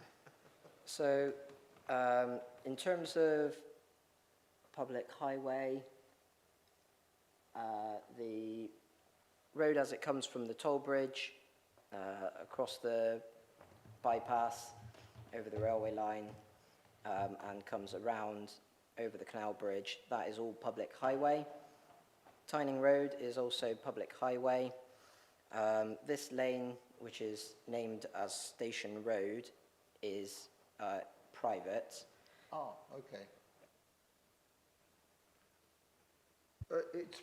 It's private and therefore not.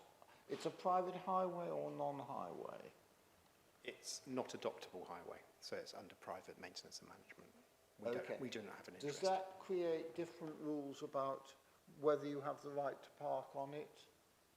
Or would the rules be the same, that the right is to pass and repass rather than to leave vehicles on it? So my understanding is it would be a private matter, a civil matter, between the landowner and anyone else that has the right to pass will park on that road itself, but it would not be a matter for the Highway Authority to consider. And therefore isn't a material planning consideration? Councillor Hughes. Sorry, there was a question that was going to be answered. Sorry. Yeah, in this instance, my view would be that the arrangements between the owner of the access road and the owner of our site is a private matter between themselves, and they have a right of access. Whether they have a right to park vehicles on that lane, we don't know, but that doesn't really, it's not a material planning consideration. And the right of others to park on the lane, that's the question. Granted good representation for all made. Sorry, can you say that again? Might other people have rights to park on the lane? They may do if agreed with the landowner, without delving too much into rights of access and things like that. For instance, the primary school has a similar right of access. They have their own area to park vehicles with the school. I don't believe that they have a right to park on the road. But obviously that's a different site and not agreed between the owner and the owner of the road. Councillor Hughes. Thank you. Just a couple of very quick questions. So the first one is that the calculation for 192 trips, is that based on single occupancy vehicles, multiple, or a combination of the two? The reason I ask is because obviously when I meet people for sports events, we quite often are all travelling from different locations and all turn up in separate cars. I'd have to quickly just double check the numbers in the report, Okay. but I'll come back to you. Thank you. Okay. And secondly, I just want to understand a little bit more about the noise test. I've had a quick look at the reports. The receptors for the school were placed inside the school buildings. Were there any external receptors? I understand that there was external receptors as well. I think in terms of the noise, it was alluded to earlier that the Council's Environmental Protection Officer said it was not a material consideration in terms of the planning application.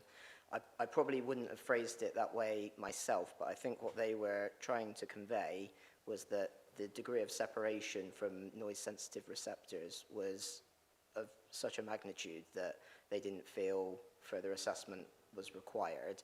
We've subsequently gone back and asked for a noise impact assessment, which again has been reviewed by the Environmental Protection Team, and their advice is that there is no impact to noise-sensitive receptors. As I mentioned earlier, the degree of separation is 115 metres, which is considerable. I have had a look for the guidance which you referred to earlier this week, and my understanding is that that guidance says if a property is within 50 metres, then there is a good degree of concern there that needs mitigation. And if it's further than 100 metres, then it should be found to be unmitigated. Obviously, in this instance, we've got a noise context, which is characterised by train journeys, cars on the bypass, and indeed children playing in the school playground. And there is also intervening landscape features, trees, bushes, things like that, which further mitigate impacts. So my professional view is I'm very confident that there won't be an adverse impact from noise as a result of this proposal. Okay, but, I mean, I would note that there's quite a bit of difference between different types of noise. The ambient noise from a train and this, which is not dissimilar to a dripping tap type noise, which can become much more of an irritant. Is there any provision in this that, I mean, I appreciate that the noise test has been done and there's a theoretically it's okay. Is there any provision that should there be an issue for any type of acoustic barriers?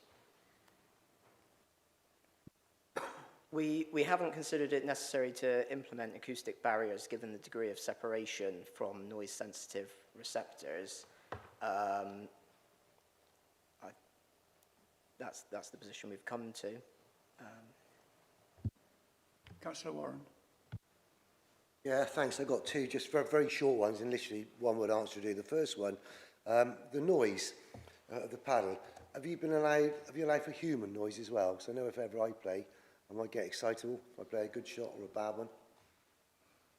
Yeah, the noise impact assessment has taken into account typical noises from paddle being undertaken, so that includes actual kind of contact between paddle and ball, contact between the ball and the sides of the court, which can obviously create noise because it's impacting on the players as well as noise from the players. They can make more noise than the ball. So all of that's been been taken into account. Okay. Yeah. And the other one, quite simply, I might be a bit stupid, but I didn't quite understand the buses. I'm hearing from Mello that there's a number 6 every half an hour. I just quite, what buses, how many and when, and where they come? I think I might struggle to give a complete breakdown of every single bus service, but... Just what there are, basically, how often we think there'll be an accessible bus. From what I'm looking at the moment in front of me, there's a Barthampton bus, number 11, that serves Barthampton every hour. And that's probably... Sorry? And then there's the A36 services as well. So there are services on the A36 as well.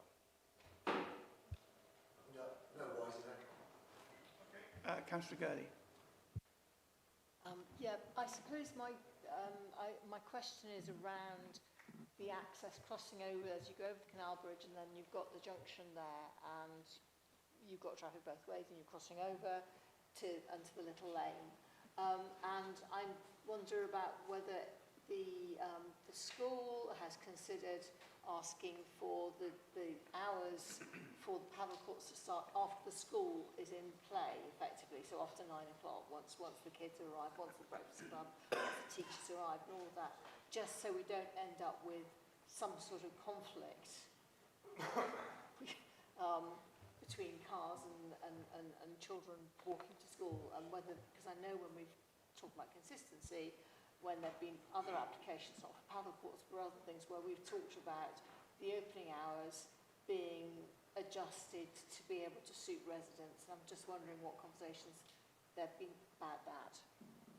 Yeah, so in terms of this application, we haven't had any representation from the school itself. In terms of hours of use, we have taken on board comments provided by the parish council and local residents, and the applicant has agreed to a condition which requires no customers shall be served or remain on the premises outside the hours of 8 o'clock and 10 p.m. 8 a.m. and 10 p.m. daily. In addition, during school term time, sessions shall not start between the hours of 8:15 to 9:30 a.m. and 3 to 4:30 p.m. Monday to Friday. So what that means is that there's no session crossovers, which would require the expected number of trips in and out of the site at school drop-off and pick-up times. Okay, I've got no more questions, so can someone start the debate? Right. If this is a private road that's giving the access, would I be right in thinking that the Highways Act won't apply, and therefore if anybody parks across the driveway of one of the residents of Station Road, there won't be anything they can do about it? You can't call the police if they're blocked in, or...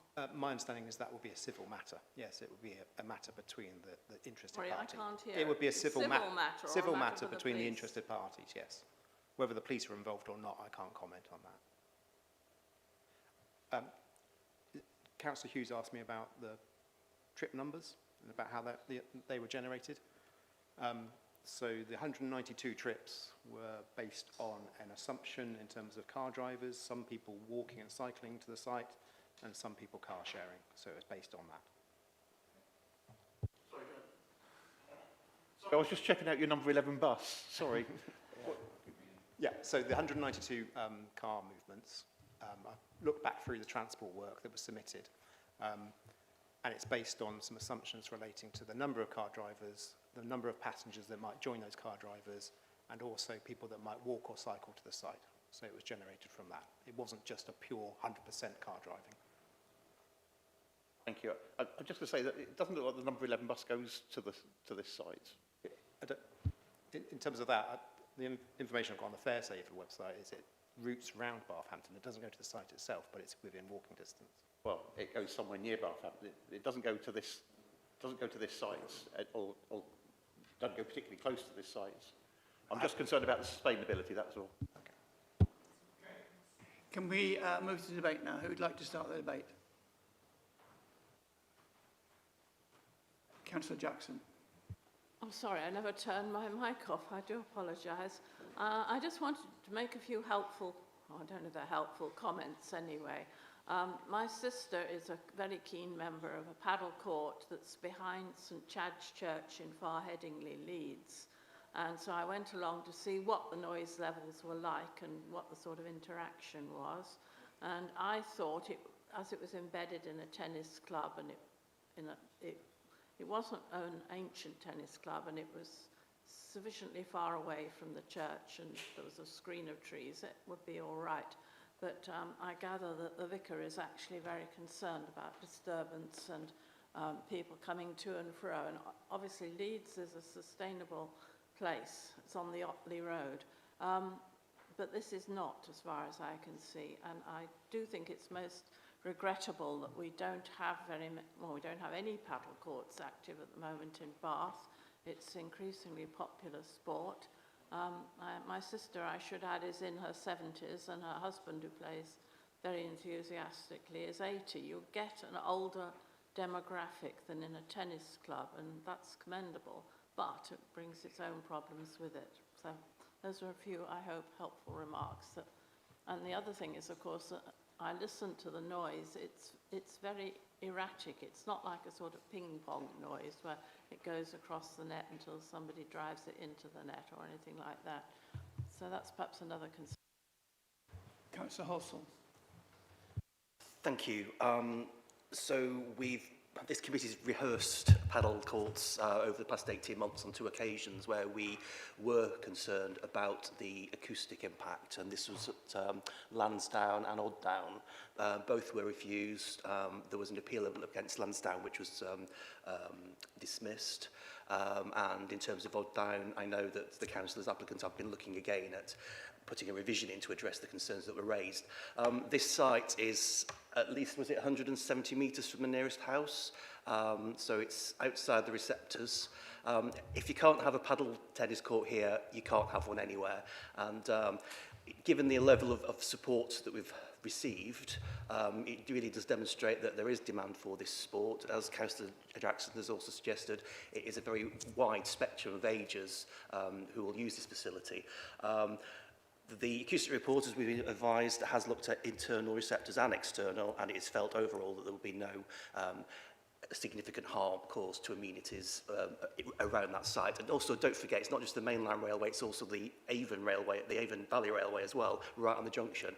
Now, in terms of the highway, we've heard the case about it being a private road, and so, if the landowner of that road doesn't give permission, then the thing won't go ahead in any case. But we've always been told as a committee that we can only refuse a planning application on highway grounds if it is deemed to be severe or detrimental to highway safety. And whilst I have heard the residents and I'm aware of the objections, I don't feel that that comes into that category. And I think that the volume of traffic that will use that road will not be significant, certainly for us not to refuse the application. So I'm prepared to put forward a motion to support the officer's recommendation.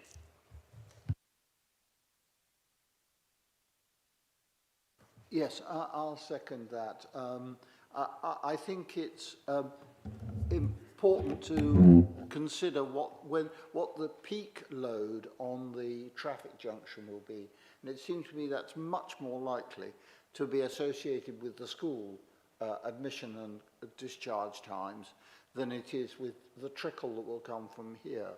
I think that the number of parking spaces needs to reflect the fact that people will arrive for their match before the people who've finished will leave, and therefore a greater number of parking spaces is needed than the immediate occupancy.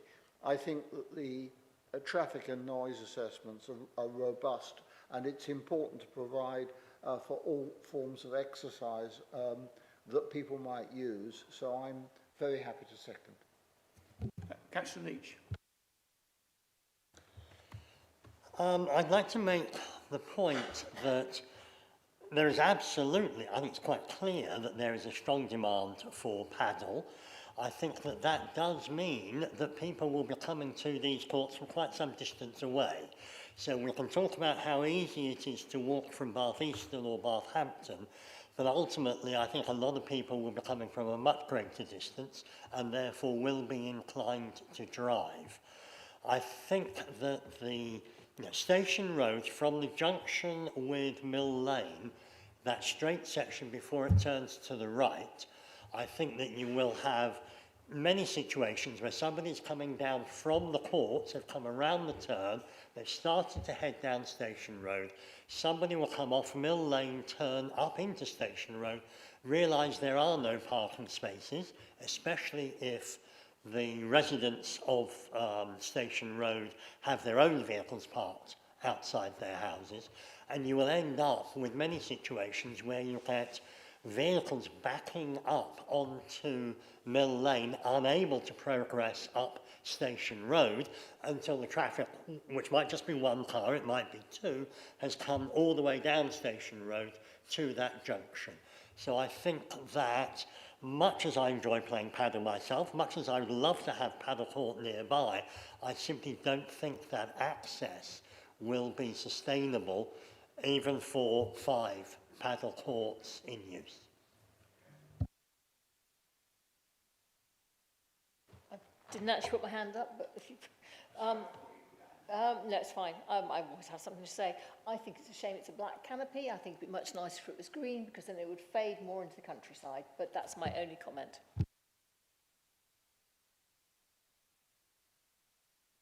I'd just like to repeat what's been explained earlier, that the road that we've just been talking about is a private road, and that it's how that road is, how people use that road, I would guess, is covered by covenants if they ever find out who the owner is. It could be that people do not have the right to park or whatever, but that's a private matter. It's not for us. So I think that's important. We're not talking about a public highway. That's something for the applicant to sort out. So for me, that's the only obvious constraint to this application. But it's, as I say, it's a private matter. So I will be supporting the officer recommendation. Yeah, thank you, Cutler Bishop. I think the traffic is an issue. There's going to be, just having a look at where the bus stop is, it is not that close. It's lovely to think of sustainability. People walk, they've just played paddle for an hour, they're tired, they don't want to walk home in the rain. I think that might be unlikely, maybe it's just me being lazy, but I might get in my car and drive home. And with the, I think you need the parking space, if any, is it enough? Because you're going to get 20 that are already there playing, you have another 20 before they go home again. And the other one that's come up before is the noise. Now, if this does go through, is there anything we can do to negate the noise impact? And I don't know if there's, you could, if after the event, if you could put any, I don't know, noise softeners, whatever the right term is, I don't know. And whether we could put that as some sort of a condition if this goes through. I'd seek the opinion of the case officer, and it wouldn't be the recommendation of officers, but I have seen it done before where we've suggested that a noise assessment be undertaken in 12 months following the starting of the use of the proposed use, and then any mitigations based on the assessment of the impact, the actual use would then have to be implemented. I mean, as I said, it wouldn't be what officers would recommend, because as you've heard, we feel that there is simply not going to be any adverse impact given the distance from noise receptors. I'll just take the view of the case officer on that, because I'm not 100% certain. Yeah, it wouldn't be my recommendation either, but if that would satisfy members that any noise that does occur would be addressed, then I would be happy to attach that condition. That one, just to follow up, if there's not going to be a problem, then it shouldn't be an issue having a noise assessment in 12 months' time, really. No, I'm not. I'm just bringing that out because I'm not quite sure which way I'm going to go on this yet, to be honest. Yes, there would need to be amendment to the motion. If you want it to happen, it has to be an amendment. It can't just be part of the debate. Case, yes, please. I'd like to move the amendment. Then we look at the noise in 12 months' time. I mean, it wasn't put forward as a necessity, so I don't think we need to have an amendment to the motion.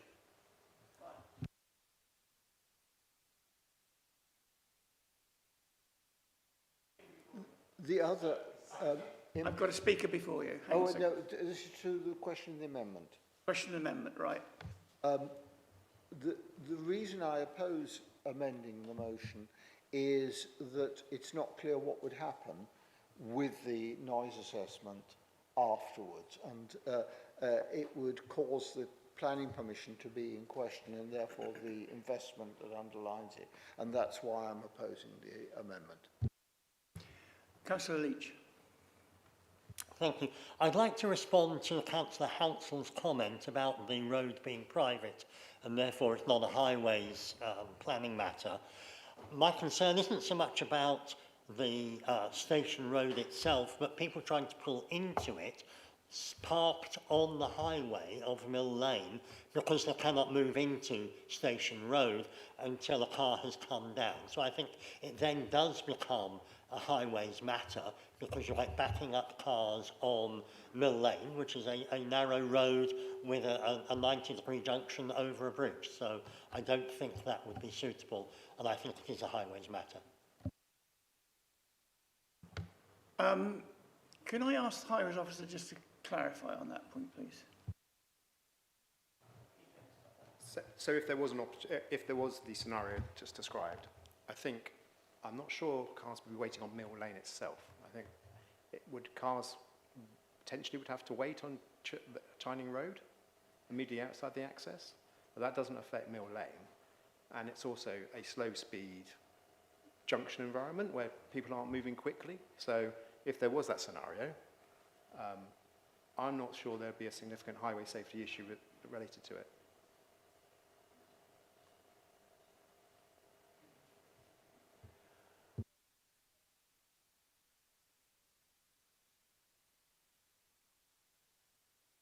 I'm not able to understand why we can't have a Grampian condition that the consent is dependent on a satisfactory resolution of this question of the access over private land. That's my first comment. And the second one is that as things stand and as the motion stands at the moment, I think it's going to cause an unacceptable loss of amenity to the residents in Station Road. Oh, and finally, I can just imagine the sort of scenario where a child who's been at a after-school club comes across the road at the junction and gets knocked over by a reversing vehicle.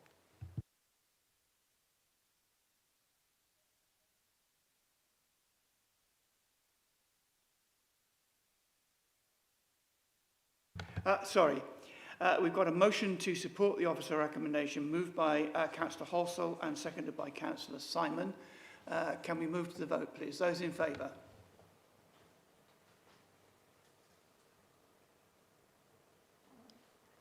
Five. Those against? 4. That's carried.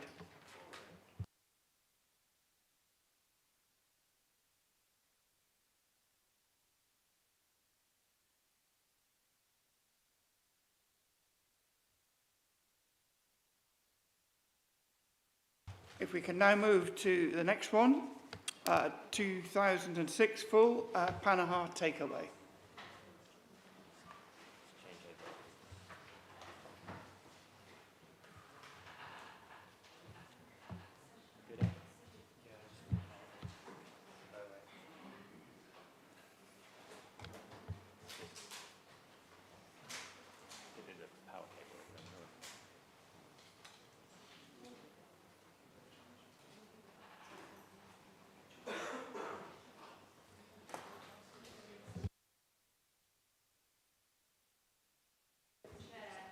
Sorry?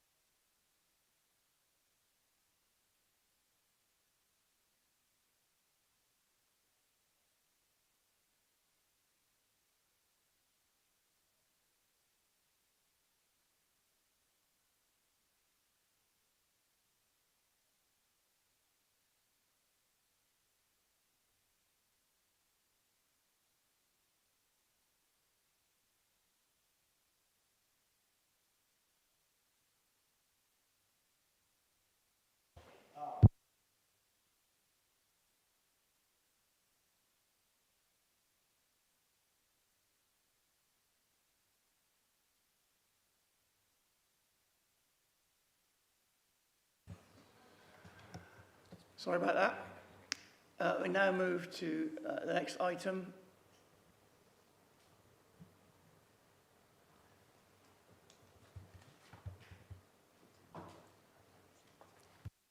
Sorry, which is Panahar takeaway. Case officer to move.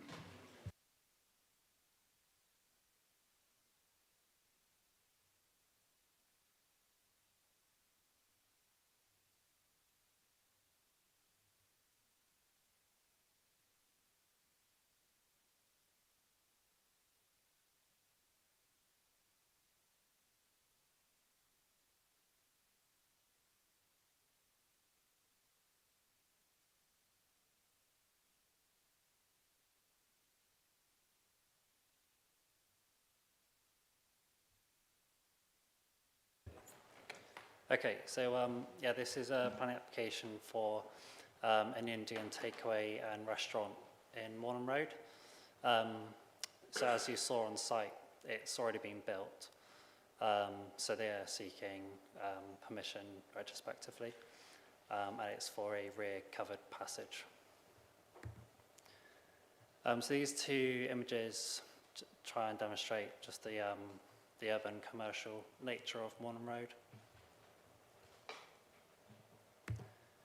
And then these and following images are from Google Images, and they show sort of the character and examples of development at the rear of the commercial properties along Morland Road.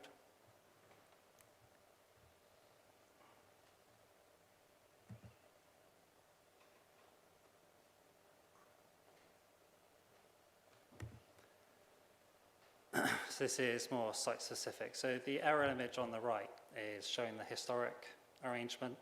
Let me get the... So this is the site here. So you can see what they had historically, which is the tarpaulin sheet covering between the boundary and the shipping container and the cold store.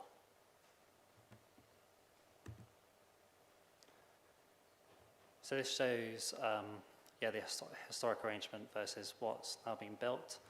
So the existing, or as it was before, is on the left, and the proposed is on the right. So that light blue is the tarpaulin sheet covering that they had. So essentially what they've done is built up that side boundary and put a more formal roof arrangement on top.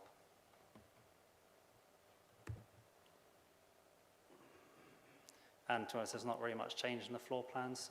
So that the two containers there, so the shipping container and the storeroom, as you saw on site, they've been there for a number of years and would be lawful. So those remain. The main difference is now they've just put a more formal roof covering between that and the side boundary.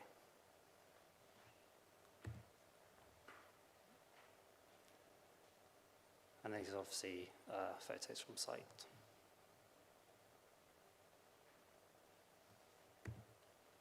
The officer recommendation is to permit subject to the conditions in their report. Any questions? Oh, we've got some speakers first, sorry. Nigel Spragg, agent.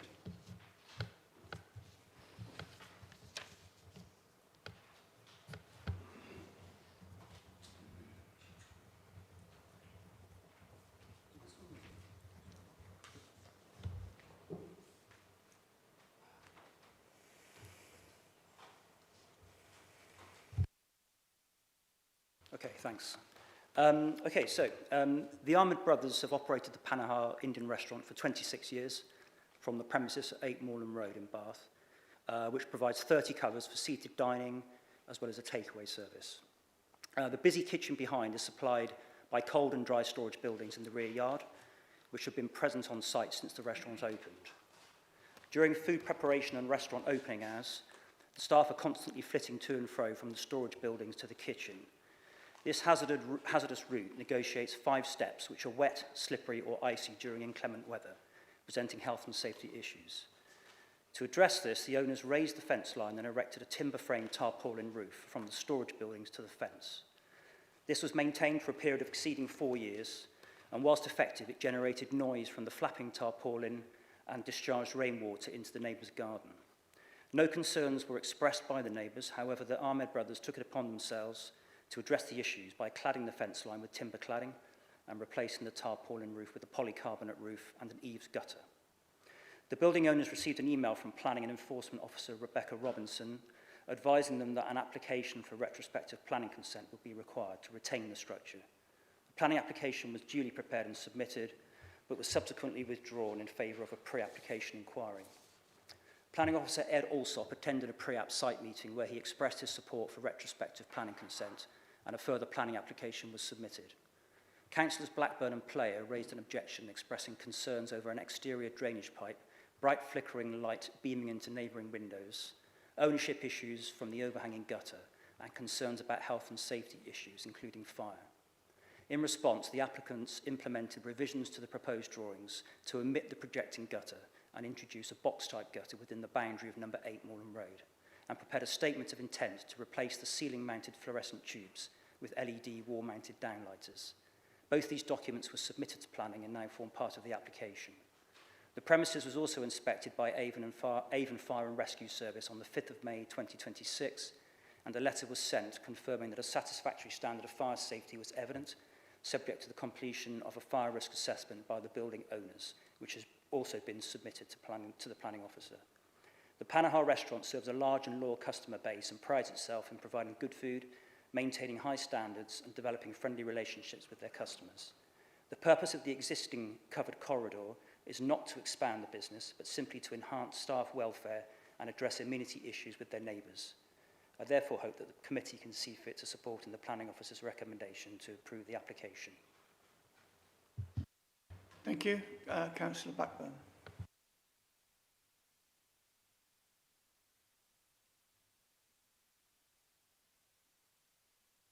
Thank you, Chair. This to me is not just about a covered walkway. 20 years ago, permission was granted for a timber outbuilding, for a freezer and a store. And until now, no other permission has ever been sought to change things.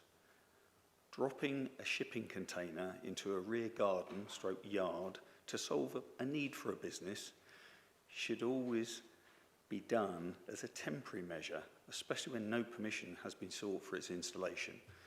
I'm glad that the letter from our Officer Robinson from September last year was brought up, because her note was to remedy the breach. You do have the option to try and seek retrospective planning permission. However, given the impact of the development on local character and amenity, there are concerns that the application to retain the development in its current form may be unsuccessful. Therefore, in order to resolve the breach of planning control, it was requested that the structure is removed within 2 months of this email. That should have been last year. Never happened. To then build out around it and make it permanent, again without permission, shouldn't really be acceptable. This is an area that was previously deemed to be a historic application as a storeroom. It is in fact being used as a food preparation area. This is a significant change, both in business rates classification, but it is an intrusive commercialisation impacting residential amenities around them, with use late into the evening, generating noise disturbance. This expansion has a long history of ignoring planning regulations, and whilst I appreciate and support the need to expand any business to meet demand, it should be done in a measured, transparent and planned way. We should not be using this stage of retrospective planning to be advising on solutions to mitigate the impacts already made on neighbours because of poor design. Rainwater goods being a clear example. I'm concerned the approach taken so far has not considered the impact on fire safety. Maybe that's been dealt with now, but especially with that rear fire escape closure from that upstairs accommodation. I would ask the committee to refuse the application in its current form and encourage the applicant to completely reconsider what is needed and appropriate for the site, and come back with a new application showing the actual change of use, and then they can seriously have their application considered. But I don't believe just covering a walkway when they've taken actions without considering the actual legal requirements for planning should be acceptable. Thank you. Thank you.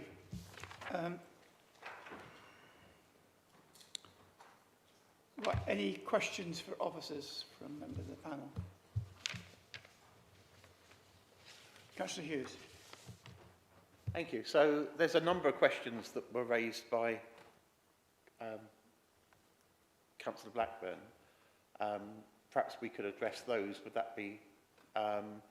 so there was concern about the fire escape, the fire access to the upstairs, and the fact that this construction was potentially blocking fire and wouldn't comply with fire regs. Is that a valid concern? If I may, I'll just take that one because we've there's two aspects to this. First of all, the Avon Fire and Rescue Service have provided a letter which confirms that they've reviewed the scheme against the Regulatory Reform Order 2005 and they're satisfied that there is a suitable means of escape from the building. But following the additional concerns raised, we have flagged the matter with our building control colleagues who have advised that they're going to look into it carefully. But there is a possibility that in building regulation terms, that it might be non-compliant, might be. There's some technicalities over that as to whether it's a covered walkway or a building, and that's a bit unclear.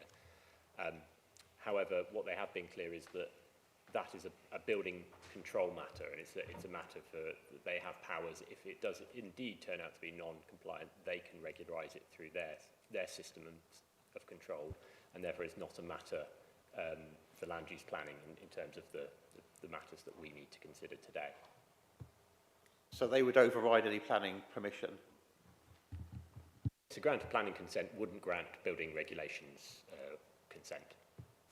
Okay, thank you. And another point raised was to do with the flooding of the neighbour's property. Has that been remedied within the application? So yeah, hopefully if I go back towards the bottom right, so a sort of section drawing of the guttering. So as you saw it on site, is as it is on the left. So as part of this planning application, they plan to change that so it's not overhanging anymore into the neighbour's garden, and instead comes in and has a concealed box design instead. So that should hopefully deal with the any water overflowing onto the neighbour. So if I understand, so the guttering's going to remain? Yes. The guttering that overhangs the neighbour's property is still going to remain, but they're going to try and change the flow of the water. Is that what you're saying? No. So with this, they'll remove the gutter that overhangs into the garden of the neighbour. They're going to move it into their site. Actually, Councillor Hughes, so it's a box design. So currently the guttering overhangs the neighbour's boundary, as you saw on site. And so if you imagine they're sort of cutting a sort of a box into the top corner of the building so that becomes the gutter being entirely within the boundary of the site. And that's, I've not explained that too well. It is on the section, but it's quite hard to see, I guess, because it's so small. Another concern was we typically consider metal storage containers, shipping containers, as temporary.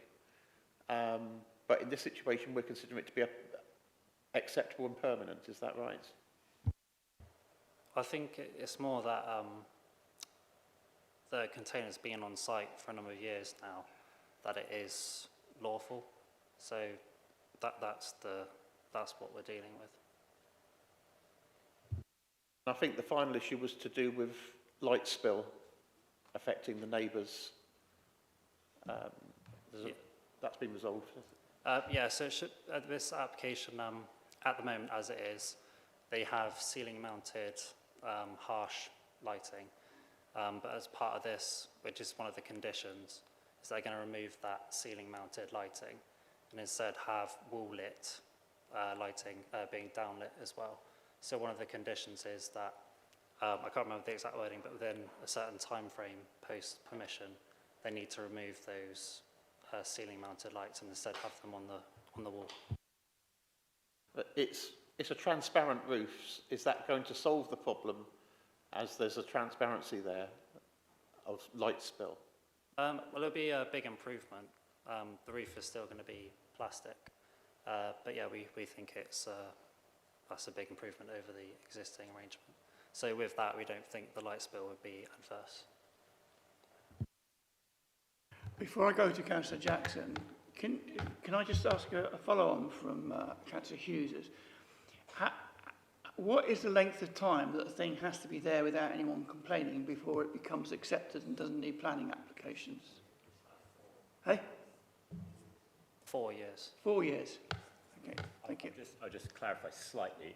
It's changed recently to 10, but that's only for stuff that wasn't subject. The 4 years would have started before under the old regime, so it would have been immune by virtue of the 4-year rule.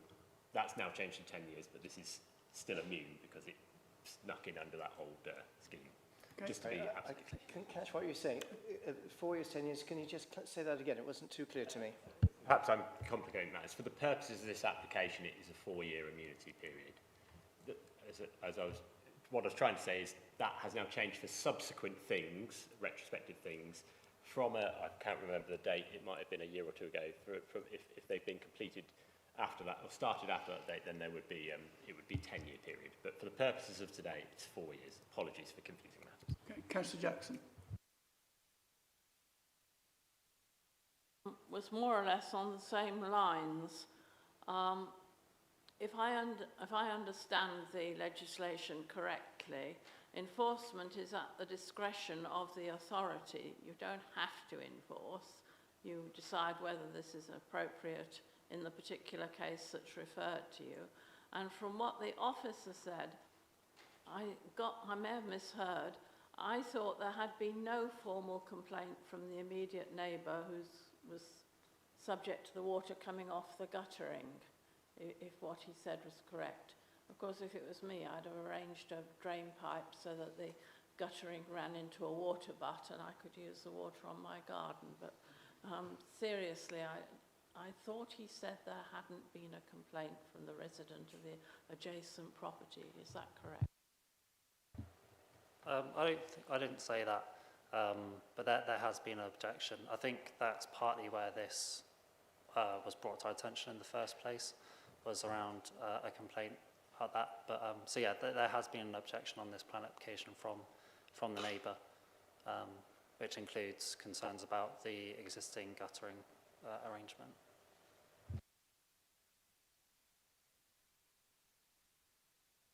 Can I just jump in? We won't reveal where initial complaints come from in enforcement cases, but there has been an objection from the neighbour on the planning application, which is a public objection, but we don't reveal where complaints have come from, for obvious reasons. You know, in certain cases, things can get a bit heated, so we don't reveal that information. Okay, do I have any more questions from anyone on this? Can I have someone start the debate, please?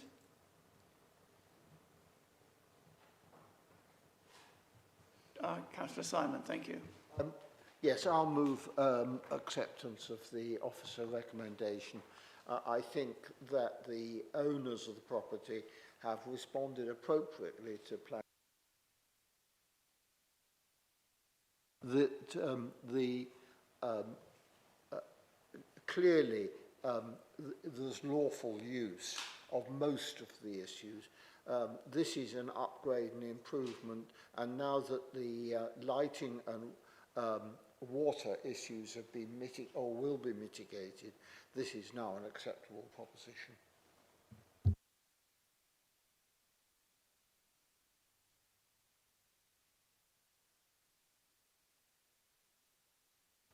Yeah, I mean, I understand why the proposal's come forward. I'm still left with concerns on this. It's a bit of a hodgepodge. If it came forward as a solution, it wouldn't get past the planning process. A storage container, a shipping container, a plastic roof, a plastic wall then clad with It's just a bit of, it really needs a complete redesign, if only for the amenity of the people around it that have to look at it, the people that live above it or to the side of it. So I do remain concerned that this really does, this isn't a good solution. It's a solution, but it's not a good solution.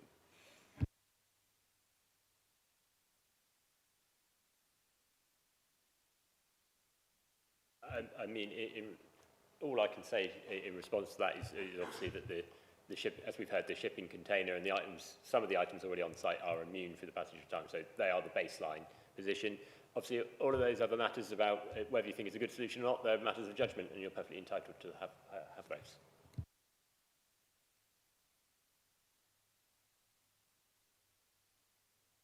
Because it's been there 4 years, that's granted. There's nothing to be done. Yes, to be really clear, the shipping container, the cold storage unit, those two elements are, they're not applying for permission for those because they already are immune from any enforcement action. So it is merely the sort of covered walkway, you could call it, that is the focus of this application. Okay. Councillor Warren. Yeah, thank you. I think most of us cover it very quick. It is just a little bit after the horse is bolted. I mean, if this came a plan originally, can I put that, and that? There'd be no chance whatsoever. I don't think so. It's a shame, but I know we can't put the clock back, and we are where we are. And what's been there, it's been there, if you like. So.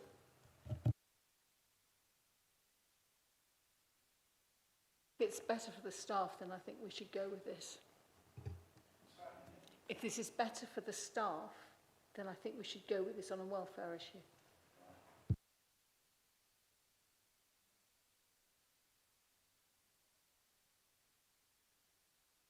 Any other comments? Sorry about this.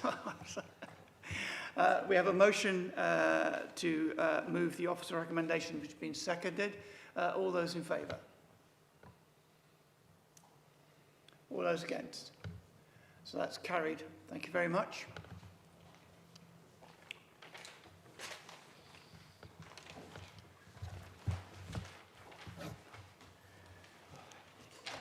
Item 7, 5644, Pump Hook Lane, Hinton Blewett, case officer.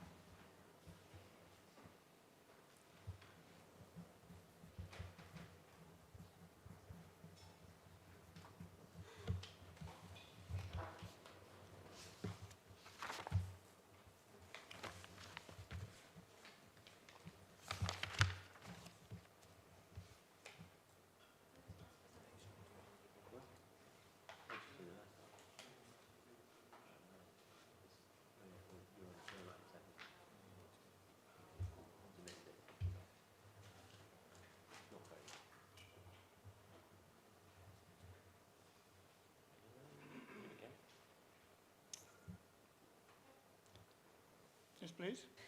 Okay, so item 7 on the agenda is for the site along Hook Lane, which is on the outskirts of Hinton Blewett. The proposal is part retrospective. The retrospective elements include the laying of a hard-standing track, the creation of a bund, and the stationing of 1 out of 2 of the storage containers. The proposal is also for the change of use of the land from agricultural to mixed-use agricultural and for the seasonal rearing of game birds.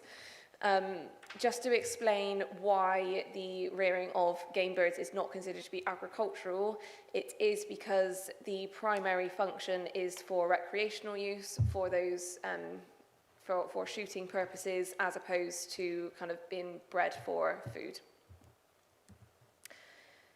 So this is the site location. So Hinton Blewett is to the north of the site.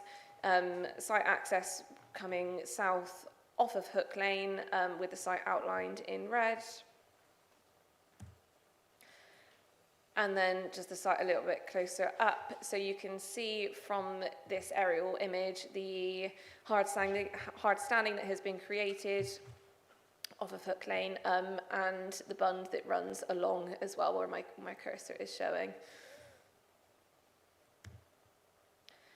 And then just some site plans. So to the east, we've got the hard standing, the storage containers where my cursors are, the bund, there we go, the bund where my cursor is again, and then the locations set out within the site are the location of the pens for the pheasants, which will become clearer as I move on.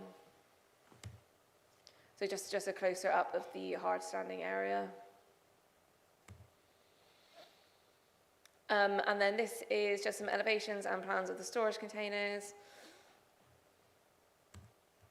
And these are the proposed rearing units. So the image on screen is just to show you what they look like. They're not on site at the moment. Members will have seen an example unit on site yesterday, and then there's just some plans as well.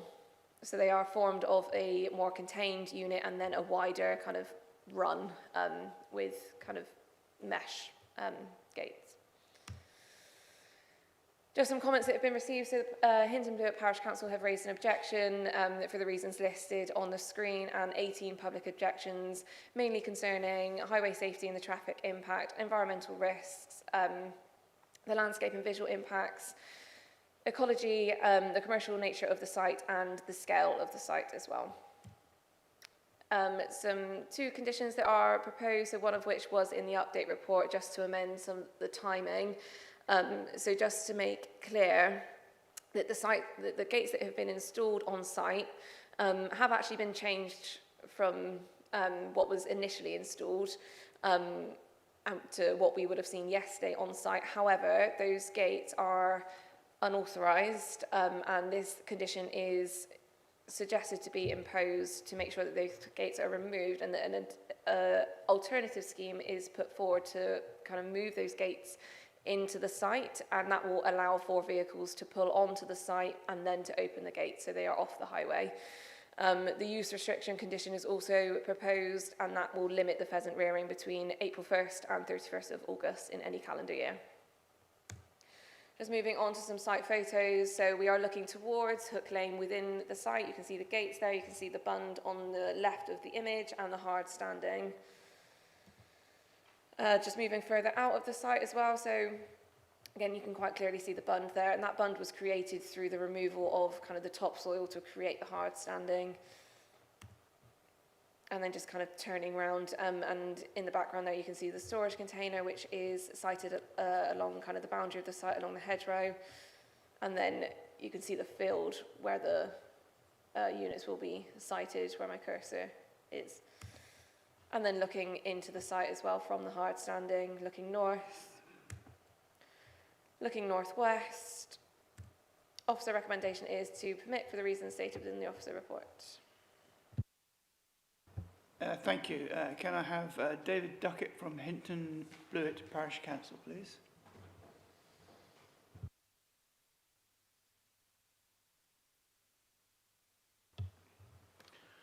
Thank you. Hinton Blewett's a very small council, a very small village. It's only got 300 residents, and this has caused considerable distress. The biggest problem is the field. It has no services at all. It has no electric, no water, no sewerage, and no rubbish collection. It means that everything that goes onto the site has got to be transported in by road. And the only road they can use is Hook Lane. Hook Lane is very narrow, although we live in a county with lots of rural roads, it is particularly narrow, so much so that in parts of it, if a pedestrian's coming along and there's a van or a large car passing, you have to stand in the hedgerow or in a gateway. It is really, really narrow. Because of all the things I've said it hasn't got, it means that everything that goes onto that site or comes off that site has got to be taken in by transport. In the application, it talks about access to 2 A roads. One of them is accessible, but only to cars and vans due to the narrowness of the road and the height restrictions to trees. Both of them are roughly 2 miles away from the site, and both of them require the use of narrow and, again, in some places, single carriageway roads to access. The application talks about environmental waste, but doesn't give any indication as how the animal matter will be destroyed or got rid of. Bearing in mind this is 150 metres above sea level, and its natural drainage takes it down into the local rivers. As you can be aware, poultry waste is particularly contaminating and gives some considerable concern. We're also concerned about the change of use, in that, if it's agreed, will permit any use of the field outside the rearing of birds. That little bit you've just shown is news to us. We didn't know that had been agreed, restricting the times it can do it. But it does mean that the site could be used for anything without any further observation or any other consideration. And lastly, the whole enterprise brings no economic or social benefit whatsoever to the village. It won't increase employment. None of the people working there will be living in the village or come from the village. So we would ask you to give close consideration to this one, please. Thank you for listening to me. Thank you. Can I call Judith Hutchins, local resident? Thank you. Can I say I understood that our local councillor, Simon McComb, had submitted a letter which he wished to be read out. He told me that he had asked for it to be read out by the chair.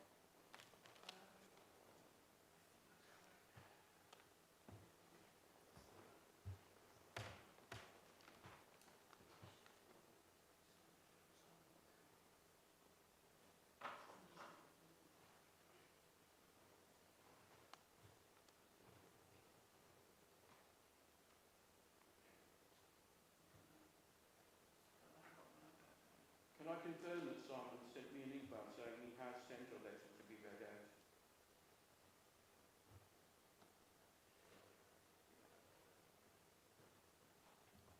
Can I ask, did that email, the email you've just spoken of, did it actually contain what he wanted to say? Unfortunately, he just said he sent a letter and was asking the chairman to read it out. I do know his views, though, his objections. Yes, I do have that. I will read it out. Thank you. Thank you for reminding me.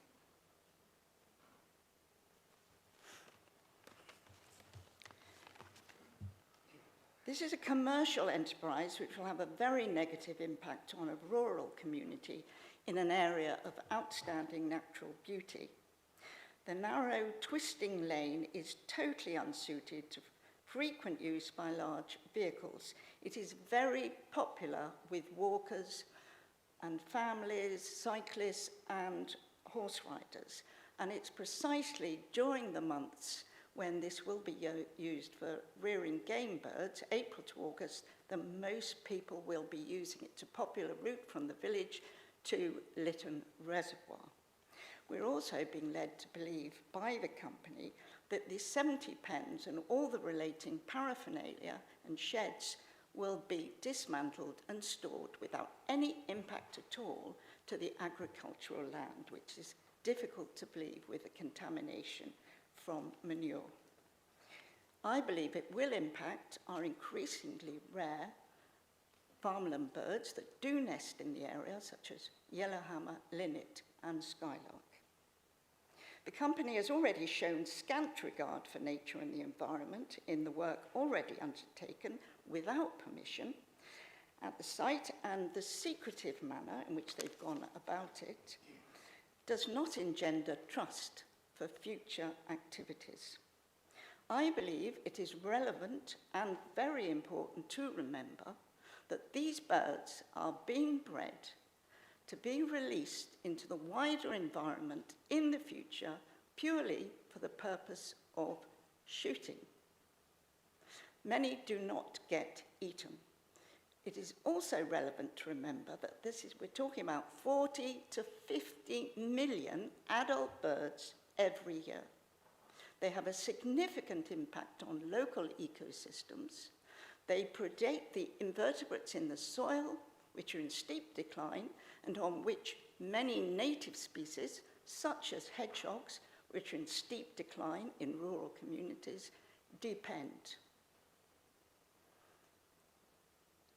I believe that this is not a good use of the site, and I believe that granting permission for mixed use lays the way open for future inappropriate enterprises if they decide not to continue with the game bird rearing activities, which I and nearly everyone I've spoken to in the village object to. Thank you. Thank you. Can I call on Chris Carey, the agent, please?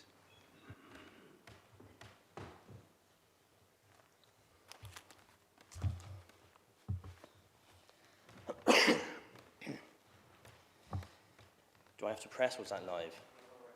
Perfect, thank you. Good afternoon, Chair and members. My name is Chris Carey, and I am the planning consultant speaking on behalf of the applicant. The proposal before you is the relocation of an established rural business, providing the applicant with a suitable site for which to continue and develop the enterprise. At the heart of this application is the support of the rural economy. Both local and national policy strongly supports the diversification of rural businesses, and national policy places substantial weight on economic benefits of enabling businesses to invest and expand. It is also important to recognise the seasonal nature of this proposal. Agricultural use of the land will still be the predominant land use. Game rearing will only take place for 5 months, and the majority of that is setting the sheds up and taking them down. Chicks only take seven weeks to rear. So for the remaining 7 months of the year, it will be agricultural, the structure is removed, and the land used for sheep grazing or another lawful agricultural use. In terms of landscape impact, members will have seen yesterday that the site is well contained with mature hedgerows and is not visible from the wider landscape. The structures are low-rise, temporary and agricultural in appearance. The scheme will also deliver a biodiversity net gain of 10% through the creation of a pond and additional hedgerow and tree planting. Touching briefly on highways, I understand that further clarification was provided yesterday on site. In short, the proposed movements are going to be no worse than the lawful agricultural use. If anyone's seen silage happening in a field, there's a lot of big tractors and big kit moving to and fro. Yes, there'll be a small number of larger vehicles to set up, but once set up, which will be quite quick, the day-to-day movements will be low and comprise the applicant visiting site in a pickup. Deliveries again, applicant delivering in a pickup with a trailer in the early morning. The gate has been widened, which increased the visibility displays, and the recessed gate is going to be captured by a planning condition. Arguably, this provides planning betterment from a highways perspective. With regards to manure, again, I haven't planned this, but just picking up on a concern earlier, it will be worked into a nutrient management plan as any other manure would do. And we're not here to debate whether game shooting is a good or a bad industry. Thank you. Thank you very much. Right, we have a letter from the local councillor, Simon McComb, which I shall read out. Please accept my apologies that I cannot be here in person. However, I would like to make a statement regarding the application. As the ward councillor for Mendip Ward, I am formally setting out the issues that have been raised with me by residents and Hinton Blewett Parish Council. Residents have consistently highlighted concerns relating to highway safety and access. Hook Lane is a narrow, single-track rural lane with no passing places for extended distances. It is regularly used by pedestrians, dog walkers, cyclists, horse riders, and children accessing the nearby play area. The lane's constrained nature has led residents to question whether commercial vehicle movements associated with the proposed use can be safely accommodated. I cannot see that this has been addressed and would ask for clearer evidence regarding the scale and frequency of vehicle movements. Linked to this, residents have raised concerns about the safety of vulnerable road users, the absence of segregated pedestrian provision, combined with the proximity of the village play area, is seen as a factor that may increase risk if traffic movements intensify. Several residents have referred to existing surface water runoff and periodic flooding on Hook Lane, including near the source of the River Cam. Given the site's position above Lytton Reservoir, residents have asked for clarity on how waste, manure, feed residues and runoff would be managed to avoid pollution. Residents and the Parish Council have also raised concerns regarding the site's location within the adjacent to the area of outstanding natural beauty national landscape. They consider that the proposal may have implications for landscape character, tranquility and views from nearby public rights of way, and have asked for assurances that the development would conserve or enhance the qualities of the designated landscape. There is also a concern of the local biodiversity, including the presence of farmland birds and the potential ecological impact of escaped game birds or disease transmission. These concerns relate both to the immediate site and to the wider rural environment. A number of residents have queried the use of classification set out in the application. They have asked for clarity on the policy basis for describing game bird rearing as agricultural, and whether the mixed-use designation could enable future intensification or additional activities beyond the scope of the current proposal. Finally, several residents have commented on the retrospective nature of the works, including the installation of gates, hard standing and track prior to the submission of the application. They have indicated that this has caused uncertainty within the community and have asked for reassurance regarding the transparency of the process. The issue raised by residents of the Parish Council, particularly around highway safety, the protection of vulnerable road users, environmental and water quality impacts are significant. I ask that these matters are fully and carefully considered, as I do not believe the application in its present form adequately addresses the concerns raised. Thank you for your time. Councillor Simon McComb Mendit. Right. Any questions for officers? Councillor Warren. Yeah, thanks, Chair. It might say it, but how many birds are we talking about? The application doesn't specify the actual number of birds. It is a commercial enterprise, and quite rightly they haven't divulged exact numbers. From my understanding, it's around 20,000 to 30,000. Not all at one time, spread across, just within that period. Yeah, I mean, they're probably normally one times. They probably all get released together in the seasons, etc., etc., etc. Okay, thank you. Councillor Gurley. Yeah, I'm concerned about the manure issue. I mean, we know that in other areas like the Wiley Valley, where there's very, very intensive poultry rearing, it's caused a real problem in nearby rivers. So the agent referred to it slightly fleetingly just now, but I'm wondering what concerns have been raised and what mitigations can be put in place to avoid the pollution by that amount of chick manure. Yeah, so I will just begin by saying obviously the site is agricultural at the moment. There can be rearing of animals in the agricultural context on the site, and that would be dealt with, as kind of the agent alluded to, in that disposal method, and that is the same for the rearing of pheasants. So because of that, officers haven't requested to see any sort of kind of management plan to understand the detail of it, so I don't have those details for you. But in any case, understanding what the site could be used for at the moment, and understanding that there are agricultural regulations which kind of restrict the disposal of waste, that would be covered for this use as well.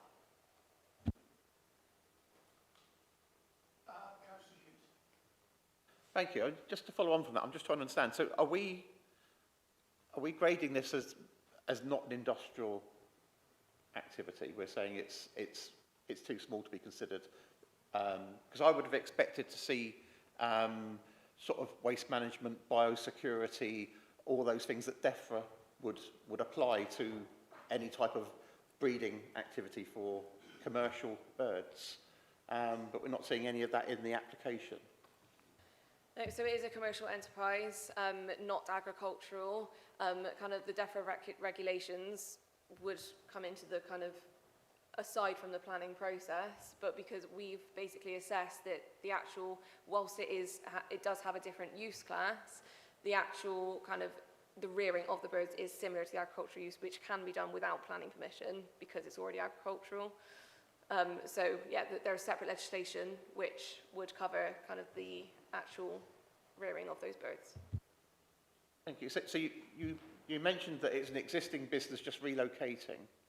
So do we know that the existing business meets all of those DEFRA requirements and legal requirements? I don't have that detail. Okay, thank you. Councillor Hansel. Thank you, Chair. We're told that the sheds and paraphernalia will be dismantled at the end of each season. Where are they all? Where's all that material being stored? Where is it being taken to? Is it near or far? So all of the pens are to be kept on site. So I showed the site location plan and the proposal, which includes 2 storage containers. Those pens are to be stored in there on site. So once they have been delivered to site, they will be retained on site and won't be moved away, just in those containers. Councillor Jackson. Sorry, second question, is that? Question. Can we just... Right, sorry, just a second question. The period of months that one of the speakers spoke about, where the lane is used extensively by walkers and so on, because it's going to be set up before that time and taken down, after that period, how many movements would you expect during a day into that site? The movements will be different depending on what stage kind of the site is at. So at setup stage, there will be more vehicle movements to bring the pens onto site, and that will be kind of a lorry load to bring that onto site. There will also be several trailer loads to bring the chicks onto site, to bring their feed and to bring the gas heaters. Once that's established, it is anticipated that it will just be the applicant's car once or twice a day onto that site. Once the pheasants have been reared and are able to leave the site, there will be between, I think, 15 and 20 trailer loads to remove them, not all at once, and outside of peak hours, towards the early morning. So at the end, so when those pheasants have been reared and they are ready to be removed from site. Councillor Jackson. Thank you, Chair. I've got a number of questions. Some of the ones I've already put to the officer on the site visit, which I have to say was an absolute revelation to me. One question that I think is very important is the question of the security of the birds. If they escape and if they are carrying some infection like bird flu, the result could be fairly catastrophic, I would have thought. But so what is going to be done to keep the birds on the site where they should be, at the times when they should be? But secondly, especially if you're going to stack up wooden sheds, what sort of security is there going to be against blood sports, saboteurs, local vandals, anybody else who might want to destroy the farm? And I'm not joking, we have an awful lot of arson on the farms in Somerset. I think this is North Somerset though, isn't it? And so that's what I'd like to know, what sort of security measures there are, and whether this consideration has been made about bird flu and the possibility of these pheasants or pheasantlings infecting commercial free-range hen farms in the neighbourhood. Thank you. So in relation to the security of the site, members will have seen on site yesterday the gates that have been installed, which will change with the condition, but there will still be gates into the site. And that is similar for agricultural sites. There is, of course, a risk with any agricultural site with people able to enter that site if they wish, but members will have also seen on site yesterday the example of the pen, one of the pens, and that is secure, as secure as a pen can be. The wider runs would have a mesh over the top to contain the birds within. So yes, obviously there will be a risk with any other agricultural kind of the keeping of animals, and you know the applicant will manage that themselves, but it is considered to be as secure as possible.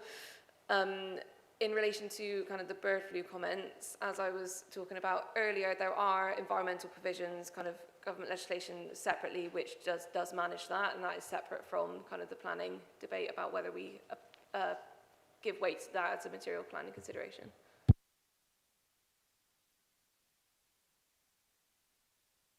I mean, I was quite taken aback by the size of that bund and the way it had been constructed.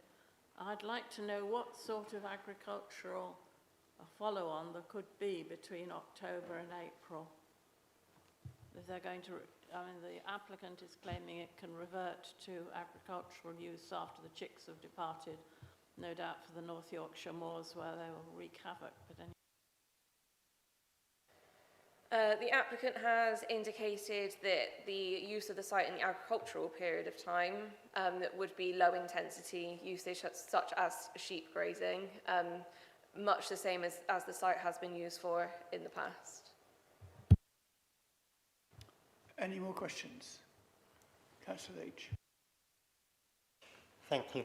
The suggestion has been made that if we allow this mixed use, that the applicant might at some stage in the future change the alternative use from rearing birds to something else. Can you please clarify? I assume that we are, in this application, asked to permit a specific mixed use, and that then, if the applicant wanted to change that alternative use, that would require a subsequent application. Yeah, so that is correct. The description of development does specify the rearing of game birds, and that is what we are considering today. If it was to come forward with a different proposal, then that would need to come before us as a planning application. Do I have any more questions? Can I have someone start the debate, please? Councillor Warren. Yeah, thanks, Chair. I'm just going to say a few bits and bobs. I probably know a little bit more about this than some here, maybe, being a country boy. It was raised that pheasants were being raised to be killed. I think that's irrelevant because it's legal. So whether you like it or whether you don't like it, it is what it is. Might surprise you, but I personally don't shoot, but yeah, maybe Clay's. And they'd be quite safe with me, as I probably miss. But that's legal. Again, the birds, I'm not sure the amount of birds. You mentioned between 40 and 60 million. That's actually UK-wide, 30 to 50 or whatever. So it's probably, I don't know how it's irrelevant. But again, I wouldn't be that worried about the mess the birds make. You'd probably chain out and get washed in. But my big issues, I know this fairly well, this area, because I used to represent it. Hence I do. And where this is, it's opposite a playground. And the playground is a little bit like all roads lead to Rome. Now, wherever the kids want to come from the village, they'll walk down to the playground. So every road comes down past where this is going to be, which would be my big concern, would be the safety for the kids there, vehicles going in and out, etc., etc., etc. I think that'd be my one particular issue, which I don't sure it's been covered or not. I agree, the traffic will be setting up, there'll be a lot of, and taking down there'll be a lot in between, there probably won't be. Again, we've got a similar place that we go past every day, and it's set up so almost overnight.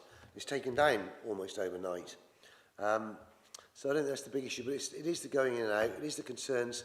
You've got the kids in the playground. I think they're safe, and I am erring on decide against this for that reason.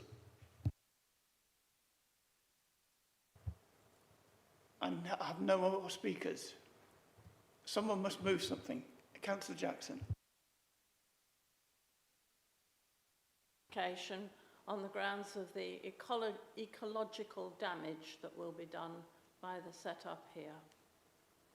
And I'm sure we've got some eco policies that would fit in. And the second one is the safety of local residents. I don't know if you can call it loss of amenity if it goes ahead, but I do think Councillor Warren has really put his finger on the most important question, really, because we want our little chicks to survive themselves. Mine are not little chicks anymore, of course.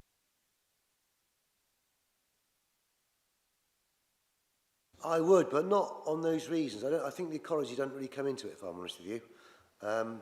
You've got basically wild birds, well, not wild birds, they're tame birds that will be wild. My issues would be the transport issues and the road safety issues, more so than the ecology, if I'm honest.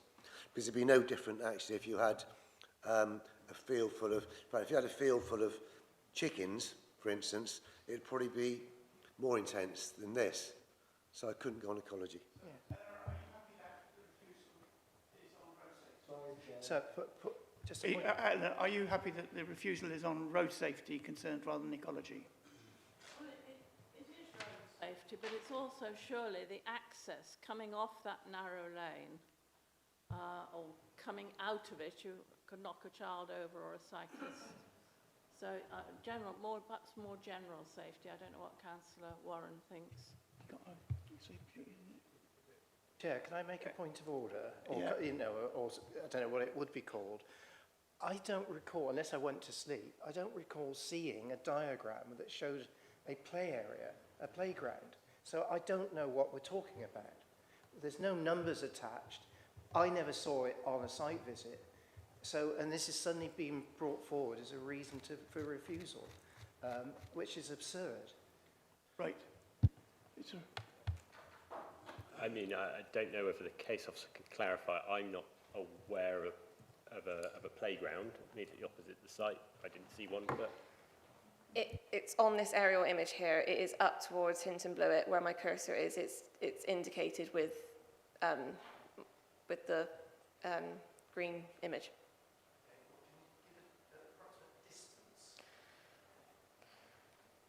I would just be guessing. I mean, it is... I mean, Dan, I don't know if you're better at guessing road distances than I am. Dan's measuring it.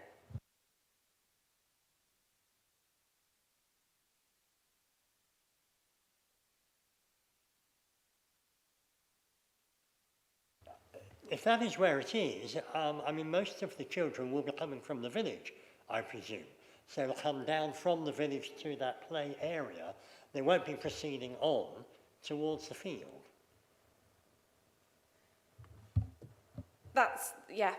Yes.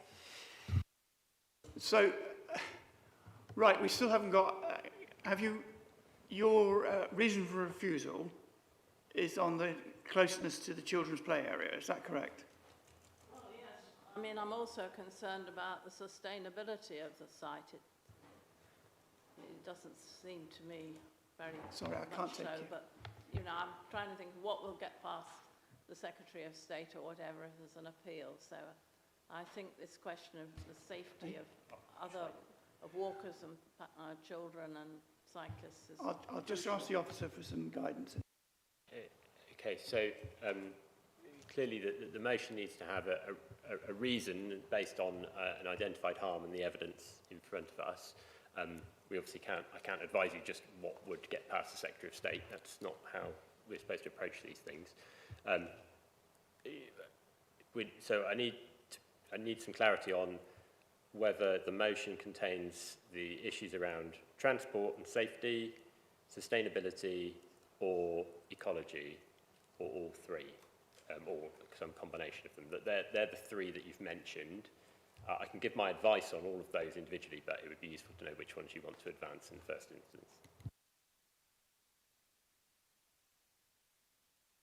4 o'clock, and I'm afraid my battery is getting low, like the one that's just flashed up on the screen. So if we can find the right language, I'd be very pleased. But I am recalling the application we had for the dwelling on the edge of the orchard in Bishop Sutton at the last one, where it was the grounds of vehicles coming down that lane, which meant that we refused the application to build this little dwelling that would have come out onto one of the airport rat runs. And so I think the same sort of safety applies. So, Tim, are you happy to second that we refuse this on highway safety issues? Yeah, if I'm honest with you, I thought the playground was closer than that. When you're there, it's actually right by the entrance to that bit of road. Yeah. However, It's approximately 500 metres from the access. Right, so the motion we're debating is that we refuse this application on the grounds of highway safety. Is that okay? Yeah. Okay. Before the vote, I'd like to say something. Yes, so that is, anyone wish to speak on that? Councillor Simon. I'll speak against the motion, as usual. This is basically a farming operation, even if it isn't agriculture in planning terms. And farming operations involve large vehicles, tractors, trailers, vans. Sorry? Yes. Down our narrow lanes in Somerset.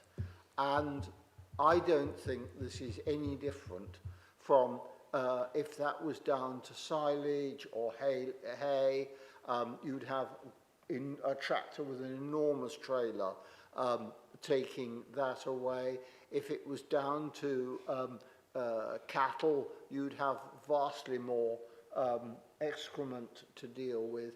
It seems to me that this is, we should think, is this farming operation reasonable? And I think it is, and I would therefore wish to propose to support the application.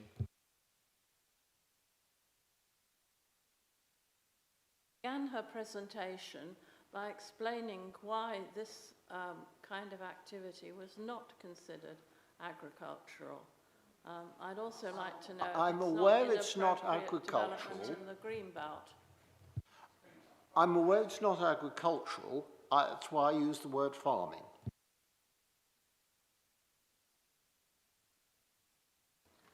Just to be clear where I am on this, I mean, first of all, yes, the highways, and I think the highways is an issue. Highways, safety, inadequate infrastructure. I think that comes under ST7. I also believe that it contravenes the Cotswolds National Landscape policies, and that would be policy NE2. I also have concerns because of the lack of a management plan and the control and disposal of waste, etc. It doesn't have any amenities there, that it may conflict PCS7, particularly with its location and adjacency to rivers and reservoirs. So that's where I stand on this. I've got no more speakers putting their hands up. We have a motion on the table. I'll be very brief. So, as Councillor Cross is about to say, the motion on the table is about the transport and the highway safety. Obviously, my professional recommendation in this instance is that would be quite difficult for us to defend. We have no objection from the local highways authority. I've not seen any technical evidence to demonstrate that there would be a safety issue. We've heard about the distance from the playground, whilst obviously I think, and Councillor Simons has summed up some of the issues around the baseline position here is that the site can be used for agriculture, including fairly intensive agricultural use that may generate a number of trips. And yes, whilst this does need planning permission because it's not technically an agricultural use, that baseline position is a material fallback position, and that you can compare the number of trips that could take place versus the number of trips that are proposed. And I'm just going to bring in the case officer very briefly for one last. Thank you.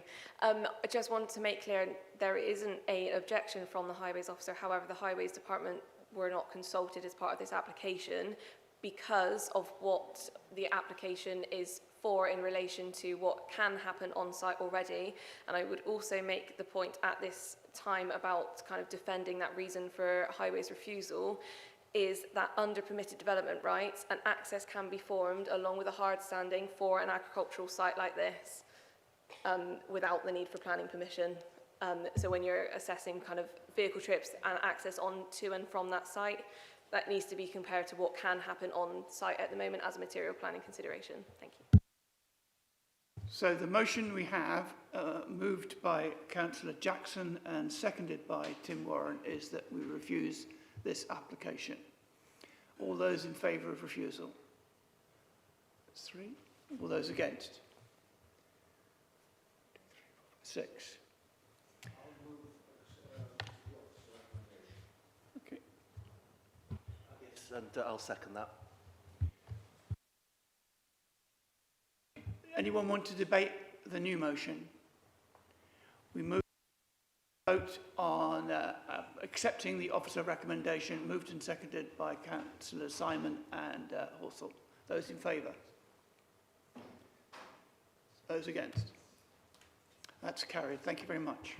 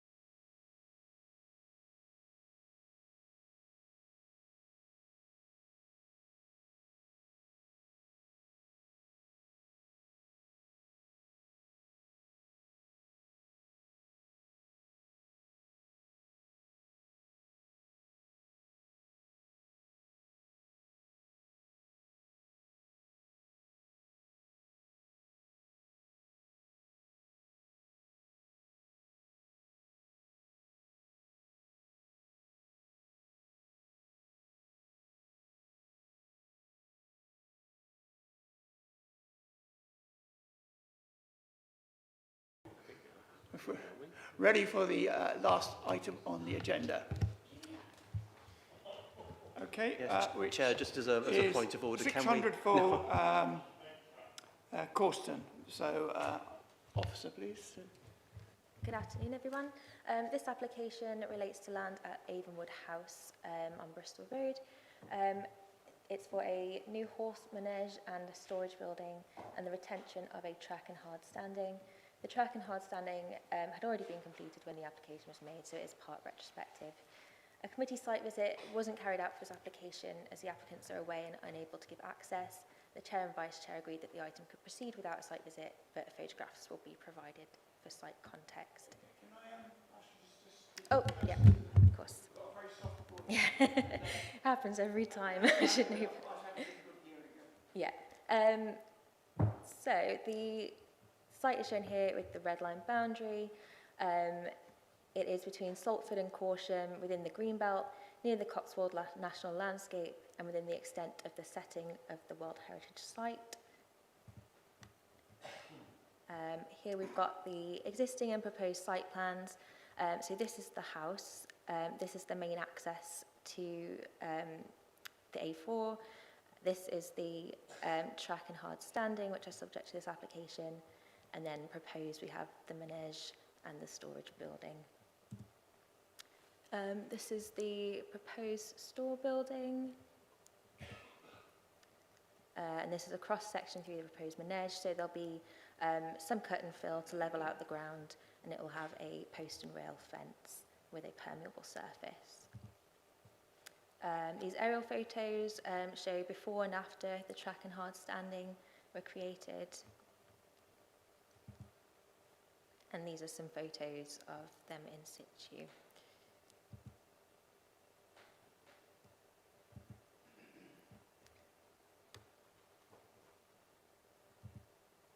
I've now got some photos taken from the landscape and visual impact assessment.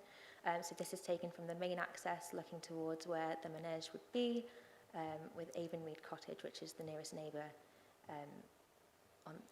just so visible over the boundary as well. This is taken from the north of the site, from the south, sorry, looking north towards Kelston Roundhill, and the manege will be at the bottom there. This is taken from the A4. As you'll see in the landscaping plan in a minute, supplementary planting is proposed along this boundary. And this is a bit further down the Bath Road. This is from the public right-of-way that runs along the southwest boundary of the site, adjacent to the hard standing area, which you can just see through the trees there. This is a longer view. This is from the railway path north of the site, so you can see it won't really be visible from there. And this is from Kelston Roundhill, which is the highest point within the LVIA study area. And I've just zoomed in there so you can see the boundary trees along the edge, and the hard standing would be at the very top there. So proposed additional landscaping would be a tree belt of woodland species along this boundary here, and then new hedgerow over here. They're also proposing biodiversity net gain, so there'd be 14.27% gain in area habitat and 70.82% in hedgerow habitat. Officer recommendation is to permit with the conditions listed in the delegated report. Thank you. Thank you. Can I ask Tom Sadler, the agent, to speak, please?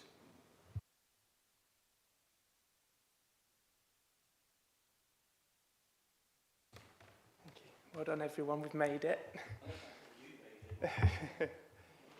Okay. This application comes before you today after constructive dialogue with the case officer and all the specialist officers associated with the appraisal of this scheme. This has resulted in a comprehensive report which has been prepared for your consideration. The report thoroughly assesses all the relevant planning issues and concludes with an appropriate recommendation for approval. I'm just going to highlight the following policy compliant aspects of the proposal as set out in their report.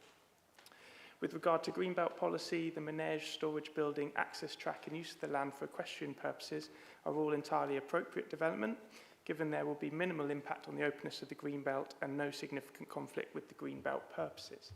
With regards to landscape impact, a comprehensive landscape and visual impact assessment has been submitted. This demonstrates that the visual impact will be limited and there will be no harmful impact upon the landscape character of the wider locality. The proposal has been subject to rigorous ecological assessment and appraisal by the Council's ecological officer. No protected species will be harmed and full policy compliant BNG can be achieved. In respect of transport and highways, officers confirm no objection. The nearest residential property is Avonmead Cottage, located to the north of the site. However, given the intervening distance to this property, together with the domestic equine use of this manege in this rural location, there will be no significant impact upon the occupiers of this property. Finally, all detailed aspects of the proposal are entirely appropriate for this rural setting, and no objections are raised from the drainage and flooding team to the drainage aspects of the proposal. This equine proposal is entirely appropriate for this rural locality, and the Comprehensive Officer report demonstrates that all development plan policy issues are fully complied with. I therefore urge you to follow the recommendation as set out in the Officer's report and grant planning permission for this proposal. Thank you. Thank you. Can I ask the Ward Councillor, Councillor Duncan Hansel, please? Thank you. Because I called this application to committee, after I've spoken to you, I'm going to leave the room and as protocol stands and let you decide. This is going to be one of the shortest ward councillor addresses probably ever, because you'll see that I called this to committee over 2 years ago, and the target date was April 2024. My congratulations to the case officer for her patience and perseverance over 2 years. All the issues that were there at the beginning of this have been addressed in the committee report, which I commend. I'm satisfied with everything that's in there, and I urge you to accept the officer recommendation. Thank you very much. I'm not sure that Councillor Hansel needs to withdraw. I've already said that to him. It's his decision. I've already said that to him. He doesn't need. It's his decision.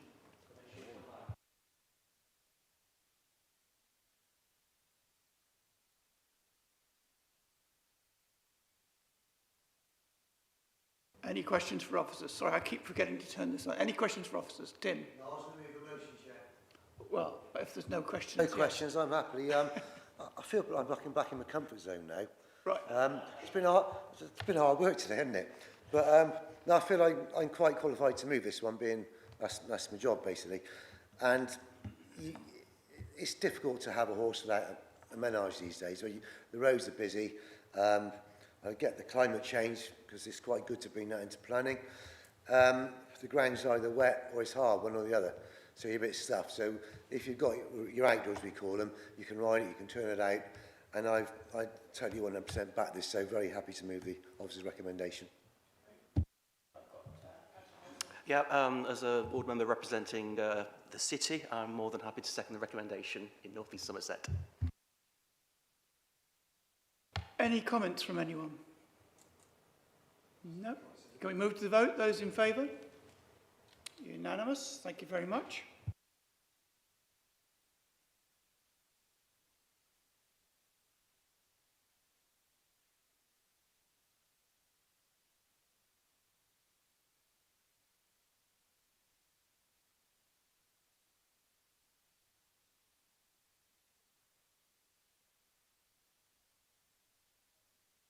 Item 8, we've done our planning applications. Well done, team. Item 8, appeals report. Any comment on the appeals report? So we note it. Is everyone happy to note it? Okay, that's noted. Date of next meeting, Monday the 28th of September is site visits, and the... No, it is September. September. There's 2 in September. And the meeting itself will be on Wednesday the 30th of September. I know it's 2 this month, but it's a busy time. We've got a lot of applications. Yeah. Okay, I'll see you all on the 28th. Tim? Just one very small thing that might be worthwhile. We spoke at the leaders' meeting yesterday about maybe having slightly shorter reports. We didn't seem much shorter today, just wonder if you might be able to constrict them a little bit. And again, some of the answers, 10 minutes later, actually, do we get an answer? So whether it might just be worth looking at. Thank you. No,